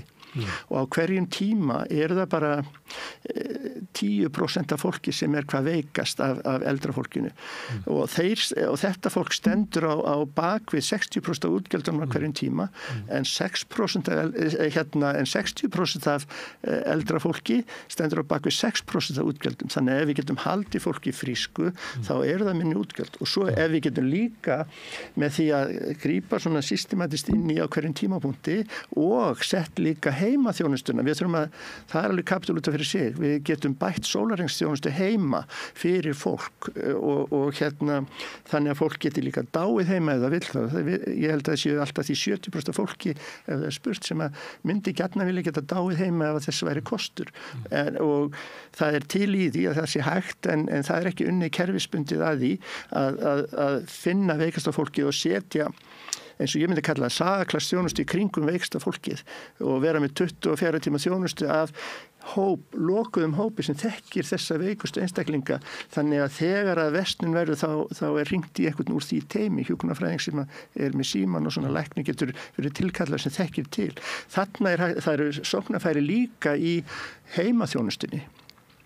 En annað. Þannig að sjúklingurinn eða þinn aldraði hafi tengsl við þá sem að hafa sinnt viðkomandi í tíma í staðin fyrir að fara alltaf á byrjunarreit annarkvort. Það náttúrulega verst að fara niður á bráðavaktinni en það átti líka við heilsugæsluna sem að mamma fór á að við vorum alltaf okkur byrjunarreit þar. Já, þannig að þú ert í hópi veikustu einstaklingana og það takmarkaður hópur af fagfólki sem þekkir þig mjög vel sem annars þína þjónustu allan sólarhringinn. Núna það þannig í heimahjúkrun. Ég held þess vegna þurfi að styrkja heimahjúkrun ekki bara með peningum til þess að gera meira því sama heldur líka með því að gera eitthvað öðruvísi sem að koma á þessari 24 tíma þjónustu fyrir veikasta fólkið. Núna það þannig að það held ég 4 hjúkrunarfræðingar sjúkraliðar að vinna á nóttunni á höfuðborgarsvæðinu í gagnvart skjólstæðingum heimahjúkrun sem á hverjum tíma núna það bil 2500 manns og það eru 4 sjúkraliðar og þeir geta þá helst hjálpa fólki sem á erfitt með að snúa sér í rúminu en ekki að eitthvað kemur upp og þá hringt á sjúkrabíli eða læknavaktina í eitthvað sem ekki þekkir til eða þá öryggisþjónustuna og við komum til að fara á bráðamáttöku. Sem þannig að ef það öryggissnappur og við ríkt á hann þá kemur svona öryggisþjónusta sem eitthvað neginn skilgreind að þeir bara kalla sjúkrabíli. Það yfirleitt lausnin á þeim. Það kom mér mjög óvart að líklega til þess að verja sig bara að þá velja þau bara dýrustu þjónustuna. Já, stað þess að ef þetta þekktur einstaklingur í skilgreindu kerfi, þetta hann Jón, ég veit hvað hann. Það finnst eðlilegt að öryggisnappurinn tengiði við heilbrigðisþjónustuna frekar en öryggisfyrirtæki. Já, nákvæmlega. Þannig að þannig eru líka tækifæri til þess að breyta þjónustunni og svo þetta form á sem ég myndi, þá þetta ekki lengur bara heimahugrun, þetta bara heimaþjónusta og hún innifylgur þá líka teymi, þannig að það eru læknarpartur af þessu, það eru aðrar fagstéttir sömuleiðis á dagvinni tíma og þannig lagað. En svo annað sem hægt að gera og það bráðasjúkrahúsið heima. Ég var nú starfandi á Landspítalanum í 30 ár og lyflæknir líka, þannig ég bent á það að það til módel sem vel reynt erlendis, það bráðasjúkrahúsið heima. Þannig að ef mér sýnst þú vera þokkalega frískur og ég það líka, ef við fengjum eitthvað tilfallandi viðfangsefni sem að kallar á sérhæfða sjúkrahúsþjónustu í dag, þá myndum við fara á bráðamóttökuna kannski og vera þar í hálfan sólarhring. En ef og þá væri hugsunin þessi, segjum að væri blóðtap í fæti sem að ógnaði, segjum lúnablóðrásinni en ekki samt á hættulegu stigi, þá færðu viðandi meðferð og í staðis að leggjast inn og taka rúm í 5-7 daga ég og þú, þá getum við farið heim til okkar ef einhver vildi svona vera með okkur og þá kæmi sérhæfð þjónusta frá sjúkrahúsinu bara í þennan tíma, 6, 7, 10 daga, svipaðan tíma hefði verið bráðaþjónusta á spítalanum, en við erum búin að losa upp rúm fyrir þetta fólk, fyrir veikasta fólki til að nýta þessa þjónustu. Þannig að þarna er tækifæri og það sem að rannsóknir sína þessu erlendis, þetta er 40% kostnaði minna.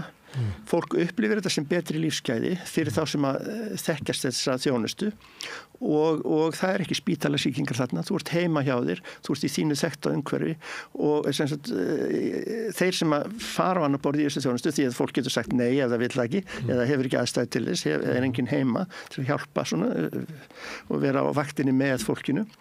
Þannig að þetta er eitthvað sem að mér finnst, þetta getur Landspítalinn gert strax í dag og þetta er jafngilt þó að við fáum endurnýja sjúkrahús við Hringbraut, þetta mun allt og þetta er framtíðin. Það er framtíðin að vinna meira með fólk utan sjúkrahúsa og heima hjá sér þegar ekki vill betur sko. Ég ætla að því þú nefndir úr því að ég stilti þessu svona þegar ég var að tala peningana, en það var bara því að ég að vitna í stjórnmálamennina og þá hljómar þetta sem svona kostnaðarauki sem að koma. Já. Og ég var ekki að segja sko að þína tillögur yrðu að vera þannig að við myndum græða á þeim, spara á þeim. Nei. Þetta er það möguleiki og ég býst við það ef við myndum spurja þjóðina. Við eigum við að verja peningum í því að hafa efri árin okkar cirka svona með svona heilbrigðisþjónustu. Það býst ég við að sko 95% myndu greiða atkvæði með Pálma við viljum hafa það, þó það myndi kosta okkur meira en svo umræða hefur svo sem ekki farið fram heldur að það sé svona opin umræði í samfélaginu hvernig heilbrigðisþjónustu viljum við byggja upp viljum við borga skatta til þess að gera það með við verum fullfrísk og heilbrigð til þess að við getum lifa lengur í góðum lífsgæðum eins og það er líka markmið, þetta er ekki bara að tegja hvað við lifum lengur heldur að séu lífsgæði fjölgu þeim árum. Já, þarna í þessu samhengi þá getur líka bent á það sko, ef við höldum óbreyttum, hvað er viðkvæðið í dag? Eldra fólki fjölgar, ergo við þurfum fleiri hjúkrunarrými. Eitt hjúkrunarrými, það kostar kannski 60 milljónir að byggja það kostar hátt í 20 milljónir pluss mínus að reka rýmið í 1 ár. Fólk sem fer inn og nota bene það þurfa allmargir að fara inn á endanum og það verður svoleiðis þrátt fyrir allt en sko meðalæfa hjúkrunarheimili. Og líklega er enginn inni á hjúkrunarheimili í dag sem ekki þarf á því að halda. Valla. Já, sko, það helgast því hver er þjónustan fyrir utan. Ef við erum með sagaklass þjónustu fyrir veikt fólk í heimahúsi og alls konar úrræði þar, eitthvað sem fólk hefur ekki látið ímynda sér að væri möguleik í dag, þá eru komnir aðri valkosti. Það er ykkur einu á hjúkrunarheimili í dag sem væri ekki í kerfi Pálma. Já, það er þannig. En svo eru náttúrulega margir niðri í Borgarspítala sem að væru annarkot heima hjá sér eða þá komnir á hjúkrunarrými sem að þyrfti á því að halda í dag. Ég held til dæmis að þessi 24 tíma þjónusta heima, hún eykur líkurnar á því að fleiri getur dáið heima, þannig að sko líknarþjónustan færist heim, það er ein stoðin. Önnur stoðin er fólk sem þyrfti í dag að fara á hjúkrunarheimili en getur verið heima þangað til að fer á hjúkrunarheimili. Nú fer fólk í óheppilegt ferðalag og verður að svokölluðum biðsjúklingum og færist frá einum stað til annars með ferðartöskuna sína og eina mynd kannski. Mamma var alltaf komin í Borgarnes og hjúkrunarheimili. Já, í stað þess að, ef þú ert með öflugan heimastuðning, þegar það er orðið sýnt og þú þarft kannski að fara á hjúkrunarheimili, þá getur samt veitt öflugan stuðning á meðan fólki lifir heima í stað þess að bíða á sjúkrahúsi eða eitthvað stór út á landi eftir að loka staðnum sko. Svo fólk má ekki vera að því þegar þarna komið sögu að vera alltaf að bíða. Það þarf að lifa og það er að lifa eins vel eins og hægt er. Þannig að það er ekki góð lífsgæði í þessu að vera í biðstöðu hér og þar. Skilur við, þannig að við getum undir ofan að þessu líka held ég og en sko einfalda hugsunin er þessi öldruðum fjölgar, byggjum fleiri hjúkrunarrými og það er eiginlega, og það er verið að skauta yfir allt þetta tímabil langvinnra sjúkdóma, eftirfylgdar og umbóta og segja, já við bara byggjum 100 rými á ári og þetta eitt hjúkrunarheimili er bara býsna dýrt í rekstri þegar árið kostar 20 milljónir per mann. Þú er ekki hrifin á svona kíláða stemmingu á stjórnmálamálum? Ekki kíla á þessa lausn, kíla á hina lausnina sem ég er að tala um, sem er svona hún er daldið eins og bratti að fara upp en ég held með svona samstiltu verklagi og nálgun þá höfum við þarna margvísleg tækifæri til þess að bæta og það er engin ein lausn fyrir allar. Breytingar sem hafa orðið til batnar í samfélaginu það var oft verið reknar af baráttu fólks sem það ráðum að halda. Við erum með kvennarhreyfinguna sem að bætti stöðu kvenna og við erum með alls konar sjúklingahópa og fatlað og fleiri sem hefur bætt sína stöðu. Gallið við þennan hóp er að þeir sem að kannski helst þurfa að heyja baráttuna, þeir eru orðið þreglitlir og sömuleyti búin að missa forræði yfir sínum málum, að það eru börnin sem eru að sinna þeim og eitthvað fleira. Og svo læknarnir eins og þú sem að hert með einsýnina.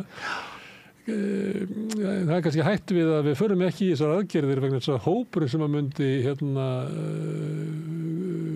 njóta þess mest er kannski ekki hópurinn sem mun berjast fyrir þeim og við ættum að vera að berjast fyrir þeim að því við munum eldast en við horfumst ekki augu við það og höldum að vera eilífir og reynum að bara gleyma því og ætlum að taka það bara þegar að því kemur en þegar við komum inn þá göngum við inn í heilbrigðisþjónustu sem bara hentar okkur ekki er ekki sniðin að okkur. Já og sko svo er þetta þannig ég meina sá sem er orðinveikur hann getur varla sko borið hönd fyrir höfuð sér í þessu númer 1, númer 2 ættingjarnir sem að hafa kannski sett blinda augað á þennan möguleika þeir lendi í þessu eins og holskeplu svo þegar hún er Ég hef oft sagt að ég hef ekki verið jafn óundirbúin fyrir neitt hlutverk í mínu lífi heldur en vera uppkomið barn aldraðra foreldra. Það kom mér svo óvart hvað í þessu fólst og ég hugsaði betur af hverju sagði mér ekki frá þessu? Já, það er sko fólk er ekki að horfa á þetta eins og þetta er og ég sko það er talað það að það sé gott að eldast og það er gott mjög langan tíma og mikið af tímanum. Svo kemur tímabil, það sleppur enginn út úr þessum heimi á þess að gangi í gegnum veikindi nema kannski, í gegnum slys eða skyndidauða sem er nú ekki, sem betur fyrir ekki það algengasta.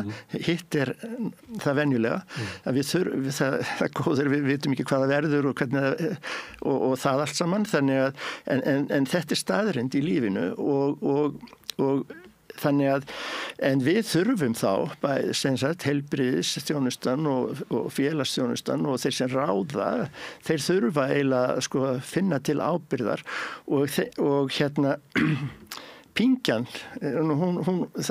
fólk fer að verka í pingjuna sem ríkispingjuna þegar að þetta kostar svona mikið og þá getur maður leyft sér að spyrja sig ég meina hver er hagkvæmsta leiðin hvað hámarka lífsgæði, hvað lágmarka kostnað getur látið þetta fara saman með því að nota hugvit og líta á þessi veikindaferli vegna þess að sko þetta er ekki bara gott eldast og þetta er ekki bara þægilegt og skemmtilegt það getur orðið þungt og er það gjarnan og ég segi gjarnan ellin er ekkert lamb að leika við ég held að það sé, án þess að ég sé að mála skrattan á vegginn. Nei, og reynir bara mikið á fólk og ég held að þetta er með svona gæðræn vandi hjá öldruðu fólki er sko síst minninu öðrum meðal annars út af því hversu mikil áreynsla þetta er fyrir bara þig sem mannesku. Já, þakka fyrir að nefna geðrænumálin vegna þess að ég segi líka gjarnan að veikasti hlekkurinn í öldrunarþjónustunni er geðheilbrigðisþjónusta eldra fólks. Hún er bara ekki aðgengileg í dag. Og við getum veitt þessum hópi miklu betri slíka. Miklu betri þjónustu og ég hef séð dæmið þess þegar fólk fær viðeigandi meðferð hvort það sem þunglindi eða oflæti eða alvarlegri kvíðaröskun þegar að það gengur vel að meðhöndla það getur fólk blómstrað. Svo er einmannleikinn, það er líka viðfangsefni, það er hægt líka að útbúa samfélög sem að mæta fólki sem eru glíma við einsemd, þannig að og þetta er ekkert síður mikilvægt heldur en líkamlega nálgun á líkamlega sjúkdóma, við þurfum að hafa þetta allt saman. Pálmi, frábært að fá þig til þess að tala mikilvæg mál. Ég ætla að reyna að halda þessari umræðu eitthvað áfram, fá önnur sjónarmið og fæði svo kannski til þess að koma bara aftur þegar ég er búin að kynna mér málið betur. Þú mátt leyfa mér gjarnan að fylgjast með. Þakka þér fyrir. Takk hérlega. En við höldum áfram við Rauðaborðið að skilja samfélagið og heiminn sem við lifum í og kannski okkur sjálf í leiðinni. Næsti kafli er eftir augnablik. Allt það besta er ókeypis. Hrósaðu náunganum. Það er betra. Samstöðin, þar sem manneskjurnar koma saman. Allir þættir samstæðuverinnar eru á YouTube.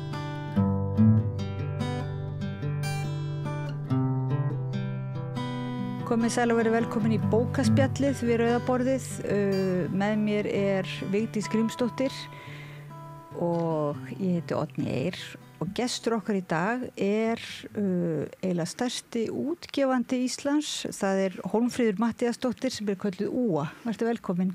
Sæl. Það ekki rétt að þú sért eiginlega stærsti útgefandinn eða útgáfustjóri stærsta útgáfufélags? Jú, forlagið stærsta útgáfufélag landsins og ég útgefandi þar, þannig að það hlýtur að vera rétt. Og þú kemur, við báðum þig að koma til þess að ræða við okkur kannski útgáfuna og bókmenntaverðlaunin sem voru veitt í gær og nýbakaðan verðlaunahafa eða verðlaunabók sem heitir Móður ást draumþing eftir Kristínu Ómarsdóttur. Kristín komst ekki til að taka á móti verðlaununum þannig að þú last upp ræðuna hennar og landsmenn gátu séð það í beinni útsendingu í Ríkissjónvarpinu. Hvernig tilfinning var það að svona leika höfund?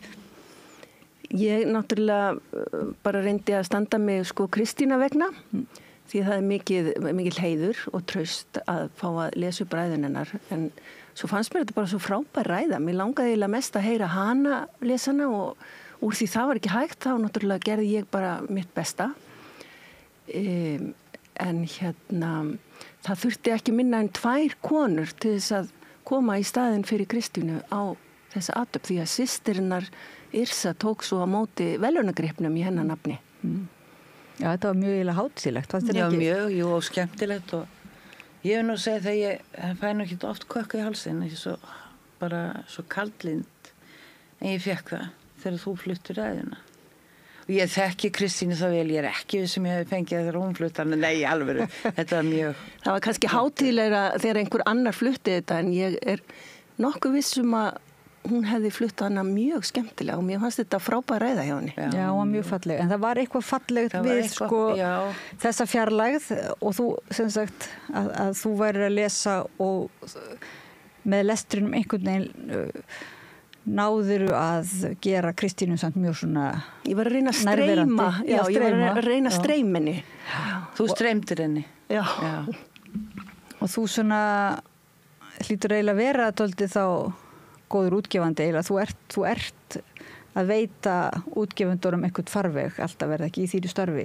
Svona þú ert að streyma höfundum. Þú ert að miðla þeim. Já, einhvern nátt. En svo bara, það kannski svo gaman að rifja það upp. Ég var að rifja það upp á leiðinni þegar ég var að keyra á Bessastaði í gær að ég kynnist Kristínu fyrir meir en 40 árum á okkar námsárum. Og ég hugsaði hverjum hefði þá dottið í hug að rúmlega 40 árum síðar væri ég að fara á Bessastaði að lesa upp þakkaræðu hennar sem útgefandi hennar. Okkur hefði bara aldrei, við höfum ekki haft ímyndarafl í þetta. Hvar voru þið saman í skóla? Í Barcelona. Já, gaman. Það voru mjög skemmtilega ár og en orðið dálítið langt síðan. Já. 40 ár, hvað? En hvernig rataði þú inn í þetta svona starfi eða þetta fag, svona bókaútgáfuna? Þú varst náttúrulega kynningastjóri forlagsins í mörg ár og það var svona mál manna að þú settir það svolítið, að þið settu það svolítið á annan, ég veit ekki, settu svolítið fút í kynningastarfið? Já, ég var að vinna með Valgerði Benediktsdóttur á réttindastofu forlagsins og það var ótrúlega skemmtileg og gefandi ár og eitt af skemmtilegasta sem ég gerir að tala bækur og bókmenntir. Þannig að þetta var svona meira en bara starfið, þetta eiginlega bara ástríða og það var ótrúlega skemmtilegt. En ég byrjaði að vinna við bókaútgáfu töluvert áður. Ég var að vinna fekk starf við bókaútgáfu á Spáni og var að vinna þar í nokkuð mörg ár, eiginlega 16 ár áður en ég kom til Íslands til að vinna við bókaútgáfu. Varst að vinna 16 ár í Barcelona? Já. Við bókaútgáfu? Við bókaútgáfu. Já, svo þú færir það allt með þér heim? Já, eða þessa þekkingu á því hvernig bransinn virkar. Já. og ef að ég sem krakki hefði bara vitað þetta starf fyrirfannst þá hefði ég náttúrulega stemt á það alla tíð en ég var svo heppin að eiginlega bara detta inn í þetta í Barcelona. Já. Ég var það bara hálfgerði tilviljun eða svoleiðis? Það var, ég var sem sagt að vinna hér hjá listahátíð í Reykjavík og það kom kunningjakona minn og með henni var maðurinn hennar Spánverji sem var að vinna hjá útgáfufyrirtæki og ég vildi fara aftur til Barcelona, þar var maðurinn minn og það bara vildi svo til að hann var með laust starf hjá útgáfufyrirtækinu. Þannig ég eiginlega stökk á það og þannig fer ég inn í þennan bransa. Þannig að þú raunverulega ert bara bókaunnandi og bara raunverulega ferð að gera það þínu starfi. Já, og hef unni við það alla tíð síðan. Svona mismunandi störf, bæði sem útgefandi og svo líka í réttindastofunni, þar sem við vorum að kynna bækurnar til erlendra útgefanda, þar sem að við sem sagt, lásum þá allar bækur forlagsins og fórum og fluttum fagnaðar erindið til annara útgefanda á bókasýningum og í gegnum tölvupóst og svo framvegis. Já, maður heyriði sko einmitt, ég man bara eftir því fyrir svolítið mörgum árum þá var talað um að það þótti mjög eftirsóknarvert að hjá höfundum að þú talaðir bækurnar þeirra, eða þannig. Það væri svona einhver ástríði í þessari, hvernig þú talaðir bækur. Getur gert það ennþá sem ert þú einhverstaðar bara núna efst upp á skrifstofunni eða ertu ennþá að tala bækur við lesendur? Ég alltaf að tala bækur. Ég fæ helst að tala bækur hér á Íslandi við bóksala eða annað fólk innan fyrirtækisins og aðra lesendur.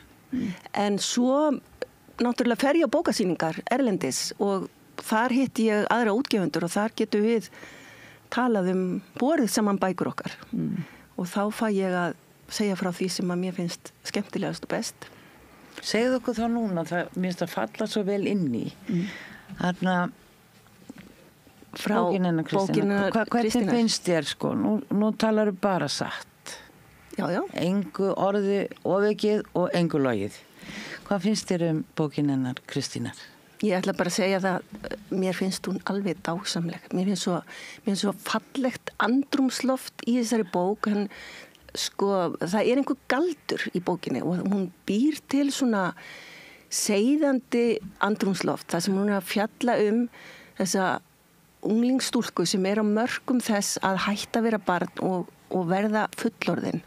Og hún staðsetur þetta í kringum Jónsmessu líka á mörkum raunveruleikans og draumsins, hins mögulega og hún vinnur svo fallega með þetta og það verður svona einhver dásamleg draumkennd stemning sem að þú stígur inn í þessa bók og þú bara vilt helst vera þar áfram.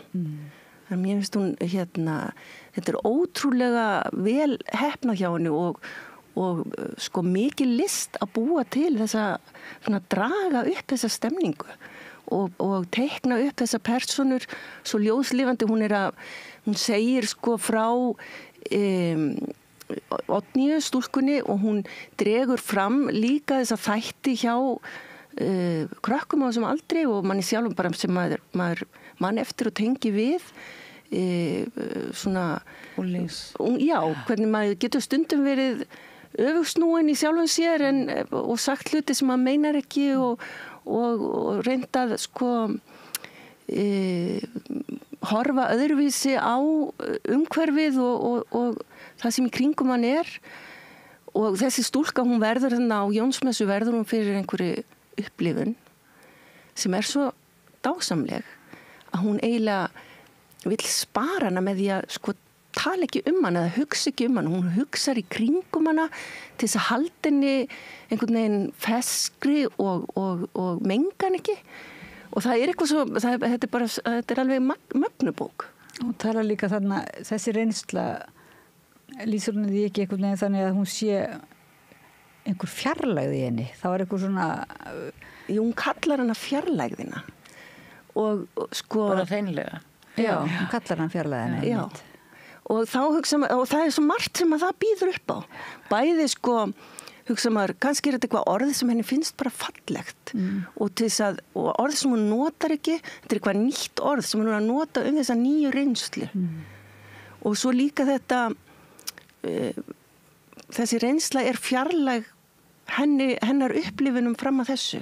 Það er eitthvað bara ótrúlega fallegt. Já, og hún er líka svo viðkvæm fyrir sko því sem einhvern veginn treður sér einhvern veginn inn í þessa reynslu og meðan hún er svona fersk eða svoleiðis, eitthvað augnaráð mömmunar sem er eitthvað að horfa svona of fast á hana eða einhverju sem er að nefna nafnið eitthvað of oft og svona eitthvað sem er þá eins og skemmir þetta. Raunveruleikin að ryðjast inn sko í þennan möguleika sem að lifir þarna. En mér finnst Kristín ná svo vel fram akkurat þessu og þessum viðkvæmu svona tilfinningum unglingana og þetta er allt svo nýtt og ferskt og leið svo sterkt. En svo er þetta svona söguleg skáldsaga, ekki? Það má, hún myndi flokkast svona sem söguleg skáldsaga, en er náttúrulega mjög óvenjuleg sem söguleg skáldsaga, af því hún er svo... Já, þar hef ekki verið skrifað svona áður. Ég gerir nú ráð fyrir að svona bækur eins og þessar tvær fyrir bókin og svo þessi seinni og svo framhandsbækurnar sem að verða vonandi bara 7-8 að þarna að fólk eftir að verða fyrir miklum áhrifum af þeim sko. Hvernig er hægt að skrifa sögulegar skáldsögur sem byggja á staðreyndum. Því vissulega fór Kristín víðan völl til að afla sér heimilda. Já, hún sagði frá því líka í viðtali við okkur. Hvað var hún var að lýsa svona eins og heimilda vinnu virkilega. En eins og, þú veist, einhver sagði einhver staðar með, ef þú fyrir á leikrit, þú lest leikrit, eða ferð að sjá leikrit og þú ferð að hugsa leikstjóran, þá er eitthvað að.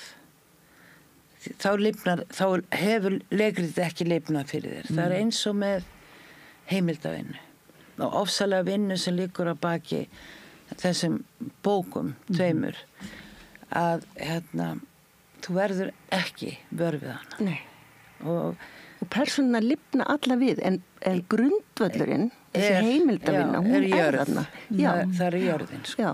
Það er eitthvað áreynsluleysi og svona einhver léttleiki í frásögnin eða svona eitthvað svo fingert, finnst manni. Svona, hún er einhver alveg fingert, að lýsa einhverju fingerðu og maður trúir því, sko. Bara svona hafi þessu manneskjum liðið einhvern veginn, alveg nákvæmlega svona. Af því þetta er svolítið flókin líðan sem einmitt að þú veist á þessu mörkum, þetta er alveg svona þetta er undarlega líðan sem hún gerir þetta svo áreynslulaust og með slíkum léttleika þetta verður allt, þetta flæðir allt svo vel og verður svo trúverðugt og henni tekst með einhverjum galdri að skapa þetta og þetta er ekki löng bók en sko þetta er heill heimur. En svo er aftast svona eru svona ættartré. Já. En ég verð að segja, mér varst það ekkert svona, ég þurfti ekkert sérstaklega á því að halda, fannst ykkur það vera svona mjög til bóta? Mér finnst það ekkert skemma, maður þurfti ekkert á því að halda endilega. En það er bara skemmtilegt. Já, bara skemmtilegt og gaman. Jú, og svo skrifar hún þetta. Þetta er bara gaman. Þessi að hafa þetta. Ef menn er eitthvað að ruglast, menn ruglast oft, þá fara þeir aftast og skoða tengslinn. Þetta er líka vegna þess að hún er nú búin að gefa út aðra bók 89, þá er hún yngri, segir samt söguna, hún 89 sögumadurinn og það er gott að geta, þar eru fleiri personur sem ekki eru í þessari bók. Sko. Jú, þetta er svona hugsað til framtíðar. Já, og svo heldur serían áfram ef við kallum þetta seríu og það kemur 3. bók og fleiri og þá er gott að hafa þetta. Það er það. Já. Seinna. Af því auðvitað er þetta svona bók sem maður lesa aftur. Svo er bara gaman að skoða þetta og aftur og velta þessu fyrir sér. Já. Og svo þegar heildinni komi verður það ekki síður skemmtilegt. Þannig að, ég var eitthvað að hugsa hvernig maður myndi, ef maður þyrfti að segja svona hvað bókin væri að þannig, sko er ekki einhver, það er svolítil svona vitund að þetta eru verkakonur, eða þetta er verkafólk. Er það ekki svolítið svona... Já, þetta er ekki yfirstjætt. Nei, já, þetta er svona einhver hugsun þessar konur sem eru vinnukonur eða verkakonur. Það er náttúrulega þau búa á sveitabæi og það þurfa bara allir að vinna og það er töluverð mikil vinna og náttúrulega skipting á milli karla og kvenna og fólk bara var að allan daginn, þannig að það er mikil náttúrulega meðvitund það í bókinni en svo ertu með sko bara sálarlíf Oddnýjar og það sem að gerast hjá henni sem náttúrulega á þessum tíma sko í þroska einstaklingsins, þá bara allt að gerast. En það er svolítið fallegt að það er einhver svona samhengið eitthvað félagslegt svona, einhver félagslegar aðstæður og tíminn, þú veist, maður finnur að það er tíminn, en svo hinbóin það alveg tímalaust, þessi svona tilfinninga, það er einhver bæði svona tími og samhengi og svona algjört bara tímaleysi eins og þú segir á mörkum dröms og þannig, og líka það ekki á mörkum, ekki einhver svona, hvað þá það gamaldags orð að segja kynusli eða svona, ekki eitthvað Ég held að það er gamaldags. Nei. Kynust. Hún náttúrulega bara að uppgöta sjálfa sig sem svona sína kynvitund.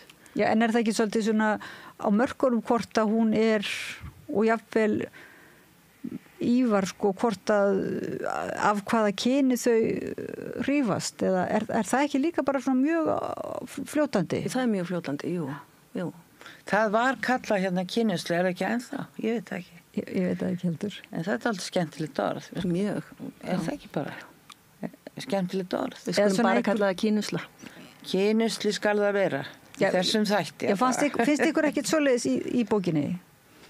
Jú, það er einhver svona, þú veist ekki alveg hvað þú ert, sko. Þessi svona mikla lýsing á, ég meina það er alveg erotísk lýsing á konum þarna. Já. Og svona... Já, það er þannig sem hún orfir á það í sínum kynusla. Já, Alls að nefna það nokkuð tímann, sko. Já. En fegur þeirra er alveg yfirgengileg og hún er mjög falleg einmitt í bókinni lýsingarnar á þeim, sko. Ég myndi þetta ekki bara þetta gæti nú bara þótt að sé svona kannski meira undir rós þá þetta nú svona eiginlega erotísk bók líka, það ekki?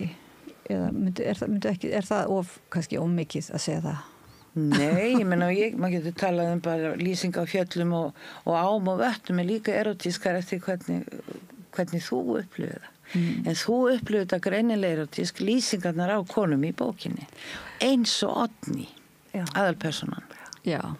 Að hvort hún hegi svo til hvern eða kalla eða allra vitu ekki nema kannski í næstu bók eða þar næstu, sko. En það allur góður skáldskapur sem hreyfir við manni er erotískur eða það finnst mér að hún hreyfir við einhverju sem að það kviknar í manni eins og það var erotíst þegar þú las ræðuna vegna þess vegna verður maður klökkur það er allar þessar stærstu og dýpstu tilfinningar sem spila saman jú, þetta er mjög erotísk bók. Ég held það. Já, þetta er þessi upplifun stúlkunar, erotísk. Já. Hún er að uppgöta sjálfa sig bara sem kynveru. En myndið þú segja það ef þú fer núna með þessa bókamessu, sko, þá segir að hún hafi fengið verðlaun, er það ekki? Jú, þá tekið það fram. Ég segi líka af því að kannski af því sem við vorum að segja hér að þá hljómar bókin óaðgengileg, hún er það alls ekki. Nei. Og maður byrjar að lesa og maður bara sogast inn í söguna og vill bara dvelja þar sem lengst og það er líka upplifun sem ég myndi lýsa fyrir erlendu bókaútgefendum af því að þeir vilja vita hvernig lesandinn upplifir bókina og hvernig maður svona heillast af henni. Já, hún er ekki svona óaðgengileg eða einhverju drauma rugli einhverju sem alls ekki, sko. Já, allir nokkuð miskilið það þó að sé talað um drauma og veruleika þessi fylgir því einhver óaðgengileg. Já, sumur er nú hræddir við það. Já, þá er það að lesa einhver aðra bækur. Þessi er mjög aðgengileg. Hún er þannig, já. En hún er svolítið svo spennubók líka, því lengi vel er maður að velta fyrir sig, hvað er það eiginlega sem að það er eitthvað sem hefur hendan eða mun henda þessa stúlku, það það gerist eitthvað svona. Þannig að mér finnst þetta, ég myndi líka kannski setja erotísk spennusaga. Já, af því hún vill ekki sko koma, hún talar í kringum þetta og vill ekki koma beinlínis orðum að því og lesandinn vill náttúrulega vita meira og það togar í mann, maður vill vita meira og er það ekki einmitt það sem að maður sko þess vegna les maður bækur að því maður vill vita meira. Þess vegna hafa það stundum bara dálítið sterka flettiorku. Já. Eins og verið að tala dálítið núna. Flettiorku. Þú veist. Já. Að maður flettir að sér. Maður spenntur að lesa. Já. Og þó hér sé ekki reyna hryllingsatburður eða nokkur maður sé drepinn og hann fláður síðar og allt það, að þá flettiorkan og hún held ég að gerist með þessari spennandi manneski sem Oddný. En svona bækur, ef þær vinna ekki finnst ekki gaman að neita Oddný? Jú, mér fannst það mjög gaman sko. Skrítið svolítið, en hérna ég hugsaði Oddný og ömmu mína líka. En sko ef þú ferð með svona bók ef við pælum aðeins í bókmenntaverðlaunum svona og hlutur, tilgangi þeirra eða svoleiðis, þú ferð að bókamessu og vilt gjarnan að einhverjir útgefendur kaupi þessa bók af þér til þess að hún komi út í öðrum löndum, það ekki í þýðingum og ef hún hefur ekki fengið ekki tilnefningu kannski til bókmenntaverðlauna og ekki bókmenntaverðlaunin þá aðeins erfiðar það ekki að svona samfæra þá þarf eitthvað annað að koma til eins og til dæmis mikil sala eða einhverjar vinsældir eða eitthvað sérstakt ef hún fjallum eitthvað málefni sem að við komandi útgefandi hefur sérstakann áhuga á en það sem að bókmenntaverðlaunin gera að þau lyfta bókinni þegar þú ferða á þessar erlendu kaupstefnur það svo mikið gefið út og þú ert að hitta ég kannski að hitta 100 manns á einni kaupstefnu en það eru 1000 manna þannig og allir að bjóða bækur og þú verður að kunna að velja saman réttu bækurnar fyrir réttu útgefandana það þýðir ekki að bjóða manni sem gefur bara út blóðuga glæpasögur bók eftir Kristínu Ómarsdóttur af því að hann mun ekki þú væri bara að sóa þínu tíma þannig við þurfum að velja vel saman bækur og útgefendur bara eins og þú velur saman bækur og lesendur og svo útskýra fyrir viðkomandi af hverju þessi bók á erindi ekki bara til hans og inn á útgáfulistan hans heldur líka bara inn á hans markað og það getur verið ýmsar ástæður, það getur verið eins og ég segi efni bókarinnar höfundurinn salan verðlaun ýmsar aðrar ástæður sem mér detta nú ekki í hug núna en það alveg það sko ýmsar aðferðir og leiðir. En getur þú sagt svona, þetta eins og þú varst að segja Vigdís, þetta áhrifarík, þetta svolítið nýstarleg leið til að skrifa sögulega skáldsögu. Myndi það vera þykja spennandi? Já. Eins og við höfum allavega að skrifa sögulegar skáldsögur sko. Þeir sem hafa skrifað svona atburð á Íslandi þeir halda sig við heimildir og því meira bréfum og allt þetta ævisögur og svona en þarna farið í efni sem ekki hefur verið gert áður það ímyndunin, draumurinn og veruleikin sem leika svo vel saman í frásögninni að segja frá fólki sem hefur aldrei haft pláss og ég lesið með einhverja úlinga frá 19. öld annars staðar sko. Það svo margt nýtt. En nú sagði þú eitt viti, sem ég myndi nota ef ég væri að segja frá fólki sem ekki hefur haft pláss. Já. Það eitthvað sem að erlendur útgefandi gæti hlusta og hugsa já, ég hef áhuga á þessu.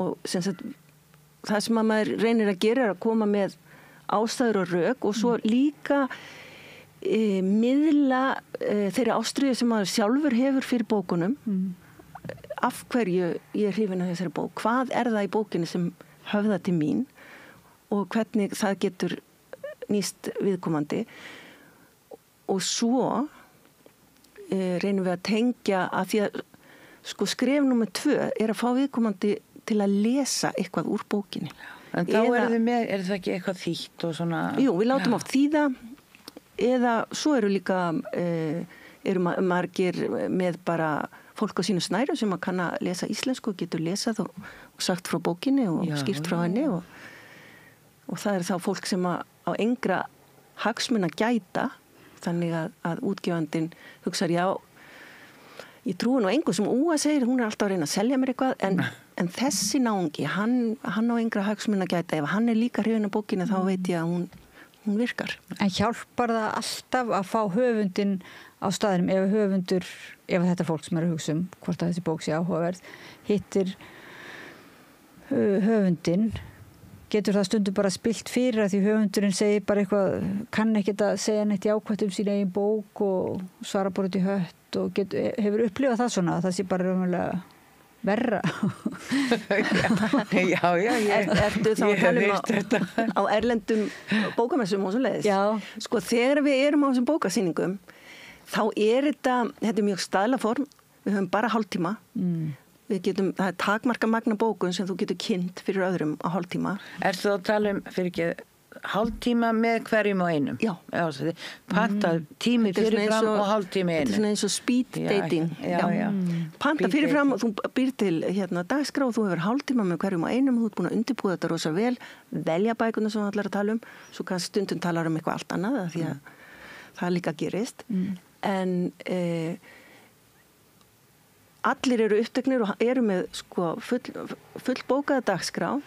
Þannig að ef það kemur einhver höfundur inn og bara að fara að tala sína bók og hann kannski að tala við einhvern útgefanda sem hefur ekki áhuga á þess konar bókum, þá það ekki að ganga. Þannig að þetta ekki rétta umhverfið. Aftur á móti segjum svo að höfundurinn sé þarna í boði útgefanda síns í viðkomandi landi og þau fara út að borða og hann hittir einhverja aðra útgefundur, afslappara umhverfi, ekki á inn á þessari bókamessu, þeir taka tal saman og þá gerist eitthvað. Þegar fólk svona kynnist og spjallar, þá gerast hlutir. En við vorum að tala þetta ef það væri ekki bókmenntaverðlaun, af því að greinilega, ef þú hefur bara hálftíma og þarft að, sem sagt, þá selja eða kynna bækur. Ég kynni bækur, svo sendum við náttúrulega, ég er löngu hægt að gera þetta en ég tala eins og ég sé enn í þessu í dag, en við náttúrulega sendum efni af því að þú getur ímyndaðir það að þú ert kannski á 50-60 fundum í 3 daga og kemur heim og þú ert alveg keksruglum, mannst ekkert en þú veist, þú ert búin að skrifa allt niður hjá þér og þú veist að viðkomandi mun senda þér efni og svo skoðar efnið. Já, en ég er að meina þú veist, hvernig bókmenntaverðlaun virkar þú veist, virkar náttúrulega hérna á Íslandi þeir sem fór tilnefningu, þá sett limmið á bækurnar og þetta bara markastengingin. Já, markastengingin fyrir jólin, þá þú veist, reistir fólk því að þetta nú eitthvað valið að fagfólki sem tilnefndar og góðar bækur og svo leiðis. Og það gerir það sama á erlendri grundu. Það bara, frambúðið mjög mikið. Okkur á ég að velja einhverja bók frá Íslandi, framöfur bók frá Íslandi. Þú veist, hvað það? Já, ég hef heyrt góða hluti íslenska bókmyndir og þessi bók hér, hún með bókmyndaverðlaun. Hún hlýtur að vera góð. Ég ætla að lesa hana. Og ef það væri mörg bókmyndaverðlaun, það myndi vera bara stofnum mörg bókmyndaverðlaun, þá kannski væri það aðeins svo mikið, það væri bara alla bækur væri með einhver verðlaun. Þá væri það kannski ekki jafn trúverðugt. Nei. Það myndi svona kannski... Þannig að svona verðlaun bókmyndaverðlaun verða að hafa einhver trúverðuleika svona... Já, það náttúrulega verður eiginlega að vera þannig. Ef allar bækur eru með bókmenntaverðlaun þá náttúrulega hjálpa þau ekki, af því það ekkert sem aðgreinir bækurnar. Nei, það ekkert sem Nei, það sem hefur verið kannski neikvæðast talað þessi bókmenntaverðlaun, svo það skjóti því nú inn í, eða það sem talað hvort það neikvætt eða ekki, að þau séu svo markatengt. Tilnefningarnar koma í desember og þá allir að fara að kaupa bækur og það ýti öðrum bókum til hliðar. En svo eru sumir með því og aðrir á móti slíku, en þetta eru stærstu bókmenntaverðlaunin okkar, þau eru tengt ykkur markaðspéssunum, það ekki rétt? Jú. Við viljum náttúrulega bæði, við meðum ekki gleyma því að auðvitað eru tilnefnd, það er bara fá verk tilnefnd og mörg önnur sem að fljóti ekki tilnefningu og ættu örugglega að skilja að fá hana. En þetta verður að vera takmarkað, en bókmyndaverðlaunin verða líka til þess, eða þessar tilnefningar og verðlaunin sjálf, verða til þess að fólk talar bækur og bókmyndir og það skiptir svo miklu máli. Þannig það er ekki bara náttúrulega, og við útgefundur sitjum ekki í þessum dómnefndum, þannig að við ráðum ekkert hvaða bækur verða tilnefndar. Nei, og það er ekkert endilega bækurnar sem við myndum sjálf velja. Því hver og einn velur bara út frá sínum smekk og sínum skoðunum. Sko. Því litinu er þetta einmitt faglegt, þótt að þetta sé sem sagt verðlaunin séu kostuð af bókaútgefendum, er það ekki? Jú. Og þetta séu bókaútgefendur sem tilnefna bækurnar, sko, og eru hugsuð sem á einhvern nátt sölu aukandi, en eru líka hugsað, eins og segir, umræðuvekjandi. Og þetta er virkilega umræðuvekjandi. Já, og þá er þetta fagleg, þá er þetta á þetta að vera óháð nefndir, það ekki svona? Þær eru, dómnefndirnar eru óháðar og vinna sjálfstætt og við skiptum okkur ekki þeirra störfum, en gleðjumst ef að bækurnar okkar fá tilnefningar. Og velun. Þá gleðjumst við enn meir. Það er ekki bara höfundur sem er velun sem gleðast, það er fullt af fólki í kringum það. Sko. En það er voða mikið þessu, sko, þegar maður heyrir bækur, sko, svona útlenska bækur, sem rata til maður á einhvern hátt, þá er náttúrulega oftar en ekki eru þær með límið á sér, með einhvers konar tilnefningu á sér eða verðlaun. Ég alltaf fór að hugsa þetta, betur það snýst. Maður heyri þetta alveg svakalega mikið í svona kynningum á bókum, þetta með þessi verðlaun. Með verðlaunin, já. Og hvenær byrjaði þetta? Hefur þetta alltaf verið svona, það sé alltaf verið að tala svona þessi verðlaun? Eða er þetta frekar nýlegt fyrirbæri? Sko, þau náttúrulega, ef þú ert að sem útgefandi að velja bók til útgáfu og þú ert alltaf að hugsa hópinn þinn, fólkið sem er að fara að lesa bókina, þú ert líka að hugsa finnst mér þetta góð bók, höfðar hún til mín, er hún samkvæmt útgáfustefnu hjá mér, en það hjálpa þér, framboðið er gífurlegt, þannig að það hjálpa þér að fá upplýsingar, já þessi hefur fengið þessa viðurkenningu, þessi hefur fengið verðlaun, af því að þá er búið að síja aðeins út, sko. Og þá kannski skoðaru þær bækur fyrst, en þú skoðar líka bækur alveg eins og ég sagði áðan, þú skoðar bækur út frá ýmsu, kannski hef ég áhuga á bókum eitthvað sérstakt málefni og leita fyrst og fremst að bókum það, burt sér frá því hvort það fengi verðlaun eða ekki. En áður en þessi verðlaun komu til sögunar hérna á Íslandi. Er þetta talað þá íslensku bókum? Íslensku bókmyndaverðlaunin. Það er 1989. Já. Þau eru fyrst veitt þá. Ok, 89. Þannig að fyrir þann tíma var þá bara leituðu sem sagt lesendur bara til, voru það þá auglýsingar sem réðu eða var bara leita til útgefandana eða einhverja svona páfa eða var þá meiri umfjöllun bækur í blöðum og sjónvarpi og svoleiðis, sko? Já, það voru fleiri miðlar sem fjölluðu bækur og það var auðveldara að koma upplýsingunum á framfæri við fólk af því fólk horfði á línulega dagskrá í sjónvarpinu. Þú þarf náttúrulega að láta fólk vita að bókin er komin út og hvernig átt að koma þeim upplýsingum og þú þarf líka að láta fólk vita hvað bókin er, af hverju bókin höfða til þeirra, af hverju þau eiga að kaupa þessa bók og lesana og þessum upplýsingum þarf þú að miðla á einhvern hátt til lesenda og fólk horfði á línulega dagskrá í sjónvarpinu og sá auglýsingar, fólk las bækurnar í fjölmiðlum og hlustaði útvarp og heyrði stórar auglýsingar í fjölmiðlum, sko. Þetta hefur bara breyst svo mikið. Já, þetta hefur breyst, sko. Það breytist og margt við íslensku bókmyndaverðlaunina. Manst þú tíman að tvenna, sko, hvenær gafst út þína fyrstu bók? Ég svo rögglu í tímanum fyrir ekki. Já, svona eru þau tvennir. Ég maður ekki 1983. En ég var einmitt þarna í þessari púlíu þarna 1989, fyrstu púlíunni. Varstu það tilnefnd? Með bók, tilnefnd. Og þetta var rosalegt hafarí. Til hamingju með það? Já, takk, langt síðan, en takk fyrir, já. Þetta var rosalega mikið hafarí í kringum þetta. og eftir fyrstu bókmenntaverðlaun sem Stefán Hörður Grímsson fékk fyrir ljóðabókina sína, að þá var alltaf stöðug umræða. Sitt sýndist nú aldeilis hverjum og það er gott og það er það besta við þessi verðlaun. Þegar fólk nærði að tala saman bækur. Já. Nei, eins og barnabarni mitt sagði við mig í gær, amma, ég elska kótilettur og það er þetta sem maður þarf þegar maður þarf að tala bækur. Maður elskar bók eða ekki og svo kemur debatt, það er gaman að tala bækur. Og það er ekkert allir að vera sammála. Nei, og það eru það ekkert allir. Nei. Og mann vita að þetta er ekki stimpill frá Guði, sko, bókmenntaverðlaun bókmenntaverðlaun eru náttúrulega mikil sverði auðvitað. Já, þetta er mikil viðurkenning. Já. Mikil viðurkenning, en fólk veit samt að þetta er, fólk þorir alveg að vera á öðru máli eða svoleiðis. Svona Íslendingar eru það eiginlega, er það ekki svona öryggi með sig í svona áliti sín á bókum? Jú, og sko, hvatningi verður náttúrulega að lesa þessa bók sem fær verðlaunin og allar hinnar. Og vera svo þá samræðahæfur í boðinu. Og mynda sér sína eigin skoðun. Já.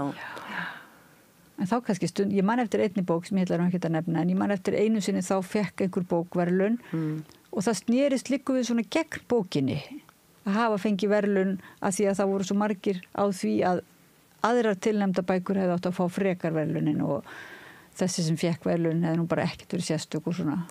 Já, munið aldrei eftir svoleiðis. Nei. Ég man það ekki að það getur alveg verið, sko. En mér finnst maður bara með svona 10 daga, þá sýnir maður nú bókinni sem fær verðlaunum kurteisi. Að hann bara segir að allar hinna bækurnar hefði frekar átt að fá verðlaunin, sko. Þetta er bara samkvæmsleikur. En hefur þú fengið verðlaunin? Já. Nú, já. Og hvað ég segja? Var það ekki gaman, góður reynsla? Jú, það var ægilega gaman. Jafnvel þó ég hefði kannski verið mjög mikið á móti því. Sko, verðlaununum sem ég var ekki neitt, að þá var það ægilega gaman, þetta var bara hátíð stund, sko. Og ef maður getur ekki upplifið það þegar þeim er veitt viðurkenning fyrir það sem það reynir að gera best, þá geta það bara getið það sem út í frís. Mér varst það ægilega gaman, sko. Og hvaða bók var það sem fekk verðlaunin? Já, Gröndaður sjö. Nei, í alveg að stóða aðeins á því? Já, þetta er, já. Það var 94, það er langt síðan, sko. Það er 20 ár síðan. Er það ekki? Ég er ekki góður að reikna, er það ekki í svo listar? En höfundarnir sjálfur sem að, er þeir duglegir að taka þátt í kynningu af bókum sínum og í þessari viðleitni ekki, þá er ég ekki að meina þennan höfund sem mætir þarna óboðina og bókamessuna og fyrir eitthvað blaðræður en svona, eða svona almennt. Það er ekkert gaman fyrir höfundar náttúrulega að koma á þessar bókamessur. Er ekki gaman? Nei. Sko, ég held að þetta sé aldrei yfirþyrmandi að ganga, það er svo mikið af bókum og það er svo mikið af fólki og það eru allir uppteknir við að tala saman og það hefur engin tíma. Nei. Til að spjalla við svona fólk sem er ekki búin að panta tíma. Þannig að það er ekkert gaman fyrir þá. En ég meina bara svona eins og fyrir jólin, jólabókaflóðinu og upplifur ekki að það sé svona að höfundar séu misgóðir í því að kynna sína bækur. Það er örugglega mjög erfitt fyrir fólk sem er búið að sitja kannski 2-3 ár heima og skrifa bara og vera eitt með sjálfu sér meiri hluta dagsins og svo allt í einu í 2 mánuði fyrir jól þá það að vera á útopnu og hrósa sjálfu sér og trana sér fram og það er bara mjög margir sem eiga erfitt með þetta. Og þú hefur nú upplifað svona þessa tilfinningu, þú ert nú útgefandi líka Árný. Já. Segðu okkur að því að við vorum að tala um þetta áður fyrir þáttinn í undirbúningsvinnunni, segðu okkur frá því aðeins. Já, ég er nú svona að taka mín fyrstu skref sem útgefandi og kannski byrjar ekkert mjög vel svona hjá mér að því ég til dæmis er þá líka höfundurinn og gef höfundinum, útgefandinn gefur höfundinum sko leyfi til að senka útgáfu oft sem er ekkert sniðugt sko. Nei. Þú veist, höfundurinn alltaf að segja ég ætla aðeins að frekara laga og gera öðruvísi og þannig að þú veist, það vantar það þessa dýnamíka að útgefandinn kannski svolítið íti á. Það er erfitt að vera strangur við sjálfa sig. Já, og eða líka ef maður er strangur á kannski vitlausum stað, þú veist, strangur varðandi einhver uppbyggingu á einhverjum verkum en ekki kannski strangur í þessu að það verði að koma því áleiðis. Já, svo líka, var ég að gefa út bók fyrir jólin, mér fannst erfitt svo sem að vera eitthvað að segja sjálf, þú veist, þetta þú þarft alveg endilega að eignast þessa bók. Mér fannst það svona mjög erfitt, sko. Nei, segðu hvað hann sé niður í það, sko. Þú situr við borð og ert að selja bókina þína. Og hérna, sem er svona þykk og mjög fín og allt það. Og þér þykir vænt hann allt. Svo kemur svona fólk og þú ert svo erfitt með að segja, hvað er þetta erfitt með að segja? Nú kemur fólk og allar að kaupa hana. Og hvað er það raunverulega sem þú ert erfitt með að segja? Já, ég bara reyna, sko ég áttaði með því bara þetta þetta sérstakt fag að segja svona af hverju ætti ég að kaupa þessa bók, sko, hvernig á maður einhvern veginn að svara því, sko, ég reyndi að finna einhverja sölulínu og setti þarna að hún væri svo vel saumuð, því hún var mjög vönduð og var svona, þú veist, það var óbúðslega og hún datt á gólfið og hún sko skattaðist ekki, þannig að þetta nú virkilega, og ég skrifaði það svona miða, mjög vel saumuð bók. Já. Núna finnst mér að hlægilegt, sko, en ég var þarna í að reyna, nú verði ég að vera bara sölumaður. Þú átti semst erfitt með að segja að þetta er alveg ofsalega góð bók og hún mun bara breyta lífið þínu. Á erindi til allra. Það er erfitt að tala svona eigin verk. En ef hönnuðurinn var við hliðina mér, þá gæti ég sagt bara hvað ég var rosalega ánægð með hennar og hvað hefði verið stórkostlega að vinna með henni og ef að myndlistakonan sem að bókin var var hliðina mér, þá ætti ég ekki neitt erfitt með að tala það og þær gátu það hrósa mér, þú veist, þannig að það þarf, maður fatta þetta þarf að vera pínlítið svona, ekki hrósbandalag, en svona er það ekki, þetta er svona einhvern veginn þessi vandi og við höfum talað líka unga kynslóðin, eða það er allavega klísjan, mjög margir af yngri kynslóðum bara hafa séð þessi knúna til þess að taka þátt í meira mæli í þessari kynningastarfsemi og skrifa sín eigin verk á samfélagsmiðlum. Sko það er náttúrulega, það hefur breyst umhverfið í fjölmiðlum. Þannig það er erfiðara, sumur höfundar það er búið að koma á framfæri, lesandinn og kaupandinn veit hverju þeir eru og veit að hverju þeir ganga ef þeir kaupa bók eftir viðkomandi. En svo er það náttúrulega yngri höfundar sem eru bara ekki þekktir, þurfa að koma sér á framfæri. Lesandinn og kaupandinn þarf að vita hver þessi höfundur er og hvers vegna hann ætti að kaupa bókina eftir viðkomandi og það er erfiður að koma á framfæri því það er ekki eins og ég sagði á hann, það er ekki þessi línulega dagskrá í sjónvarpinu sem allir horfa á, það er ekki sko sömu dagblöðin sem allir lesa, það er erfiður að koma þessum upplýsingum á framfæri og þá verðum við að nota samfélagsmiðlana og netið og þess vegna verða eiginlega ungir höfundar að vera dálítið duglegir á samfélagsmiðlum og þeir þurfa að vera ófeimnir við að tala bókina sína og koma á framfæri. Já, og hrættir við það þó einhvers mikill montaras er þetta. Já. Þetta umhverfi er svo ólíkt frá því sem var. Þegar það þótti sko fólk fekk 5 stjörnum fyrir hóvarð. Fólk sem segir bókina sína, þetta er yndisleg bók sem er ekki gott orð, Oddný. Nei, það er erfitt orð, en segjum svo. Það getur verið alveg hóvar manneskja, þó að þetta sé hennar eigin bók. Þetta er búin að leggja eins og þú talar 3 ár í að vinna. Hún er búin að vera ein meira og minna þannig, en svo breytist, verður hún að skipta pínlítið karakter. Já. Þegar hún fer í þetta. En þetta er svo misjafnt hvað kynslóðurnar eru aldar upp í það að hrósa sér. Og þú nefnir þarna 3 manneskjur. Það er betra að hrósa öðrum en sér. Jú, svo náttúrulega, þetta er svo myndlistafólk, það er bara í skólan núna, í myndlistaskólum í dag, þá er sko, það bara hluti af náminu að skrifa kannski pínlítinn texta fólk á að skrifa, kynna sjálft sig sko. Og ég hugsa að það sé líka með höfunda, þetta er bara þeir líta á það sem til dæmis orðið höfundarmynd, ég hef aldrei heyrt það, þetta bara svona konsept, þá ertu með nýju höfundarmyndina þína, þú veist, þetta bara líta þetta meira svona fagmennsku að þú tekur þátt í auðvitað, ef þú ert að gefa út verk þá þarftu auðvitað bara að standa fyrir þessu verki og vera með mynd af þér sem höfundi og svoleiðis, sko. Já. Fólk á misjaflega gott með þetta, en tímennir hafa breyst varðandi þetta. Fólk á ekki eins erfitt með þetta eins og þau var alveg uppið að sitja út í horn og þegja og var aldrei að monta sig.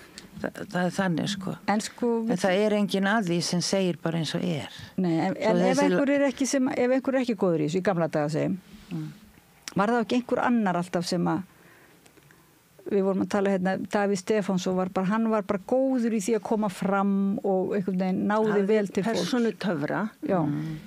En sko, við náttúrulega gerum meir en að auglýsa bækurnar eða láta ekki höfundarna vera á samfélagsmiðlum. Það eru líka upplestrar og þá látum við bókina í raun og veru auglýsa sjálfa sig, höfundur les einhvern góðan kapla úr bókinni og þá nýtum við hans persónu töfra og bókina til þess að heilla lesendur og þau fá svona aðeins smakka bókinni og þá mögulega átt að sjá því að þau vilja lesa þessa bók. Það er ýmsar aðferðir. Svo náttúrulega eru viðtöl og við reynum, ef þau eru sett á netið, þá reynum við að deila því og hvetja höfundarna til að deila því og alltaf að minna á.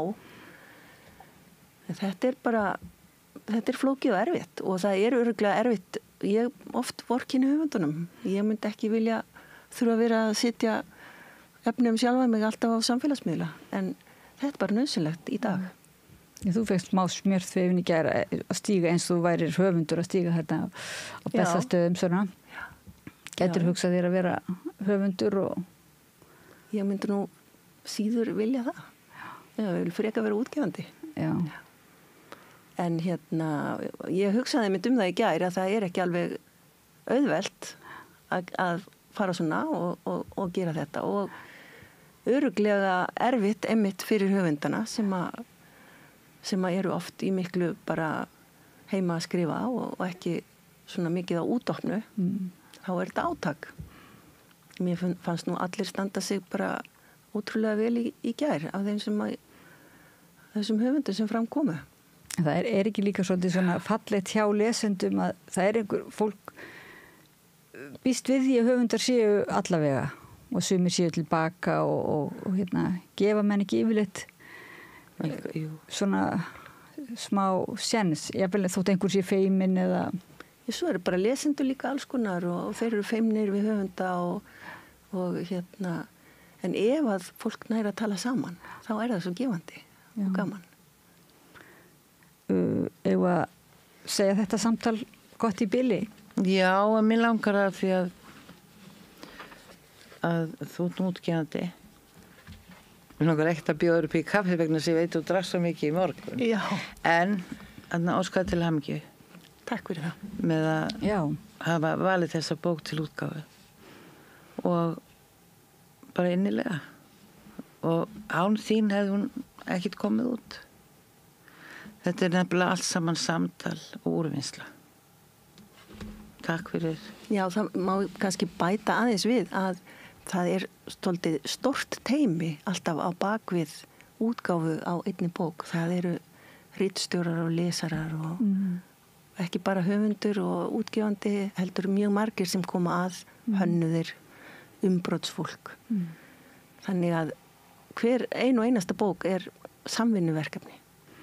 Mörg handtökin. Já, og mér finnst bara svo gaman að fá að heyra í útgefandanum. Það er ekkert svo oft sem að færa að heyra í einmitt þessum sem eru að búa til bækurnar. Einhvern veginn svolítið ofta bak við tjöldir. Nei, það er bara höfundurinn oftast Já. En þannig að hér er verið að brjóta blað og það er yndislegt blað. Já, kæra þakkir fyrir að koma til okkar í bókaspjallið. Hólmfríður Matthíasdóttir, kölluð Úa, útgáfustjóri forlagsins, er það ekki? Jú. Útgáfustjóri forlagsins. Takk fyrir mig. Takk fyrir spjallið og til hamingju, já, og hlustendum og áhorfendum þakka ég kærlega fyrir að vera með okkur í spjallinu og við náttúrulega hvetjum alla til að lesa verðlaunabókina sem fékk íslensku bókmyndaverðlaunin í gær. Bókina Móðurást draumþing eftir Kristínu Ómarsdóttur.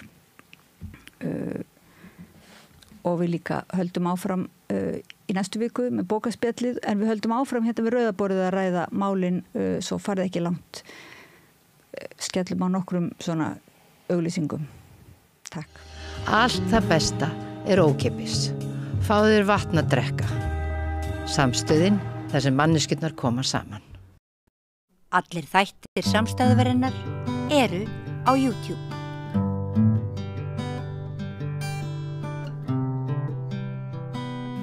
Já, komið sæl og velkomin að Rauðaborðinu. Ég heiti María Lilja og hjá mér eru góðir gestir að ræða svona stöðu heimsins út frá augum karlmannsins, Pétur Eggers og Jón Þormar Pálsson, Nordic Masculinity öðru nafni. Verið velkomnir. Takk fyrir það. Það gengur á ýmsu.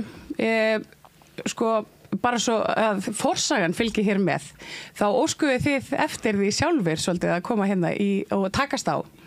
Þið eru svona, það sem ég myndi kalla svona á sikvorum pólnum, en kannski mögulega getum við komist að einhverju niðurstöðu hérna í dag. Hvað er þetta sem að ykkur greindi á þegar þið óskuðuð eftir viðtali?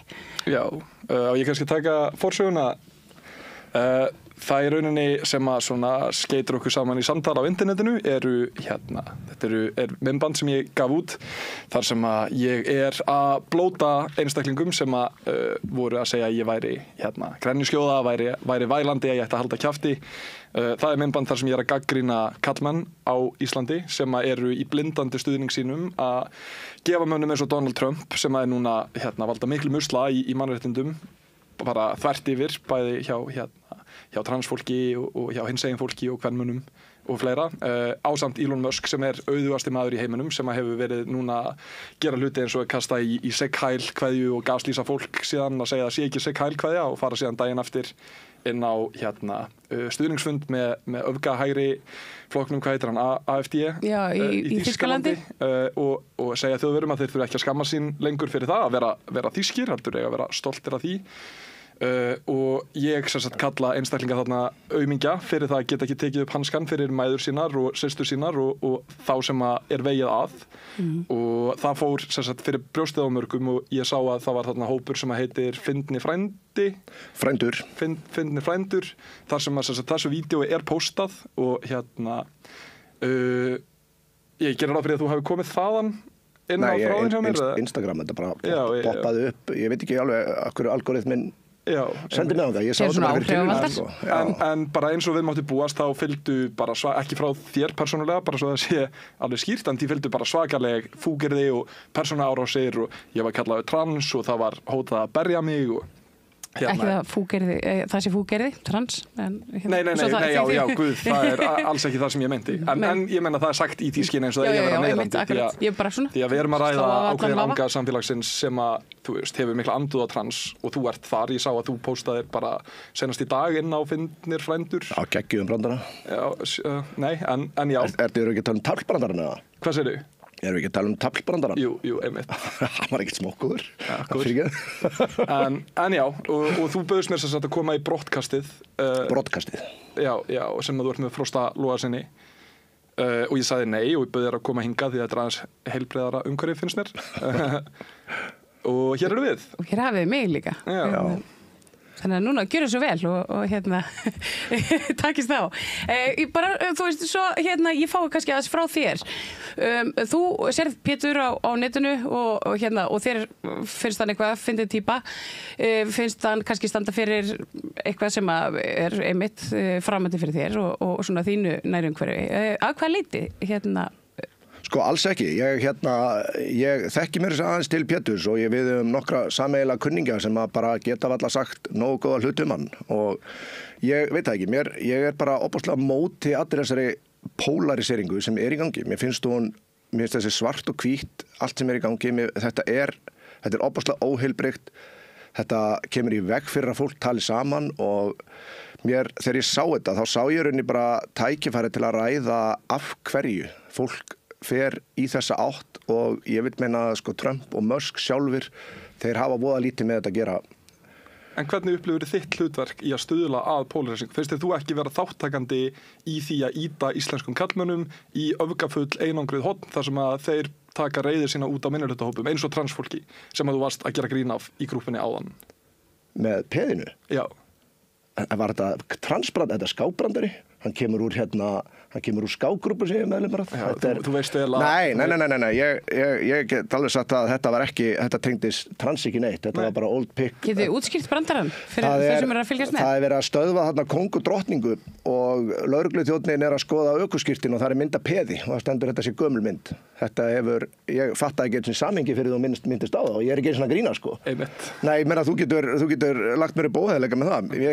Ég skáknörd og þú mátt... Þín internetsaga bara skrifa það sjálfur þér sko. Já. Það mega bara skoða hana, ég ekki að fara að vera narrator fyrir þig sko.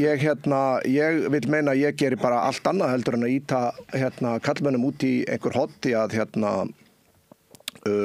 ég til dæmis tala mikið og gegn þessu svona red pill dóti men going their own way incel dóti, þetta allt hlutir sem að bara ég hef ekki nógu slæma hluti til að segja í dag og mér finnst að það að eins og ég segi, ég ætla að leyfa Pétur Jónsson að koma af stað en ég algjörlega ósammála því að ég sé að ýta kallmönnum út í hvað var að segja, einhver hotta sem að vera að tala illa hinn á þessa og ég tel mig algjörlega ekki að vari það afstöðu. En hvers vegna, að því að nú myndi ég bara svona leikmaður, eins og ég var fengin hérna til þess að vera í dag. Sko, ég myndi segja að þið væruð einmitt svona á sikkvorum pólnum svolítið. Broadcastið þetta svona, þessi Joe Rogan narratífa svolítið, þú veist, það svona harðir kallar og þú veist, gegn vókisma og allt þetta og meðan að Pétur svona meira, ég þekki hann úr hreyfingunni fyrir frjálsri Palestínu og við höfum svona verið mikið saman í verkefnum, svona friðarverkefnum því tengt þetta eru hópar sem aldrei mætast en ég leyfi mér að fullyrða að við höfum þó öll eitt svona megin markmið og sameiginlegt markmið sem þetta bara betri heimur fyrir alla og minni ójöfnuður og allt þetta, minna ofbeldi en á hvað leyti finnst þér Pétur að hann sé að hann svona íti mönnum kannski lengra út á eitthvað svona jaðar? Sko, ég náttúrulega bara ranni stuttlega yfir Instagram-akkántin hjá þér í gær ég hef ekki hort mikið á podcastin hjá þér og ætla ekki að vera að kasta blindri gagnrýni á hluti. Instagram-akkántin alveg frekar svakalegur og líka komment sem ég að sjá eftir þig bara inn á þessu fyndni frændur. Þú veist, þú talar einhverja OnlyFans-stelpu sem brundtunnu og að það séu bara, ég vel ekki að hafa þetta eftir þér, hlutir sem þú ert að segja, sem náttúrulega bara gífurleg svíverðing og ekki mjög málefnalegt teik á fólk sem í kynlífsvinnu eða, þú veist, mögulega í annarri stöðu heldur en þú sjálfur, mjög lítillækandi og svona niðurlægjandi svona orðalag. En það sko, svo við séum ekki bara að vera einn versus hinn og þú veist, þinn hlustandahópur hati mig aðeins meira og minn hati þig aðeins meira. Við ætlum nefnilega að fá hérna svolítið fallega laust. Það er alveg forsendur fyrir því að kallmenn eru að upplifa sig einangraða. Það sem ég á mjög erfitt með, sem að svona setur okkur daldið í stöðu þar sem við erum mjög ósammála, er að það sé einmanaleiki kallmanna, erfiðleikar kallmanna, bæði á vinnumarkaði og bara í geðhelsu, að það sé alltaf immediately parað við hluti eins og til dæmis bara eitthvað svona sem jaðra við að vera replacement theory. Bara það er bara farið að fara á hælisleitendur, rosalega mikil athygli, þú myndist á þann áður en að við fórum inn í viðtalið, myndistu á þennan pakistanska afbrotahóp í Englandi og sem er rosalega svona bundið í ethnicity og að þetta sé innflutt og fleira, hlutir sem eru ekki tölfræðilega mjög samfærandi ef þú horfir á heildamyndina séð, skilurðu, að við erum að tala þetta eru mjög litlir hópar í samfélaginu og glæpatölfræði talar sínu máli þarna, mikið á óþægilegri tölfræði fyrir marga að skoða í öllum hornum en það sem ég upplifa að gerist á aðgöngum eins og þínum er að það er tekin einhver heift. Þú veist, það er einhver raunveruleg tilfinning, ég ætla ekki að reyna að gera lítið úr því, það er alveg ástæða fyrir því að kallmenn eru að sækjast í eitthvað sem ég finnst vera mjög volatile, ofbeldisfull hegðun, bæði andlega og líkamlega, en það að þessu sé alltaf channelað gegn transfólki, umræðan fer alltaf í að tala þú veist, og nú ekki bara að setja eitthvað orðið í þinn munn, ég bara að tala kommentakerfið í gær sem var rosalega mikið í sama þema á Instagram-akkántiðin, umræðan fór strax bara, þú vilt láta klippa titlingan af krökkum og þú ert að grúma krakka í að vera trans þú veist, ég hata mitt eigið land og ég vil bara sjá bara innflytjendur koma inn og þetta er stemmingin inn í þessum afmarkaða hóp. Þannig ég á rosa erfitt með að horfa á þetta og segja, já, hérna sé ég réttindabaráttu fyrir karlmenn. Því að þetta virðist vera bara rosa mikil reiði og birtingamyndin er ofbeldi gegn öðrum minnihlutahópum, skilurðu. Hversuna, Jón, heldurðu að fólk, karlmenn, ég meina, það er ákveðin vandi á meðal karlmanna, við getum ekki neita því. Ég meina, karlmenn eru þetta þeir sem að deyja í flestum vinnuslýsum, sjálfsvígum, þeir eru í fangelsunum og fleira. Þú veist, það er eitthvað að. Og það er einhver orsök þannig á bakvið. Hvers vegna heldurðu að karlar í staðin fyrir kannski að líta frekar á heildamyndina og vera þá sameiginlega reiðir við þá til dæmis eins og feminista sem að berjast fyrir réttindu kvenna og beina sjónu sínu svolítið að stjórnvöldum að svona sameinast einhvern veginn þarna á miðjunni. Hversuna heldur að karlar fari í þetta einmitt að svona benda á innflytjendur og annað svona í umhverfinu? Sko, mér langar að byrja á þessu með það sem að myndist á bruntunna. Ég var að setja í svona íktasta samhengið svona þegar var verið að tala hana sem að setti metið og svaf hjá 1057 karlmönnum á einum degi og var að tala að maðurinn hennar hefði verið ósáttur og ég setti upp í kaldhæðnislegu samhengi það að hann væri náttúrulega bara aumingi að því að hann væri ekki að sætta sig við það að konan hans væri að vera þetta fyrir, ég meina, þú veist, við getum rætt þetta á hvaða hátt sem en ég fer ekki dóan að því að ég veit ekki hvort það sé hægt að fremja einhvern meira niðrandi, bara ofbeldi á sjálfu sér heldur en að sofa hjá 1057 karlmönnum. Það eina sem kemst nálægt í hver og einn af þessum 1057 karlmönnum sem tók þátt í því. Það er karlmennir sem tók þátt í því. Já, mér þetta ekki í huga að búa til einhverja afsakanir við það. Mér finnst það alveg jafn ógeðslegt. Og mér finnst þetta bara mér finnst þetta bara allt í lagi orð að setja fram þegar þú ert með svona parodíu samhengi. Þetta er ekki orð sem ég nota almennt yfir konur og mun ekki gera og mér langar að benda ef þetta veldur mér þess að því að ég missi nú alltaf einhverja fylgjendur í hver skipt sem ég gera það. En ég á það til að pósta myndum á Instagram mitt sem að ég er algjörlega ósammála og svo er svona caption undir, þannig ger ég þetta mjög oft og útskýri af hverju það er vandamál og það sem þar kemur fram. En byrju nú einn, Pétur fór nú yfir svolítið mikið þannig að mér finna frændur. Mér langar aðeins áður ég að svara spurningunni, Mari, mér langar bara að spurja og ég gúttir í rauninni hvoruga hegðunna, en hvernig er þetta ólíkt því sem við erum að sjá til dæmis bara eins og ef við tökum dæmi þegar að við opnum, ég ætla bara að taka dæmi, við opnum broadcast og ég er rosalega fegin að börnin mín voru ekki á samfélagsmiðlum og er ekki á samfélagsmiðlum þegar var verið að lesa það. Þú veist, fólk sem hafði ekki einu sinni talað mig að þetta, það var farið að kalla mig nasista, rasista og ég hataði konur og þetta er fólk sem hafði aldrei hitt mig, aldrei séð neitt séð gert, aldrei talað Þú ert hvorki nasisti en ég er rasisti? Nei, bara fá það inn á hreint.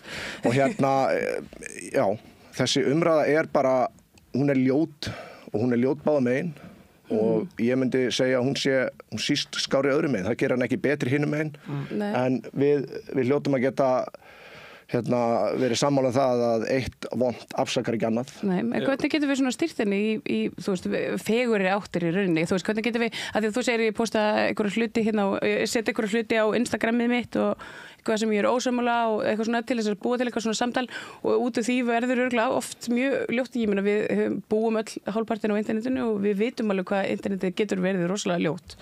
Þetta er svona, ég hugsa internetið oft í þessi samhengi að þetta er svona eins og fólk í umferðinni. Þú veist, þegar það er inn í bílunum sínum og það er alveg svona með svona road rage eða svona, þú veist, svona umferðareiði einhverja og það öskrar eitthvað svona skíthæll og gefur fingur og allt þetta en þú veist, ef þú myndir mæta þessari mannesku sko, bara í auglitið til auglitis þá er ekki víst að sömu orð yrðu val. Þetta er svona svipað, þetta er svona fólk einhvern veginn felur sig á bakvið eitthvað skjá. Ég menna það er að þú, mikið af þessari menningu eins og ég sé hana er keyrð áfram á ótta af raunverulegum ótta og við sjáum ef við tökum MeToo-hreyfinguna sem dæmi þar sem að þú veist, cancelkultúr var í fyrsta sæti og það raunverulega staðan að það bara karlmenn brjóta tölfræðilega oftar á konum heldur en konur á köllum og það eru konur að reyna að varpa ljósi á það og því fylgt eftir með fullt af einhverju svona cancellation campaigns og síðan aldrei talað ábyrgð eða eftirlíf eða þú veist raunverulega orsök fyrir brotahegðun í þessu samhengi. Það verður aldrei samfélagslegt samtal, heldur hóparnir bara þeir fara bara frekar í sundur eftir þetta campaign. Ef við tökum fyrir MeToo-hreyfinguna af því að MeToo-hreyfingin hún er í rauninni afleiðing einhvers brotins kerfis þar sem að körlum líður á einn hátt og konum líður öðruvísi og það verður til einhvers konar ofbeldi í einhverju svona, þú veist, einhverju rými hinn á milli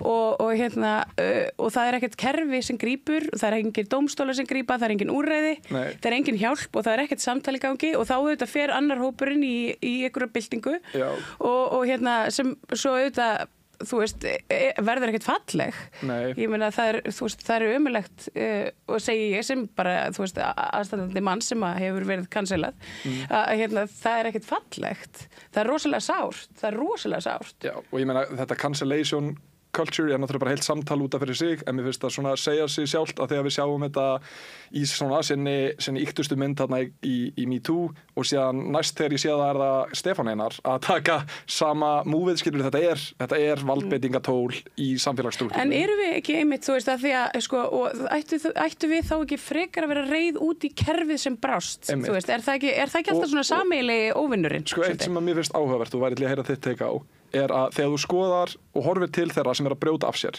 og við getum tekið til dæmis kommentakerfið mitt í gær sem dæmi að þarna koma menn sem að koma inn bara með ofbeldistilburði, bara instantly ofbeldistilburði. Ég hef nú sjálfur, ég alveg upp í Efra-Breiðholti og ég hef séð heimanna tvenna. Ég hef séð mikið af ofbeldi á minni ævi og ég sé rosa mikinn samnefnara á milli þeirra karlmanna í íslensku samfélagi sem hafa gert lífið mitt mjög erfitt. Og þeir karlmenn sem eru líka að koma mjög illa fram við kvenmenn og mjög illa fram við aðra jaðarhópa, skilurðu. Þessi hópur karlmanna frá mínum bæjardyrum séð, hann flykkist rosalega að efni og rásum eins og þinni og að hugmyndafræði sem byggir rosa á kynþáttahyggju, sem byggir mikið á fordómum í garð kvenna og þú veist, bara svona sex workers, fattar við núunstu topic og alls konar hlutir og fattar hægt að ræða sambönd en eins og við tölum þetta með bruntunnu kommentið, skilurðu, að það rosalega munur að segja, heyrðu, hérna erum við að tala mannesku sem að sýna gífurlega vanvirðingu í garð maka síns og það bara alvarlegt og fólki líður illa í svoleiðis aðstæðum og þú veist, ég sjálfur með alls konar skoðanir á pólísamböndum til dæmis sem að ég held að séu oftar en ekki ofbeldissambönd. Það augljóslega þetta núansa topic. Ég ekkert bara með öllum birtingamyndum samskipta en ég ekki að fara inn að kalla fólk brundtunnur og þú veist, það polarizing.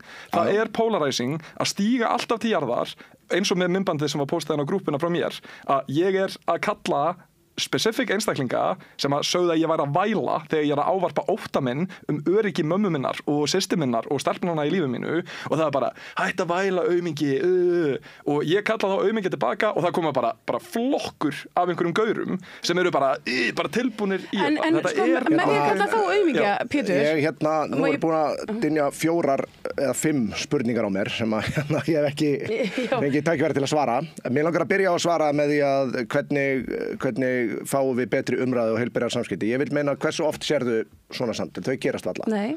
Og það ofboðslega leiðilegt. Það er vegna þess að það mikið af fólki sem bara vill ekki koma og tala við fólk sem þau eru ósammála. Það bara ofboðslega erfitt þá að einmitt ætla að eiga samskipti því að ég er ekki sammála þessu með hvernig fólk lítur á hópinn sem er á móti sér því að mér finnst ofboðslega alvarlegt. Það er eitthvað rosalega í gangi, finnst mér, ef þú trúir því að aðilar sem eru kannski ekki á sama pólitíska miði og þú vilji ekki betri heim fyrir alla í kringu sig. Mér finnst það ofboðslega alvarlegt þegar við erum farin að hugsa að þarna sé bara á ferðinni einhver hópur sem langar að rústa samfélaginu. Og með af hverju þú sagðir einmitt svona aðilar flikkast inn á reikningana mína og svona. Ég segi frábært, ég vil hafa það þar vegna þar er ég actually að tala við þá. Og ég vil tala inn í hópin sem þarf á því að halda. Ég hef ekkert áhuga á að vera að tala við þá sem þurfi ekki á því að halda. Þess að mér finnst, bara sem dæmi, ég byrjaði á þessu fyrir cirka 4 mánuð síðan. Og ég byrjaði bara að hún hét öðru nafni þá, síðan mín, og þá var ég bara með það í huga að ég búin að missa marga nákvæmna mér úr sjálfsvíðum. Það var bara að fá þar inn unga menn eða jafnvel bara eldri menn sem að voru komnir á bara Ystunöf og vantaði ekki til að tala við. Ég gerði þetta í hálft ár þangað til ég gat ekki meira. Það var svo mikið af aðilum sem voru að koma og spjalla við mann. Sem betur fyrir átti ég góða í kringum mig því að svona tekur alveg óbúslega á og þannig byrjaði þetta. Og þá fór ég að hugsa, sko, ég get ekki svona, ég get ekki bara verið að taka við, mér langaði þá að reyna að hjálpa aðilum á þann hátt að setja fyrir fram á þá, þessast fyrirbyggjandi í rauninni og ég tel þetta að vera, ég oft með grófan húmor, ég ætla aldrei að beðast afsökunar á því, ég kalla konur ekki brundtunur bara sem dæmi, en ég nota þetta í þetta var parodíu brandari og ég segi grófa brandara og ég biðst ekki afsökunar á því. Nei, en ég meina þín nálgun á samskipti rosa mikið að stuða og þú talar það að þú viljir taka utan viðkvæman hóp karlmanna sem að einangra sig, en ég get ekki séð betur en að þú sért að reyna að búa til einangrað samfélag fyrir einangraða karlmann. Hvernig? Ok, tökum sem dæmi hvernig umræðinni undantekningarlaust stýrt að minnihlutahópum frekar heldur en að henni sé stýrt að kerfisbundnum breytingum. Hvað mennur? Umræðan inn á Instagram-akkántinni þínum snýr, hvernig myndir kategoræsa akkántin? Hvað þemað í kontentinu hjá þér? Því að það pretty much þarna. Það bara áróður gegn hælisleitendum sem þú hefur verið mjög virkur í að taka þátt í, áróður gegn transfólki, að gefa karlmönnum undir fótinn sem að tala gegn réttindu kvenna til þungunarofs til dæmis. Þetta rosalega mikið bara lokaður hópur sem að sér aðra sem úthóp. Það svona þróast kynþáttahyggja. Þú segir að það sé grimmt að mér að draga þá ályktun að þessi hópur sem vilji samfélaginu illa. Það kannski hægt að setja það þannig fram, en þú verður átt að þetta lítur vissulega þannig út þegar einn hópur konstantli að ráðast á aðra minnihlutahópa og segja þetta eru við, ekki vera með þau hérna. Á sama tíma þessir hópar þessu hælisleitendur í Íslandi hvað, 0,4%? Já, eitthvað svoleiðis. Ef ekki minna. Já, minna 2. Fattaru. Og ef þú skoðar kostnaðinn, bara vopnakostnaður til Úkraínu var cirka bát helmingurinn af því sem var sett í hælisleitendur á Íslandi í fyrra. Fattaru, ef þú setur þessa hluti í samhengi. Við erum jafn mikið á móti vopnakostnaður. Já, einmitt, en ég bara að segja að við setjum þetta í samhengi og við ætlum að tala það að þú ætlar að, þú upplifir þig eins og þú sért bara að halda utan einhverja karlmenn, en þetta það sem að þú ert að tala þá við. Frekar heldur en við getum talað bara kerfisbundið, af hverju hallar á kallmenn í skóla, skilurðu? Við þurfum virkilega að ræða þetta. Af hverju eru kallar ekki að eignast börn? Af hverju upplifir þessi einangraða? Mér finnst þetta frekar óheiðalegt af þér vegna þess að þetta einhverju póstar þarna sem þú segir að þetta sé það sem það fjalli Þetta ekki rétt. Þú þarft ekki annað en að skoða bara það sem að ég stanslaust setjandi til dæmis áminningar við að þetta snúist ekki hatur gegn konum. Það er inselhegðun. Ég hef afinselað 5 gæja af 12 sem að leita til mín, bara sem dæmi. Já, þú getur rangkvölt augunum. Málið það er verið að gera manni upp markmið. Þetta eins og ég væri að, efastu það að því að við erum ósamála, að þú hefðir þá eitthvað illt í hyggju. Ég get alveg útskýrt af hverju ég vil þetta. Það vegna þess að þegar þú talar unga karlmenn, í fyrsta lagi, þá verðuru, ef þú vilt ná til þeirra, þá verðuru að allavega getur ekki bara látið öll þessi vandamál sem eru herja á þá eins og vindum í þjóta. Þannig færðu gæja eins og Andrew Tate bara sem dæmi. Það vegna þess að Andrew Tate, hann er frábær í kjaftinum. Því verður ekkert neita, alveg sama hvaða álit þú hefur á honum. Hann stórkostlegur í að tala og 50% af því sem hann talar eru bara mjög legit hlutir sem að karlmenn samsama sig með og það ástæða fyrir að samsama sig með þessu. Það vegna þess að hann að benda á vandamálin sem að ungir karlmenn, karlmenn ekkert einhver svona forréttinda hópur, þetta bara ungir strákar sem verða hræddir mönnum. Já, hvað þú segir að karlmenn séu ekki forréttinda hópur, getur útskýrt fyrir mig frekar af hvað þú meinar? Það eru vissilega jaðarsettir karlmenn til, en Mér finnst þetta með að karlmenn séu forréttindahópur, þetta orðið svo mikið kjaftaði. Það engin forréttindi sem að karlmenn í dag hafa. Þú segir bara strákar byrja strax í skóla. Þeir eru með nánast eingöngu kvenfyrirmyndi í kringu sig. Það rosalega hátt hlutfall einstæða mæðra. Það rosalega margir sem að vanta góða föðurímynd. En hverjum þetta að kenna? Ég veit það ekki. Og það rauninni kannski ekki endilega það sem að við erum að það sem skiptir máli. Heldur hvernig lögum við það? Já, einmitt, en þá þurfum við að finna svolítið svona hvaðan kemur þetta vandamál? Sko, það engin spurning að það dynur á þeim og hefur gert. Við þurfum ekki annað en að skoða bara, einn hópur segir að ef þú skoða fjölmiðla þá sérðu bara árásir á minnihlutahópa, annar segir að sé bara ef þú skoða fjölmiðla þá sérðu að það sé, þú veist, bara sem dæmi, það stutt síðan þú gæti sagt bara, þú veist, kill all men, hérna bara sem dæmi, þú mátti tala að það að taka út hvíta kallmenn, það þú veist, destroy whiteness, þetta mátti allt segja bara fyrir mjög stuttu síðan og má ennþá. Já, þetta svolítið svona, þetta kallað að kýla upp fyrir sig? Já, það má alveg segja það eins og vilt, en þegar þú ert að tala að kýla upp fyrir þig, þá það ekki bara einhverjir forréttindakallar sem að sjá þessi skilaboð. Það eru ungi strákar, það eru ungi kallmenn sem eru, þeim hefur gengið illa í skóla, þeir eru ekkert bótur í borun á sér, þetta ekki einhverjir kallar í jakkafötum sem eru... Og býr þetta þá til einhver svona reiði? Þetta býr til rosalega reiði, vegna þess að þegar þeir eru einmitt að tjá sig þessi vandamál, að þeir sjáu þetta, það verið að coming after them. Ég búin að sjá og ég búin að hlusta á fyrirlestra það sem verið að tala við skólakrakka og það alltaf verið að segja að strákar, við þurfum að koma í veg fyrir að strákar verið gerindur. Við þurfum að koma í veg fyrir að þeir verið ofbeldismenn. Það alltaf sagt, þú átt ekki að vera svona, þú átt ekki að vera svona, þú átt ekki að vera svona. Það enginn sem kemur og segir og sýnir svona átt að gera þetta. Svona átt að vera góð maður, svona átt að vera sterkur maður. En hvar þrífst til dæmis, þú veist, þegar ég sé eins og kommentarkerfið í gær, þá hugsa ég, djöfull minnir mig þetta og það þegar ég var að æfa í leikni sem barn.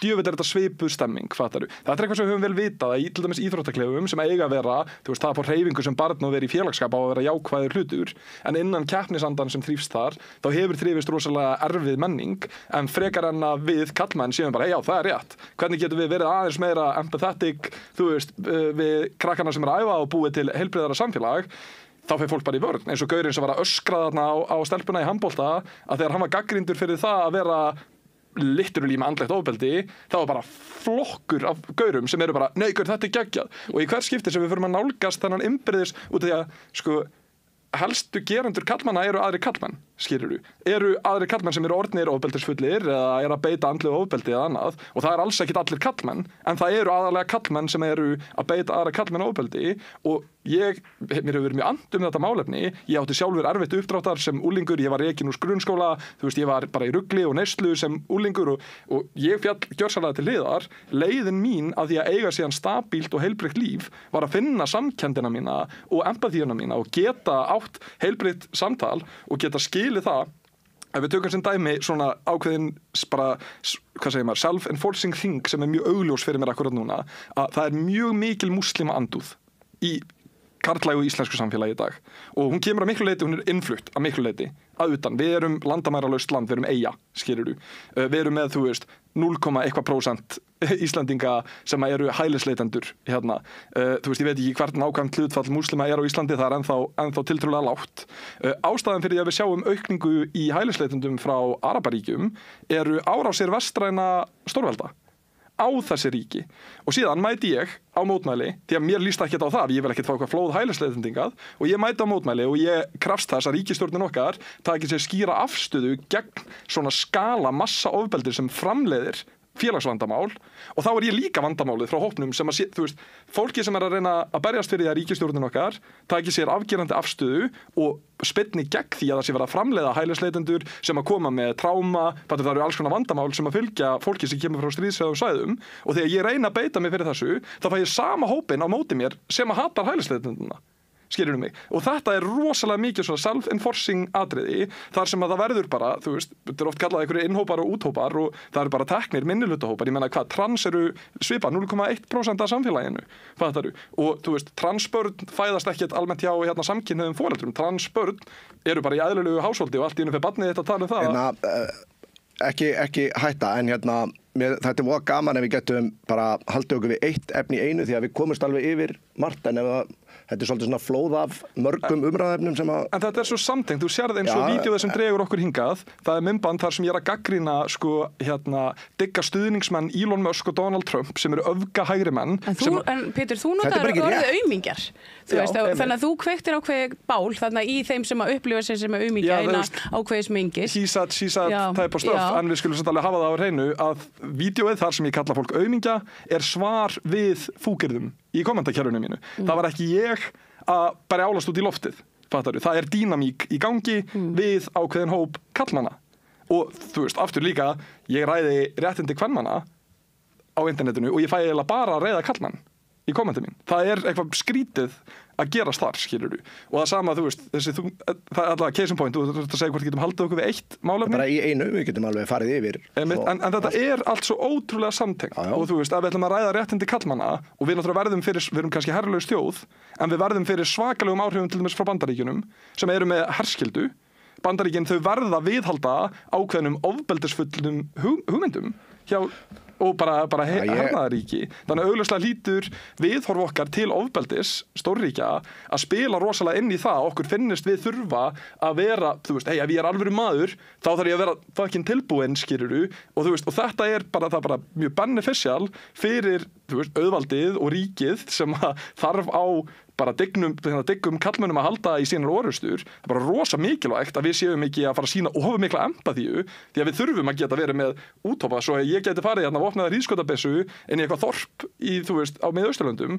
Það er ekki sjans að ég geti gert það og verið að finna svaka samkennd með þeim sem ég er að herja á móti. Og þetta speglast þetta hingað inn. Þannig að á stóru myndina litið þá er þetta náttúrulega bara samofið samfélagslegt fyrirbæri. Sko, ég er ekki sammála svo mörgu þarna. Í fyrsta lagi er ég ekki sammála því að það séu bara einhverjir öfgahægri menn sem að kusu þessa aðila. Þú getur ekki með góðri samvisku kallað helmingina Bandaríkjunum rétt rúmlega helming kannski. Þeir tveir alveg, ég vil meina sko þeir skipti ekkert máli í þessu samhengi. Það sem að skipti máli í þessu samhengi, tökum bara dæmi. Mér langar að taka dæmi sem liggur nær þegar að frambóðið hjá henni Kamilu til þessum dæmi sáu það að kallmenn voru ekki voru að styðja í yfirgnæfandi meirihluta hinhópinn. Hvernig komuðu þá og reynda að höfða til þeirra? Þeir komu og reynda að höfða til þeirra þeir ætta að kjósa til að fyrir konuna sínar. Það var ekki, þú veist, strákar, þú veist, það var alltaf, þeim er gert alltaf verið að gera þeim ljóst meira og meira og meira og við getum alveg þrætt fyrir hvort að þetta sé bara væl eða eitthvað svoleiðis en það er bara staðreynd, þannig sjá þeir þetta. Það er alltaf verið að setja þá í besta falli annarsætið. Oftast þriðja kannski fjórða á eftir öðrum hópum. Þeir eiga að þegja að þér eru þetta er orðið bara, þú veist, þetta var svona fyrir 20-30 árum. Þetta er ekki svona lengur, býta aðeins. Og þeir frambóðið ákveður að nálgast á þann hátt að segja þeim að kjósa þetta ekki vegna þess að þú veist við ætlum að gera eitthvað fyrir ykkur heldur þú veist bara kjósa þetta svo að þú veist þá eru þið góði við aðra en það er enginn að fara að koma og vera góði við ykkur og kallmenn er ekki þessi hópur sem er eitthvað samasamt bara af einhverjum þú veist trukkum sem eru bara þú veist geðveikt góði með sig uppfullið sjálfstrausti á monti þetta er orðið þú ert bara að tala um einhvern allt annan hóp sem er ekki til lengur. Já, einmitt, en við erum náttúrulega að tala um ákveðin hóp kallmanna.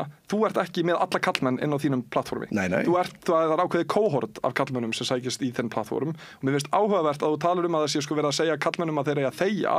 Ég hef aldrei á æviminni séð kallmenn fá að komast upp, kallmenn í opinberum stöðum fá að komast upp með bara annan eins kjaft og fúkirði og árásir á einstaklinga og stofnanir og minnihlutahópa, gjörsamlega bara lygar, ég hef aldrei séð annað eins ekki einu sinni í sögubókunum leikum við.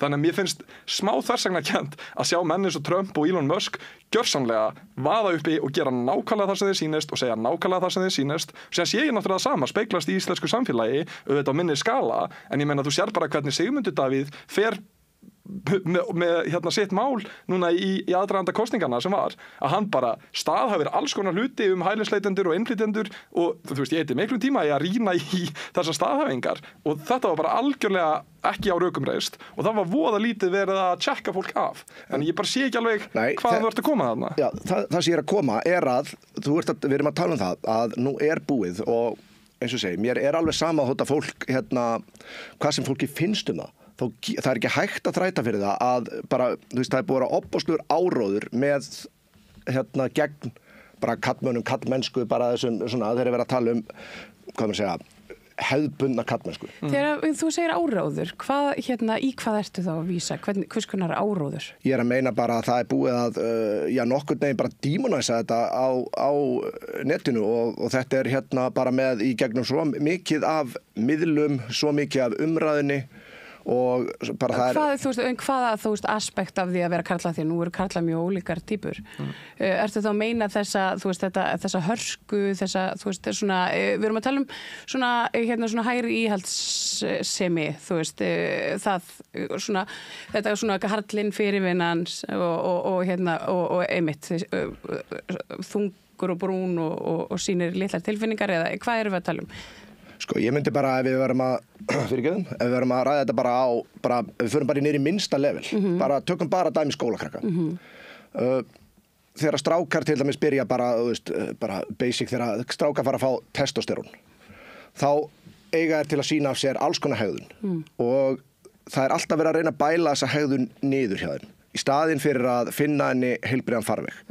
Og þetta ég hef unnið sem kennari, ég hef unnið á leikskóla, ég hef alveg séð hvernig þetta er og ég hef verið eini karlkynskennarinn þar sem ég var að kenna og ég hef alveg séð þessar öðruvísi aðferð. Það er alltaf verið að reyna að bæla niður það sem þið finna í staðinn fyrir að finna því einhvern heilbrigðan farveg. Það er það sem ég er að tala um.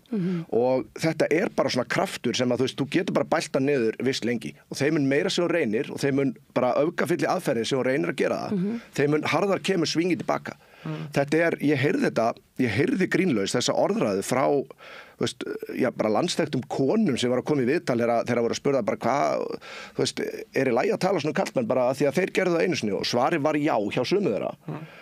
Og ég vil meina að þetta sé bara, þetta er afleiðing af þessari, þetta er bara að þú ert með teygju sem þú spennir, þeim mun meira sem þú spennir hana, þeim mun meira verður slagið í hinnátt en þegar þú sleppir henni.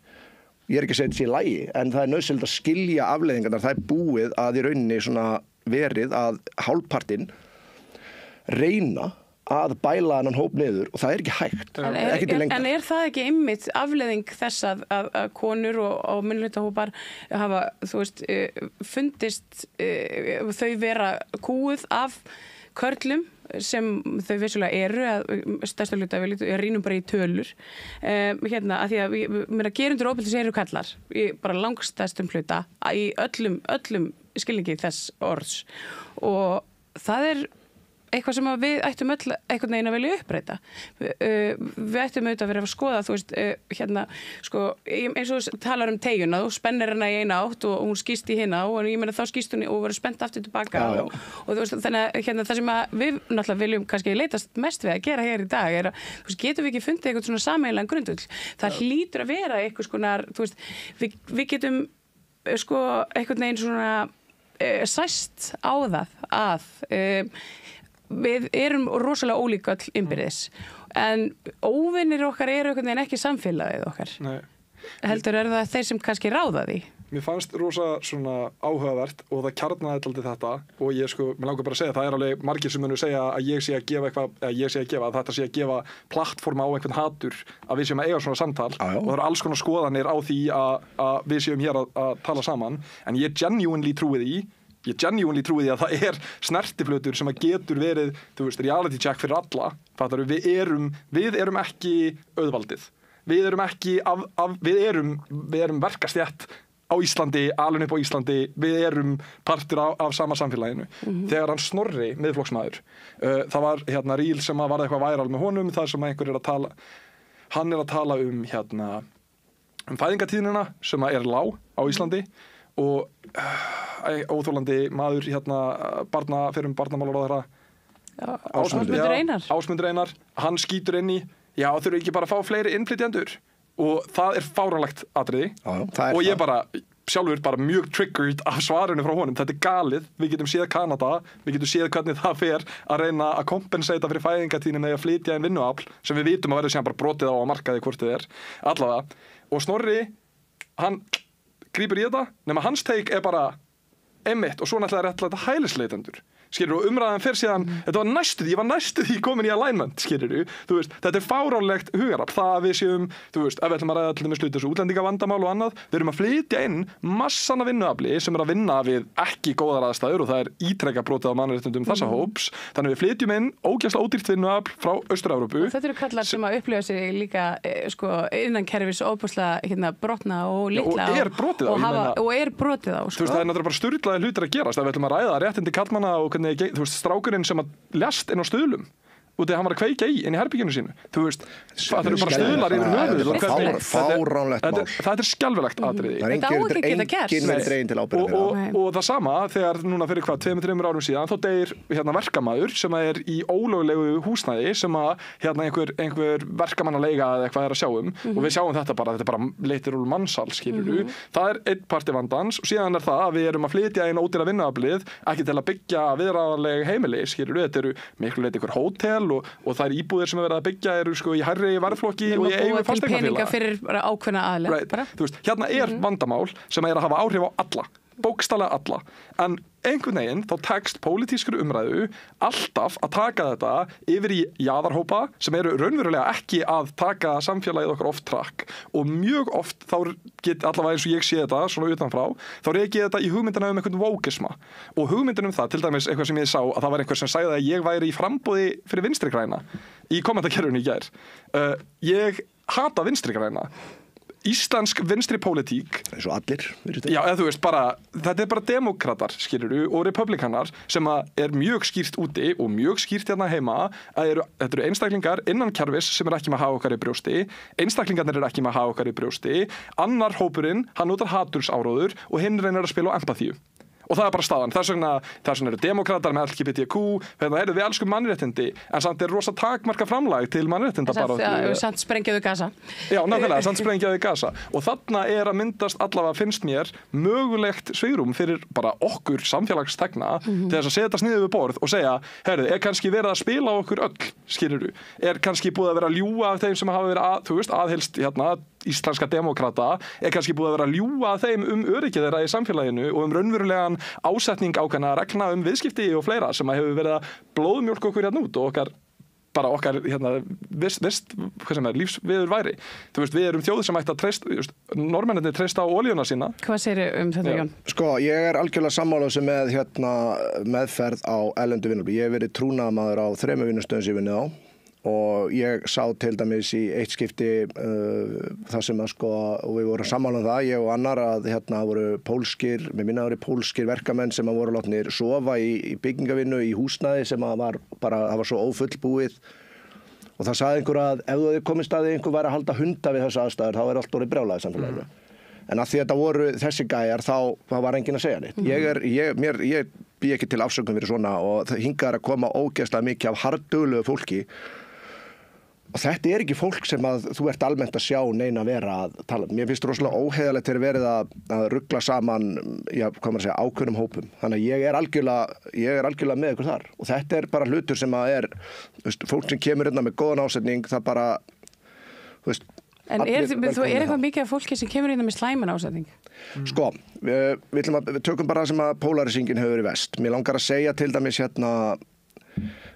við erum allir sammála það, eða öll sammála það, auðvitað viljum við betra samfélag. Ef við einföldum hlutin niður á sitt allra einfaldasta level og þá ætlum ég að taka bara 2 algjör öfgardæmi þegar vegna þess að þú varst að tala þetta Snorra á Ásmund, þá sérðu til dæmis, þú sagðir, ég var næstu komin með Snorra, þá sérðu hvað aðferðafræðin er mikilvæg, hvernig við tölum hlutina. Já, og líka bara hvað er talað það er náttúrulega það að hann fór úr einu yfir í annað, þar mist hann mig, sko. En tökum dæmi með hvernig þetta hefur verið höndlað umræðan. Það er nefnilega, það er alveg til fólk sem að tala að þú færði inn aðila frá bara tökum dæmi, Pakistan, ég ætla bara að taka þessum dæmi. Og Pakistan er til dæmis rosalega tvískipt land. Þar búa aðila sem eru hámenntaðir verkfræðingar, læknar og allt það fram til göttunum. En það er líka stór hluti sem eru bara, það sem við myndum bara kalla nánast bara villimenn, sko. Og mér er alveg sama hvort eitthvað sé ekki sammála því. Þetta er fólk sem býr í þorpum. Það var aðili sem að bara sem dæmi, það eru nýlega fréttir frá Pakistan, það var einhver sem að sagður hafa brent Kóraninn og það var bara rifið niður lögreglustöðin, farið með hann á torg og kveikt í honum. Allt þorpið tók þátt í þessu. Þú veist, það eru margir svoleiðis staðir í Pakistan.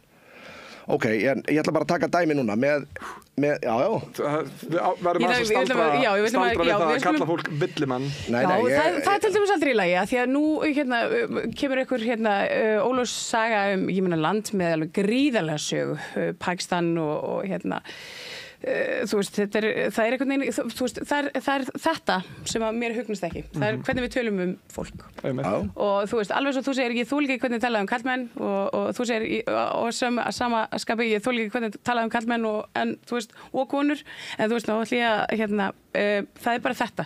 Við erum hérna með fólk sem að kemur hérna í sárri neyð og það eru nú ekki margir sem koma hérna sem hælisleitendur frá Pakistan til dæmis.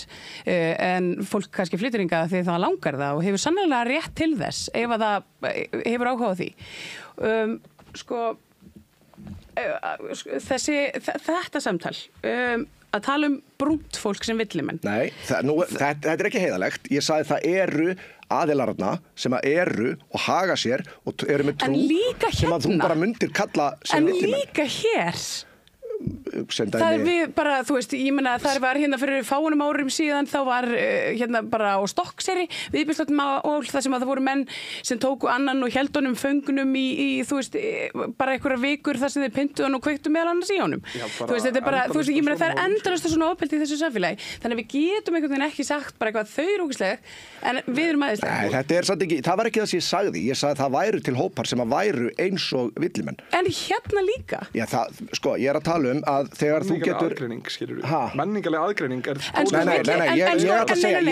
sko, af því að villimennskan er ekki bundin við sko menningu eða húðlit ef við ætlum að tala einhverju villimennsku hún er bundin við menningu, hún er ekki bundin við húðlit nei, það er engin ofbeldismenningu þá, já fyrirgeðu, ef menningin þín leyfir það að þú veist, allir í heilum bæ fari og brjóti niður lögreglustöð og til dæmis dæmi, það er kona sem heitir, það er hræðild myndband á netinu, það gerist líka, ég man ekki hvort það er Afganistan eða Pakistan, hún var sögð hafa brent kóran, hún hafa farið með hann út á götu, allt þorpið, allir kallmennir í þorpinu tóku þátt í þessu, fórum hann út á götu, börðana, grýtti hérna steinum, kveiktu svo í henni þangað til hún dó. Og þá var það einhver einn gæi sem ég ætla að fá að klára svo, einn gæi sem að því hann skuldaði henni pening. Ég vil segja munurinn á því þegar þú ert með einn eða tvo ofbeldismenn sem að gera þetta, það er þegar þetta er bara partur af því sem að þú lifir í. Já, en þú ert að tala eitthvað svona óstaðfest heimildir fyrir því að það verði, þú veist, ofbeldi kalla gegn konum, en þú veist, ég meina, þetta er kallar að beita konur ofbeldi. Ég má ekki bara skjóta þetta inn að núna var ég í gær að lesa skýrslu Telegram-grúpu sem er vestræn og alþjóðleg, þar sem að 70.000 vestrænir kallmenn að deila ráðum það hvernig þeir geta byrlað konunni sinni og nauðgað henni og bjóða mönnum að taka þátt og deila myndböndum. Hvað myndur kalla þessa menn annað en villimenn?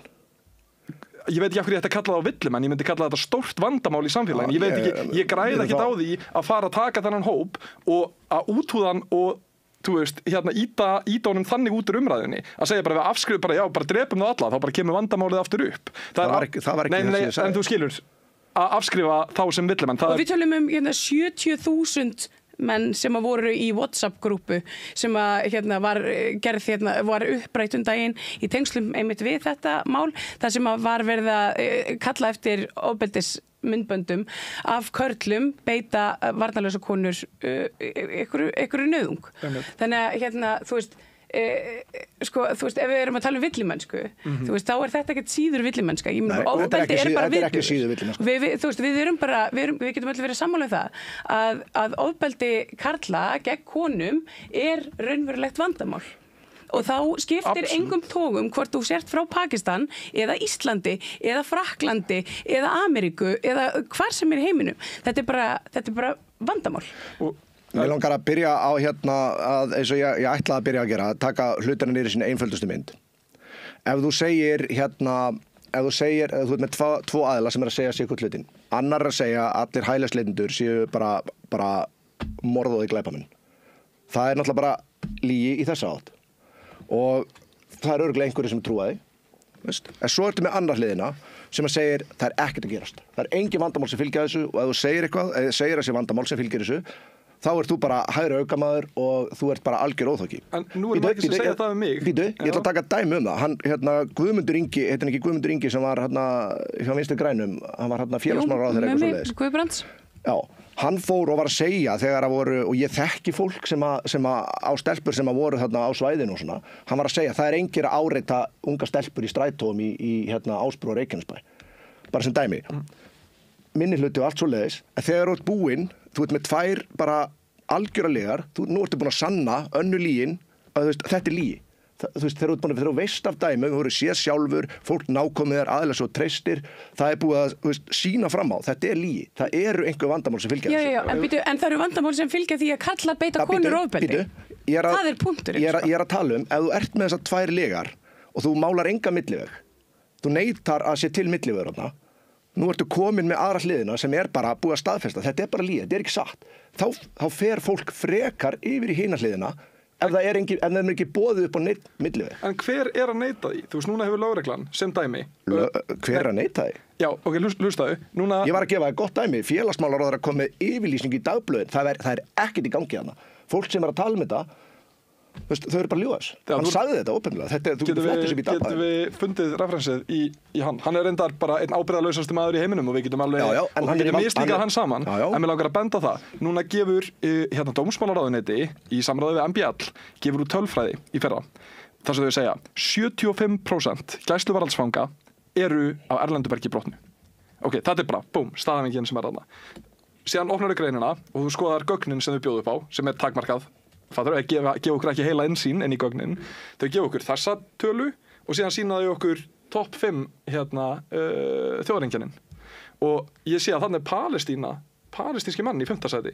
Og ég var að hugsa, hvernig getur það tölfræðilega gengið upp að 75% fanga, gæsluvarðhaldsfanga, séu af erlendu bergi brotnu og ég sé palestínska menn í svona háu hlutfalli að þegar ég fer að grænslast fyrir þetta, þá er lögreglan að taka þetta saman tölfræði, þú ert tæknilega sér í gæsluvarðhaldi þegar þeir eru hent úr landi, þannig að þeir taka þetta saman, þau pakka þessu upp og þau reyna að búa til ótta við þetta. Að samaskapi þá er vísað í glæpastarfsemi á milli einstaklinga hérna í Danmörku og Svíþjóð og Íslands að það er að vera mikill flutningur, en eina sem þau hafa borið fyrir sig þarna er að það sé einn drengur sem hafi mögulega verið sendur hingað grunaður að eiga að stunda þessa starfsemi. Þú veist, allir sem að þekkja til, þú veist, hvað við kallum það underbelly Ísland sem að er, þú veist, undirheimarnir, við vitum að þetta er ekki frá Palestínu eða þetta er Austur-Evrópa. Þetta er Austur-Evrópa, þaðan við erum ekki ósammála þar.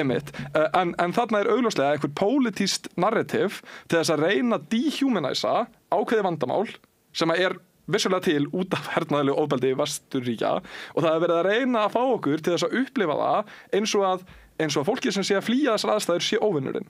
Og það sama með, fyrst þú nefnist á Pakistan, að núna er Elon Musk búinn að vera mjög mikið að pússa þessu eldra máli pakistanskan skipulaðan barnanýðingahóp. Og ég var bara að skoða tölfræði í dag þar sem að það er mjög skýrt að þetta eru undir 10% skipulaðara hópa með þannig upp 90% skiplaðara barnanýðahópa í Englandi eru hvítir karlmenn.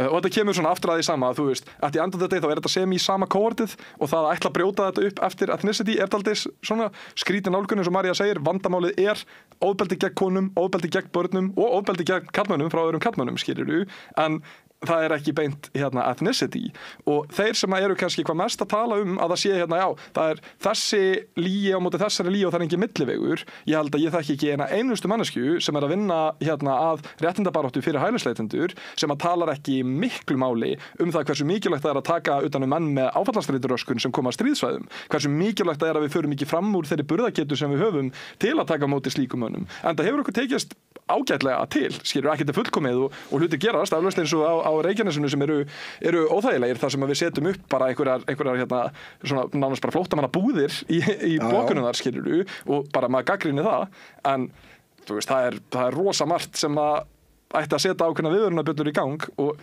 þú veist, þú ert ekki uppruni þess að fólk noti orðin svo villimenn eða þú veist, dehumanization á þannan hóp, það er bara actively. Þetta er ekki á þannan hóp.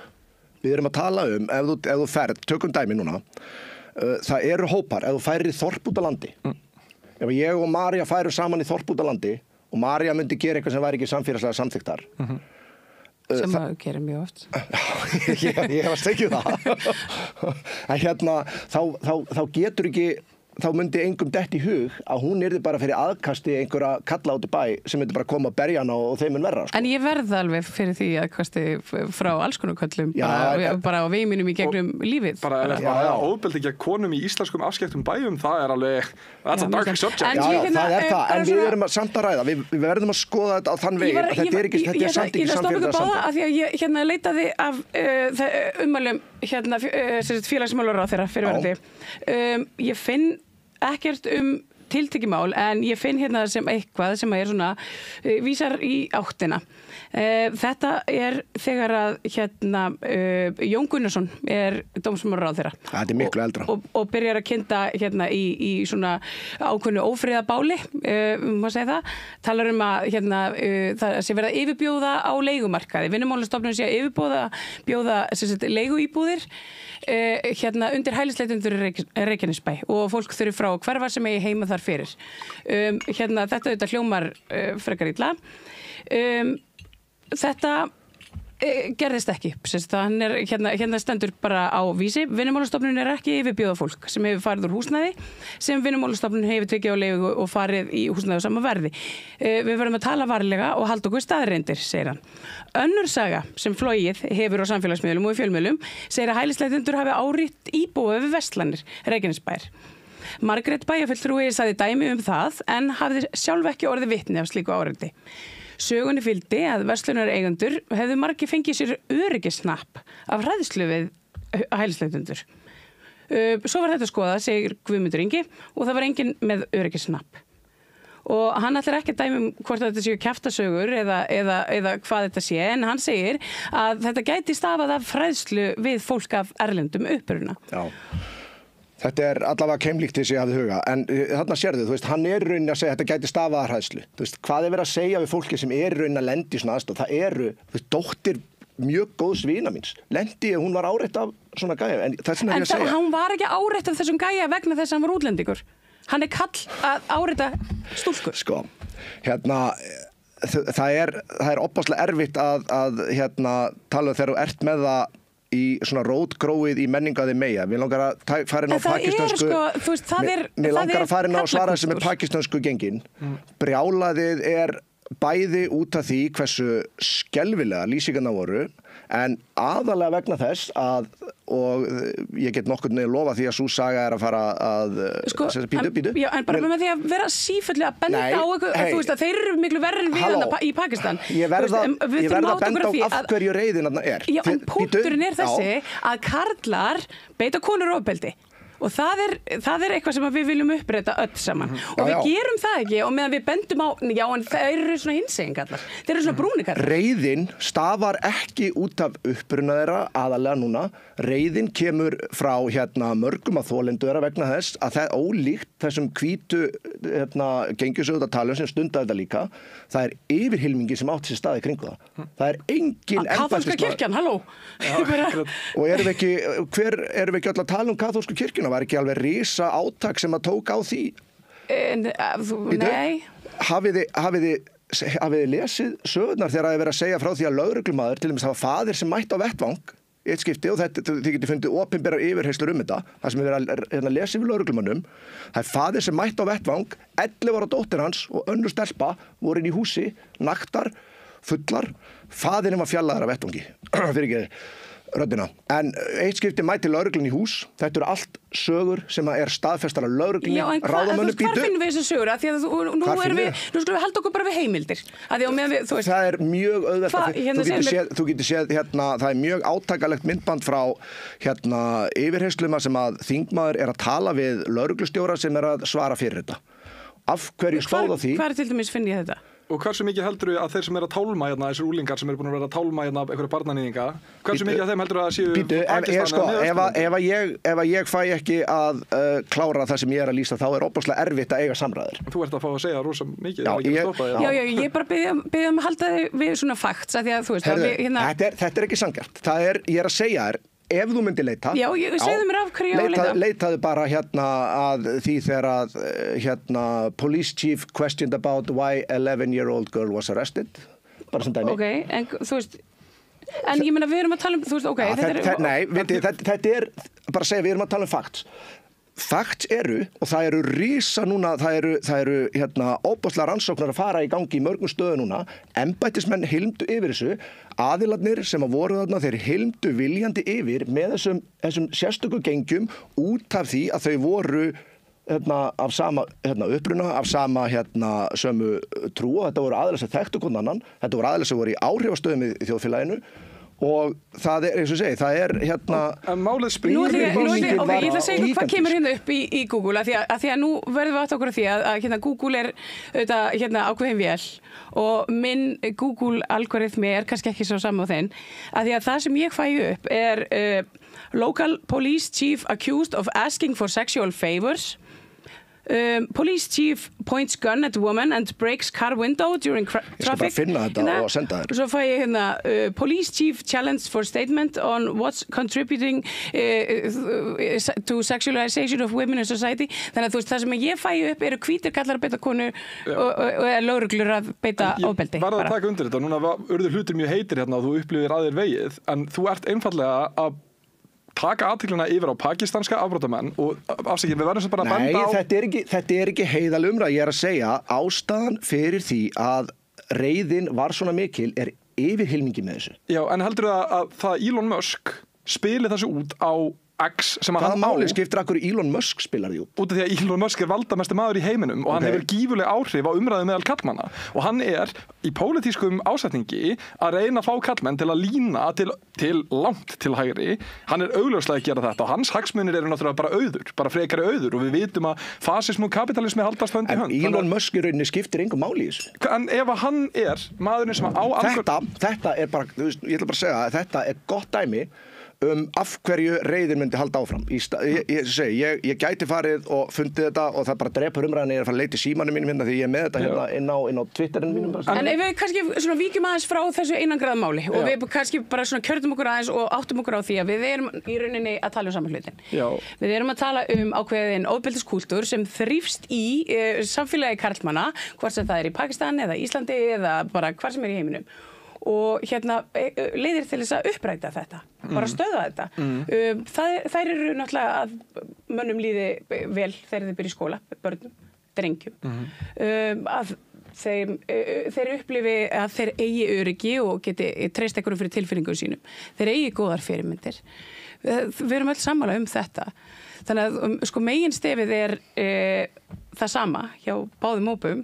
Við viljum það sama. Við viljum drengjum allt svo gott. Við elskum öll drengi og menn og við hljótum einhvern veginn að geta fundið bara eitthvað svona, þú veist, það hlýtur að vera eitthvað svona sameiginlegur grundvöllur, þar sem við getum beint reiðinni, þessari átakareiði, af því að það var hérna leið og þú snertir á því að þú bendir á að en þú veist, brúnikallar og þú veist, Nei, ég bent ekki á brúnakalla. Ég get ekki setið, þetta er óheiðarleg framsetning á þessu, svo að segja. Ég bent ekki á brúnakalla. Ég benti á ákveðnum menningum, allar einhverja þræta fyrir það að í Pakistan og Indlandi þrífist hræðileg menning þegar kemur að... Já, en af hverju vilt ekki horfast í augu við að hún þrífst nákvæmlega eins hér? Já, ég er að benda á að þarna er það á það í gangi. Ef við getum farið sérstaklega á öðru svæði, getum við alveg rætt aðra hluti. Af hverju er að benda á hinn þegar við getum uppræta í okkur sjálfum? Og þú veist, við sem samfélagi, við þurfum einhvern veginn að uppræta ofbeldismenningu í okkar samfélagi. Þá er einhvern veginn ekki hjálplegt, að mér vitandi, að benda á einhvern annan sem við ekki heldur hjálplegt. Eins og ef að þú hefur lesið A-bókina, þú veist, þá er alltaf talað um að þú veist að fíklar þeir kringja sig oft þeim sem eru í verra ástandi heldur en þeir sjálfir. Vegna þá getið þið bent svona. Já, þetta er samt svolítið að ég var að tala um. Ég myndist á ákveðin svæði, ég talaði um að Pakistan er rosalega tvískipt land, mönnum er frjálst að þræta fyrir það. Ég veit að það er svoleiðis. Og ég bendi á þar þrífst. En er það ekki bara ólíkt? Eins og hér. Þetta samfélag er ólíkt. Þetta samfélag er mjög ólíkt, en það er á öðru leveli. Sem dæmi... En þú verður að útskýra þetta annað level. Ok, ég skal útskýra þetta annað level. Í öðru samfélaginu ertu með hámennta fólk sem er sem skal ég segja, ég held að stór hluti til og með breska heilbrigðiskerfinu sem mannað af Pakistanum. Bara læknar, það eru verkfræðingar, það eru hjúkrunarkonur, eða hjúkrunarfræðingar, hvað orð sem við viljum nota, kennarar, mikið af þessu eru Pakistanar, stór hluti, afbrigðilega stór hluti eru Pakistanar í svona hámenntuðum störfum. Í Bretlandi. Í Bretlandi. og það ekkert, þú veist, það ekkert mál því að það ekkert óeðlilegt því að Pakistan ofboðslega tvískipt land. Rosalega stórt. Já, það rosalega stórt og það rosalega tvískipt. En maður sér alltaf, þetta svona mjög skilt umræðu til dæmis Íslam og bara eitthvað svona theocratic patriarkíu sem það að þú sér að þar sem að, tökum Íran sem dæmi, að Íran 1970 var allt annað heldur en Íran í dag, fattaru, og með Austurlöndin fyrir og eftir innrás Bandaríkjanna, þetta heimin og haf, það rosalega mikil svona, hvað segir maður, samhælni eða annað, neða hvað orð getið notað, það rosalega mikið correlation. Já, bara eða svona, já, ég veit ekki. Það samofið að ef að samfélag verður fyrir miklu ofbeldi og mikið áföllum og fólk með kollektiv áfallastreituröskun og ég tala nú ekki ef það eru einhverjir svona, ef þú ert með einhver trúarleg lög eða annað, skilur að þá hlutir verða kúandi. Þeir verða fyrst fyrir minnihlutahópa og síðan fyrir, þetta fyrir alltaf nær og nær, þá þú bara með klarkana eftir, skilur. Þetta nákvæmlega sama, ef þú skoðar, hvað heitir það, ekki Utah, mormonaríkið í Bandaríkjunum? Utah. Að þú getur skoðað Utah og þú getur hort á Íran og þú getur séð bara svipaða hluti, skilur. Það bara, sömu hóparnir eru kúaðir og þetta bara rosa margt sameiginlegt. Þú getur hort á Pakistan sem bara geopolítískt gífulega erfitt land. Mjög. En ég get samt líka sagt þér að í bara við Pakistan, ég vann með manni sem heitir Abdul, hann var í fjarvinnu og vorum saman í framleiðslu. Maðurinn var sko með hríðskotabissu inn á skrifstofunni sinni því hann óttaðist það að það gæti brotist út átök. Samfélagið öðruvísi, það eru ákveðin brotatíðinni hærri þar, það miklu meira af áföllum, en við erum ekki að tala um að það sé eitthvað afbrigðilegt miðað við hlutfall áfalla í samfélaginu. Þannig að við ætlum að ræða önnur samfélög og bara brota tíðinni innan þeirra samfélaga, þá verðum við náttúrulega að gera það í samhengi við geopolítíska staðsetningu, hvað hefur verið að gerast við samfélögin sem eru þar og þú veist hvað stafar að þessari brotahegðun. Akkurat. Fátækt. Já, þannig, einmitt, fátækt. Og svona lack of resources og í Íslandi. Og það sem að þú ert að benda á er að á Íslandi þá sérðu nákvæmlega saman hlutin. Að þú ferð upp í Breiðholt eða út í sveit í einangraðri samfélög eða fátækari samfélög, þá hækkar brotatíðnin. Alveg eins og neysla, fíkniefnavandamál þú getur geológískt analysera það og þú getur séð að það bara fer eftir stjættum, fer eftir kynslóðum, áföllum, fullt af hlutum sem spilir inn í þetta, alveg eins og okkur og þar. Vandamálið er að karlmenn eru búinir að vera að brjóta á kvenmönnum semi-systematic worldwide. Þegar þú tekur sérstaklega Pakistan í, umræðu íslenska karlmennsku til þess að fattaru, ég veit ekki ég var að taka það í að því að við vorum að ræða það fyrir þáttin og við ætluðum út í pakistansku nauðgunahópa. Já, sem líka annað sem gott dæmi að þú veist, ég tek því ekki valla eins og það komið frá þér þegar þú ert að tala Pakistan-málið, því að ég á Twitter líka. Ég að fylgjast með umræðinni bæði hjá hægrinu og vinstrinu og hvernig anarkistunum skilurðu og allavega frá mínum bæðaturum séð þá mjög skýr slóð frá Elon Musk specifically, þú spyrir af hverju það skiptir máli. Elon Musk að kynda áfram rosa mikið af þessari umræðu. Hann dregur til umræðu á sama tíma og hann byrjaður að reyna að sölsa undir sér stuðning pólitískan í Bretlandi og Þýskalandi, þá tekur hann upp þetta gamla mál og byrjar að básuna þetta upp og að einhverju leyti úr samhengi. Sko, þegar málið upprunalega tekið upp, það vissulega margt sem á gagnrýna þarna, þetta svakalegt mál. Það enginn að gera lítið úr því. En af hverju gerir Elon Musk þetta? Nákvæmlega. Nú erum við náttúrulega bara komin út í eitthvað sem að ég sagði að ég hefur ekki áhuga að ræða Trump eða Musk sem einstaklinga, heldur af hverju hlusta fólk á hann. Já. Það vegna þess að þegar eins og kom bara greinilega og ég fór að tala þetta og það var bara, nei, þetta má ekki ræða. Og ef það má ekki ræða eitthvað. Það verður að ræða í réttu samhengi, sko. Það verður að ræða í réttu samhengi. Ég held að sé bara að vera að augra afstöðinni, en ekki að segja þú meir ekki ræða. Nei, ég er að meina alla skoðanir sem þú ert með. Já, en þegar að vera að ræða svona hluti, sko það var aðili sem að ég vil endilega á staðfestir þetta, að ef að sem að myndist á það að ef þú ræðir fósturforeldra eða stjúpforeldra, þetta sé stjúpforeldra, að líkurnar á að barn verði fyrir kynferðislegri misnotkun aukast 10.000%, 100-faldast ef það stjúpforeldri á heimilinu.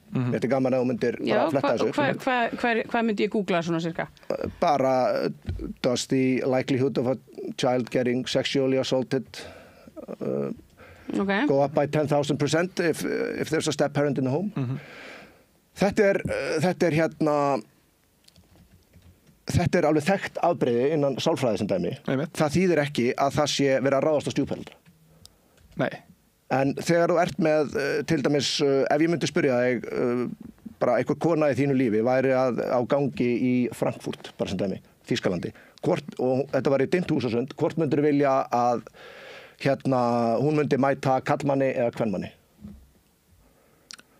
Kvenmanni. Ok, af hverju? Út eða tölfræðilega hún öruggari. Ok. Hvort myndir vilja að hún myndi mæta afgönskum karlmanni eða þýskum karlmanni? Áhugaverð spurning. Akkur þetta eitthvað tabú? Og þýsk menning líka mjög vafasum? Já, við erum bara að tala hreina tölfræði. Já, ég held það væri sem ég tróði það dæs, sko. Ok. Þú veist, hvað erum við upp í Breiðholti? Nei, ég tók sérstaklega fram í Þýskalandi, þaðan kemur... Já, við erum í Þýskalandi. Hún bara væri á gangi þar. En af hverju ekki tabú að segja að þú myndi frekar vilja að hún myndi mæta karlmanni heldur en ákveðum tegunda karlmanni sem líklegri tölfræðilega séð til að fremja brot. Það sem þú ert að segja þarf ekki að vera tabú þó við séum að ögra því. Okay. Og nú ert að stilla upp í eitthvað dæmi þar sem ég er kornert og ég fæ að velja kynþátt mannsinn sem að konan mætir. Þú varst ekki neinu vandræði með að velja kallega konu. En hverju skilur þetta í, þú veist, samtalið samt bara það sem skiptir máli, að köllum líður illa, þeir beita ofbeldi vegna þess að við líður illa. Þetta skila því að ég spurði 2 spurninga og það var ekkert vandamál að segja að það væri að vildi frekar og myndi mæta kvenmanni því að vera tölfræðilega meiri líkur. En hitt var óþægilegt. Já, en ég get ekki dregið ályktun það að Þjóðverinn sé garantít betra bett. Því að ef við erum í Þýskalandi... Þú getur ekki garanterað hitt. Nei, en ef við erum í Þýskalandi og við ætlum að skoða þá afbrotatölfræði, þú veist, það mjög vinsælt að fólk fara og vísi í sænska kynferðisafbrotatölfræði. Það til þýsk hlutfall. En ég fann ekki þetta stjúpforeldrana á 10.000. Okay. Já, ég kannast að hafa heyrt eitthvað svipað, en ég get ekki staðfest það. En allavega, að það eru, ég að fara að vera í útjaðri einhverjara borgar þar sem að það undirfjármagnað Þú ert bara í dimmu húsasundi, bara algjörlega. En þú fattar að ef ég ætla raunverulega að taka spurningunni alvarlega og ég ætla að segja bara ég sem einhver social analysti ætla að meta hættu ástandið út frá einhverjum breytum og þar með talið það upprunalegt þjóðerni og ég ætla að skoða, lokali, hver þá afbrotatíðnin hérna, hver líklegastur til að brjóta á henni, það yfirþyrmandi lokal populism sem líklegri til þess að brjóta á. Það bara yfirþyrmandi staðrend sama hvar þú ert. Út af því eins og María búin að segja 10-20 sinnum að vandamálið eru karlmenn, karllæg hegðun sem að brýtur á kvenmönnum. Og það transcendar national identity eða ethnic identity. Nei, ekki menningu. Það bara gerir það ekki. Þegar þú ert með það bara í bókstala á sömu hlutum, það ekkert langt síðan að þetta var meira að í manni hvort það kom í fréttunum á Íslandi, þar sem að aðili nauðgaði konum. Það eru undir 1% kynferðisglæpir í Þýskalandi sem eru af hendi hælisleitenda. Nei, við erum að tala Afgana sérstaklega. Já, bara hælislega þeir og svo eru innflytjendur, það eru það talað araba og kurda, það talað ekki Afgana neitt sérstaklega, en það til inn á síðu þýsku, hvað heitir þetta, dómsmálaráðuneytisins. Þá Þýskaland eitt að fáum, Þýskaland, Danmörk og Svíþjóð eitt að fáum löndum sem actually heldur tölfræði yfir svona. Og hún sýnir allstar, það eru ákveðin þjóðerni sem að fremja ákveðna tegundaglæpum í mjög afbrigðanlegum hlutföllum. Já, en það frægasta svona skýrsla sænsk skýrsla sem hefur verið mjög básunuð, þar sem það var verið að skoða kynferðisafbrotatíðni eftir þjóðerni og þar kom fram að það væri 40% af kynferðisbrotum koma frá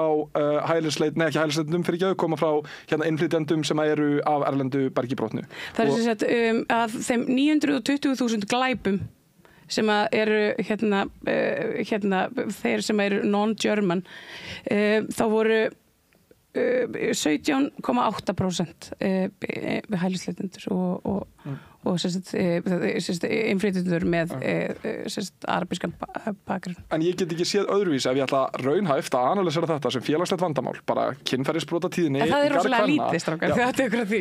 17% af glæpunum sé frá þeim? Nei, 17% af þeim glæpum sem eru innflytjendum. Það þú veist, að það séu, að hælisleitendur séu bara, það bara ekki fullkomlega ítakt við fjölda þeirra, sko. Og líka bara þannig að málið ekki þetta. Hjá karlmönnum kemur mjög oft út í birtingarmynd ofbeldis. Hvað getur gert það samnefnari á milli þessara hópa, svo við getum nú bara hérna, því að nú þarf ég bara að fara að hleypa næsta að hvað getum við gert til þess að körlum líði betur og hvernig getum við hægt að þú veist, stoppa alltaf í þessari sömu dæld, þú veist, við bara veitum alltaf miklu tíma í að einhvern veginn að reyna að tala eitthvað sem skiptir kannski aðeins minna máli.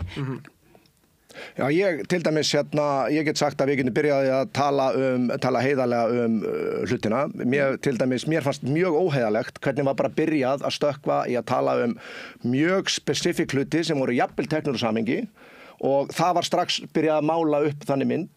Mér fannst það ekki heiðarlegt þegar þú aðrir vegið. Mér fannst það mjög ósanngjarnt. Já. Ertu að tala hvað þá sérstaklega? Til dæmis bara þetta að það var stokkið þegar var verið að minnast á þú fórst tala að ég tala svona brúnt fólk. Þetta er ekki rétt. Ég gerði það ekki. Ég talaði ekki, ég talaði að það væru svæði þar sem að væru einfaldlega menn sem að væru og hegðu sér samkvæmt menningu þeirra væru bara svo villimenn. Já, og það er problematískt að tala brúnt fólk með þeim hætti. Það er bara problematískt að tala menningu, mér finnst ekkert að tala menningu og kalla hana bara það sem það er. Þetta er bara barbarismi. Ofbeldismenning er bara mjög slæm. Hún er bara mjög slæm, hún er hræðileg og það sem er kveikt, það sem það er samfélagslega samþykkt. Þú ferð alltaf ekki að ræða aftur eitthvað svona þarna vanda. Við erum að ræða vanda karlmanna. Þetta er máli. En karlar eru hér og nú og þeim líður illa. Nú er ég að tala það sem er samfélagslega samþykkt. Nei, þú truflaði mig. Það sem er samfélagslega samþykkt að kveikja í konum fyrir að kveiki bók. Þar erum við að tala barbarismi. Það voru nornabrennur á Íslandi. Við vitum að Mið-Austurlönd þeim hefur verið haldið aftur frá því að við vitum þessa hluti. Þetta er stróman argument. En við dættum alltaf hérna aftur í sömu grifina. Við erum að tala það að við erum með vanda. Við erum með þann vanda að körlum líður illa í samfélaginu. Og vegna þess að þeim líður illa í samfélaginu, hvort sem að það er í Pakistan eða á Íslandi, verður til þess að þeir beita ofbeldi og þeir fara í einhverja jaðarhegðun og þeir fremja sjálfskaða og sjálfsmorð og þú veist, og þeir eru bara í miklum áhættu hópi fyrir bara alls margar hluti. Við viljum upprétta það. Þannig að ég spyr aftur, hvað getum við gert til þess að stoppa það? Ef við horfum bara á kallmenn sem eitt mengi, ekki, þú veist, mörg. Þeir eru bara eitt mengi. Köllum líður illa í samfélagi, hvað gerum við til að laga það? Ég meina, það eru augljósir snertifletir, allavega frá mínum bæjardyrum séð. Það er í fyrsta lagi að fjármagn í heilbrigðisinnviði er bara nánast ekki til staðar. Ég myndi segja að það lítur að vera augljós svona grundvallarstaður að strákar eru að leita sér aðstoð og þeir eru ekki að fá hana og ef þeir eru að fá hana þá er hún rándýr. Og þetta á við alla heilbrigðisstarfsemi en þetta er sérstaklega sálfræðingar og annað, þú veist, það er lítið sem ekkert niðurgreitt og bara menningarleg innleiðing á þessum leiðum er bara ekki mjög góð. Hitt er að við hljótum að sjá, sama þó að við séum mjög ósamálaðið mjög margt augljóslega, þá hljótum við samt að sjá það að það eru hagsmuna einstaklingar. Ef við tökum hluti bara eins og þjóðararðin okkar sem við ættum að vera að hafa hjá okkur og geta notað í að byggja upp samfélagið okkar, að ég sé sömu aðila reyna að hræra í þessum potti, búa til svona aðstæður þar sem að það eru lögð niður ykkur strómen argument svo allir eru brjálaðir. Þetta eru sömu einstaklingar og eru bara að reyna að fucking mergsjúga frá okkar öryggi til þess að búa til auð á toppnum. Og það eru demokratar eins og republikanar. Það er wokeismi eins og nýfrjálshyggjan, skilurðu. Þetta er pólitík sem við erum að taka þátt í og þetta er rammi sem við erum sett inn í til þess að hlaupa í hringi og elta hvert annað. Og ég myndi alltaf halda að fyrsta skrefið að ég virkilega bæta úr einhverju er að fólk geti stíð aðeins út fyrir þetta og mögulega átta sig á því að það verða að blekkja okkur á sama máta. Þú veist, ef ég segi það okkur þá er sem demokrata og republikana. Það er verið að spila á sérstaklega kallmenn. Þetta er kallmenn sem keyra áfram atkvæðin. Það hefur verið spilað á kallmenn í gegnum samúð og demokratana, skilurðu, og ekki verið að gera það sem er lofað. Og það hefur verið spilað á kallmenn út frá alls konar, stolti og öryggi í gegnum republikana og síðan er bara, ég skal leggja allt undir að við erum ekki að fara að sjá betra öryggi fyrir meðal kallmenn í Bandaríkjunum. Við erum að fara að sjá betra öryggi fyrir auðvaldsstéttina í Bandaríkjunum. Ég skal leggja allt sem ég á línuna, það er staðan og það er endalaust af olíu sem verið að hella á þetta bál og þetta bara virkilega að fá það sem íslenskt karlagt samfélag ætti að vera væri grjóthart og með samkennd, stæði með konunum sínum og sjálfum sér og myndi recognisa að það verið að fokka okkur upp akkurat núna. Það verið að stilla okkur upp í þessi rifrildi með þessa talking pointa, bara divide and conquer. Það allavega mitt take. Við ljótum að geta skilið það að, þú veist, til að leysa okkar samfélagsstöðu vandamál, þá verður að vera samstæða og við verðum að skilja. Þetta er stéttabarátta at the end of the day. Og það verið að setja fullt af rugli til þess að tryggera mig, til þess að tryggera þig, til þess að tryggera þig. Það verið að reyna að fá okkur öll til þess að forherðast ennþá meira á okkar identity út frá pólitískum. Ertu sammála þessu, Jón? Ég er ekkert endilega ósammála, ég vil fara bara miklu læra og ég vil bara við förum að hætta að tala að karlmenn beiti konur ofbeldi því að ofbeldismenn beiti ofbeldi. Ef þú ferð til dæmis, ef þú sérð aðila ætla að fara að berja konunni sinna á sveitaballi, þá eru sá aðili lamin. Ég ætla bara að taka dæmi. Karlmenn, sérstaklega ungi strákar, þeir eru í eðli sínu verndarar. Þeir vilja vera það, þeir kunna það bara ekki. Við erum einhvern veginn búin að glata því að við séum að fá kalla sem vilja passa upp á samfélagið sitt og í staðinn erum við komið með aðilar sem eru brotnir reiðir vegna þess að þeim finnst fram hjá sér gengið og mér finnst mjög erfitt að ætla að þræta fyrir það. En hvernig saminu við allt þetta mengi, mjúkumennina og hörðumennina og í að ganga svolítið í takt og uppræta þennan megin vanda sem er líðan einstaklingsins í samfélaginu? Við fáum það með því að við fáum fleiri karlmenn inn í eins og leikskólakennara og kennslu til þess þurfum að hækka launin því að það er bara staðreynd að þegar laun lækka þá fara karlmenn út úr þeim. Það er bara, það þarf að hætta að koma fram við þessar stéttir eins og einhverja gólmóttur. Ég er alveg sannfærður um það. Ef launin myndi hækka þá kæmu fleiri karlmenn. Þannig að þú verður sammála því að það er illa vegið að kvennastéttum. Sko kennarin, og kynbundin launamiðun unnur sé vandamál. Ég gerði ritgerð það var nú bara í framhaldsskóla samt en það var lokaritgerðin mín í viðskiptafræðinni þar, það var að karlmenn fóru úr kennarastéttinni þegar launin fóru að lækka, það var ekki að launin fóru að lækka þegar karlmenn fóru, þetta var svona svolítið þannig, en það er ekki það sem endilega skiptir máli. Það sem skiptir máli er að 80% af karlmennum sem eru í fangelsi, þeir eru með slæma eða enga föðurímynd. Við þurfum að fá jákvæð skilaboð til stráka, við þurfum að hætta að segja þeim þið eigi ekki að verða gerendur, þið eigi ekki að verða ofbeldismenn, þið eigi ekki að verða ógeð, við þurfum að fara að sýna þeim hvað þeir eiga að gera, hvernig þeir eiga að gera og okkur vantar rosalega mikið á svoleiðis fyrirmyndum. Ég ætla bara að vera hreinskilinn með eitt. Ástæðan fyrir að strákar laða svona mikið orðið á hægrinu, það er vegna þess að þeir hafa ekki samúðina og þeir hafa ekki aðila sem að þeim finnst þeir bera virðingu fyrir sem hlustar á þar. Strákar elta fyrirmyndir, þeir gera það alltaf. Ég fer inn í skóla og ég hef verið með strákar sem voru endalaust til vandræða. Ég er strangasti kennarinn á svæðinu en þeir elta mig í einu og öllu af því að þeir finna að það sem ég er að segja þeim og þú veist það sem ég er að leggja þeim reglur, þeir vilja hafa hennan kassa, svo lengi sem það kemur frá góðum stað, þá elta þeirra. Og þeir vilja sér talað við þá, ekki þá eða til þeirra. Og þetta er ofboðslegt vandamál finnst mér vera í samfélaginu og ungi strákar við verðum að hætta að predika yfir þeim sem einhverjum forréttinda pésum. Þetta eru strákar sem eru hræddir, þeir eru brotnir, finnst tala niður til sín. Margrét Pála, sem ég ber óbúðslega virðingu fyrir henni, hún er búin að tala þetta vandamál síðan 1997 sem að ég fann, hún er örugglega búin að tala það lengur, þá fann ég fyrstu heimildirnar hennar. Hún talar að í skólanum þá eru strákar brotnir niður kerfisbundið vegna þess að námið hentar mikið. Það er auðvelt fyrir stelpur fyrstu árin, það er erfitt fyrir stráka og svo þegar þroskinn þeirra jafnast út, þá eru strákar komnir það langt á eftir að það er óbúslega erfitt að komast yfir það. En mér finnst þarna að vera bara kjarnaatriði af bara börn og fólk í þessu samfélagi við sjáum þetta svo einingar á pappír. Og þetta var mér til mikill að trafala, ferli mitt, allt saman. Ég bara ofgreindur og fjölgreindur með mótróa þrjóskuröskun og hitt og þetta og ofbeldisfullur úlingur, skilurðu. En það var enginn að gefa sér tækifæri þangað til að ég fer í skóla sem heitir Norðlingaholtsskóli, sem ég veit ekki hvort það starfi eftir sömu stefnu ennþá, en þar fæ ég rými til þess að vera allt í einu. Ég er með kennara sem eru með mér en ekki bara bekknum.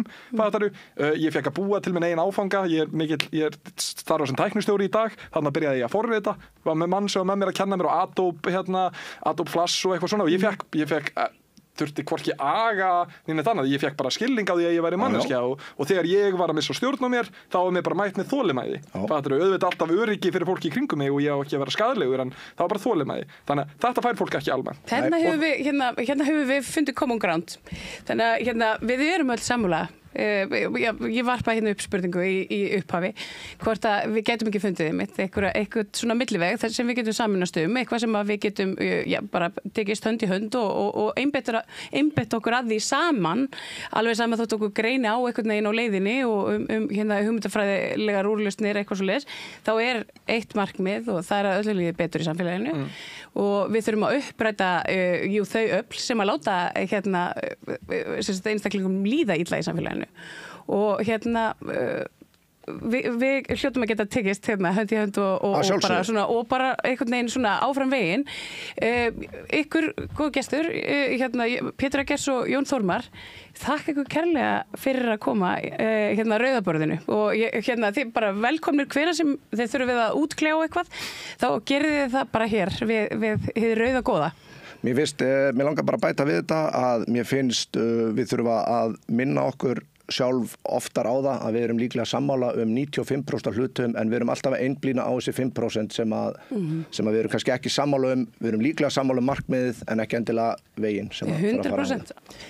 Já, þakka ykkur fyrir samfélgina í kvöld en hér ætlum við að setja punkt. Ég þakka öllum góðum viðmælendum og samstarfsfólkinu mínu góða, þeim Pétri Fjellsteð og Laufeyju fyrir útsendinguna og ykkur kæru hlustendur og áhorfundur þakka ég samfélgina í kvöld og minn ykkur á að á samstöðin.is er hnappur þar sem hægt að gerast áskrifandi og taka þar með þátt í þessu skemmtilega ævintýri okkar hér við Rauðaborðið. Þakka ykkur fyrir kvöld og góða nótt. Með því að ganga í leigjendasamtökin styður þú baráttu leigjenda. Leigjendasamtökin eru fyrir öll þau sem vilja vinna að réttlæti og öryggi á húsnæðismarkaði. Leigjendasamtökin.is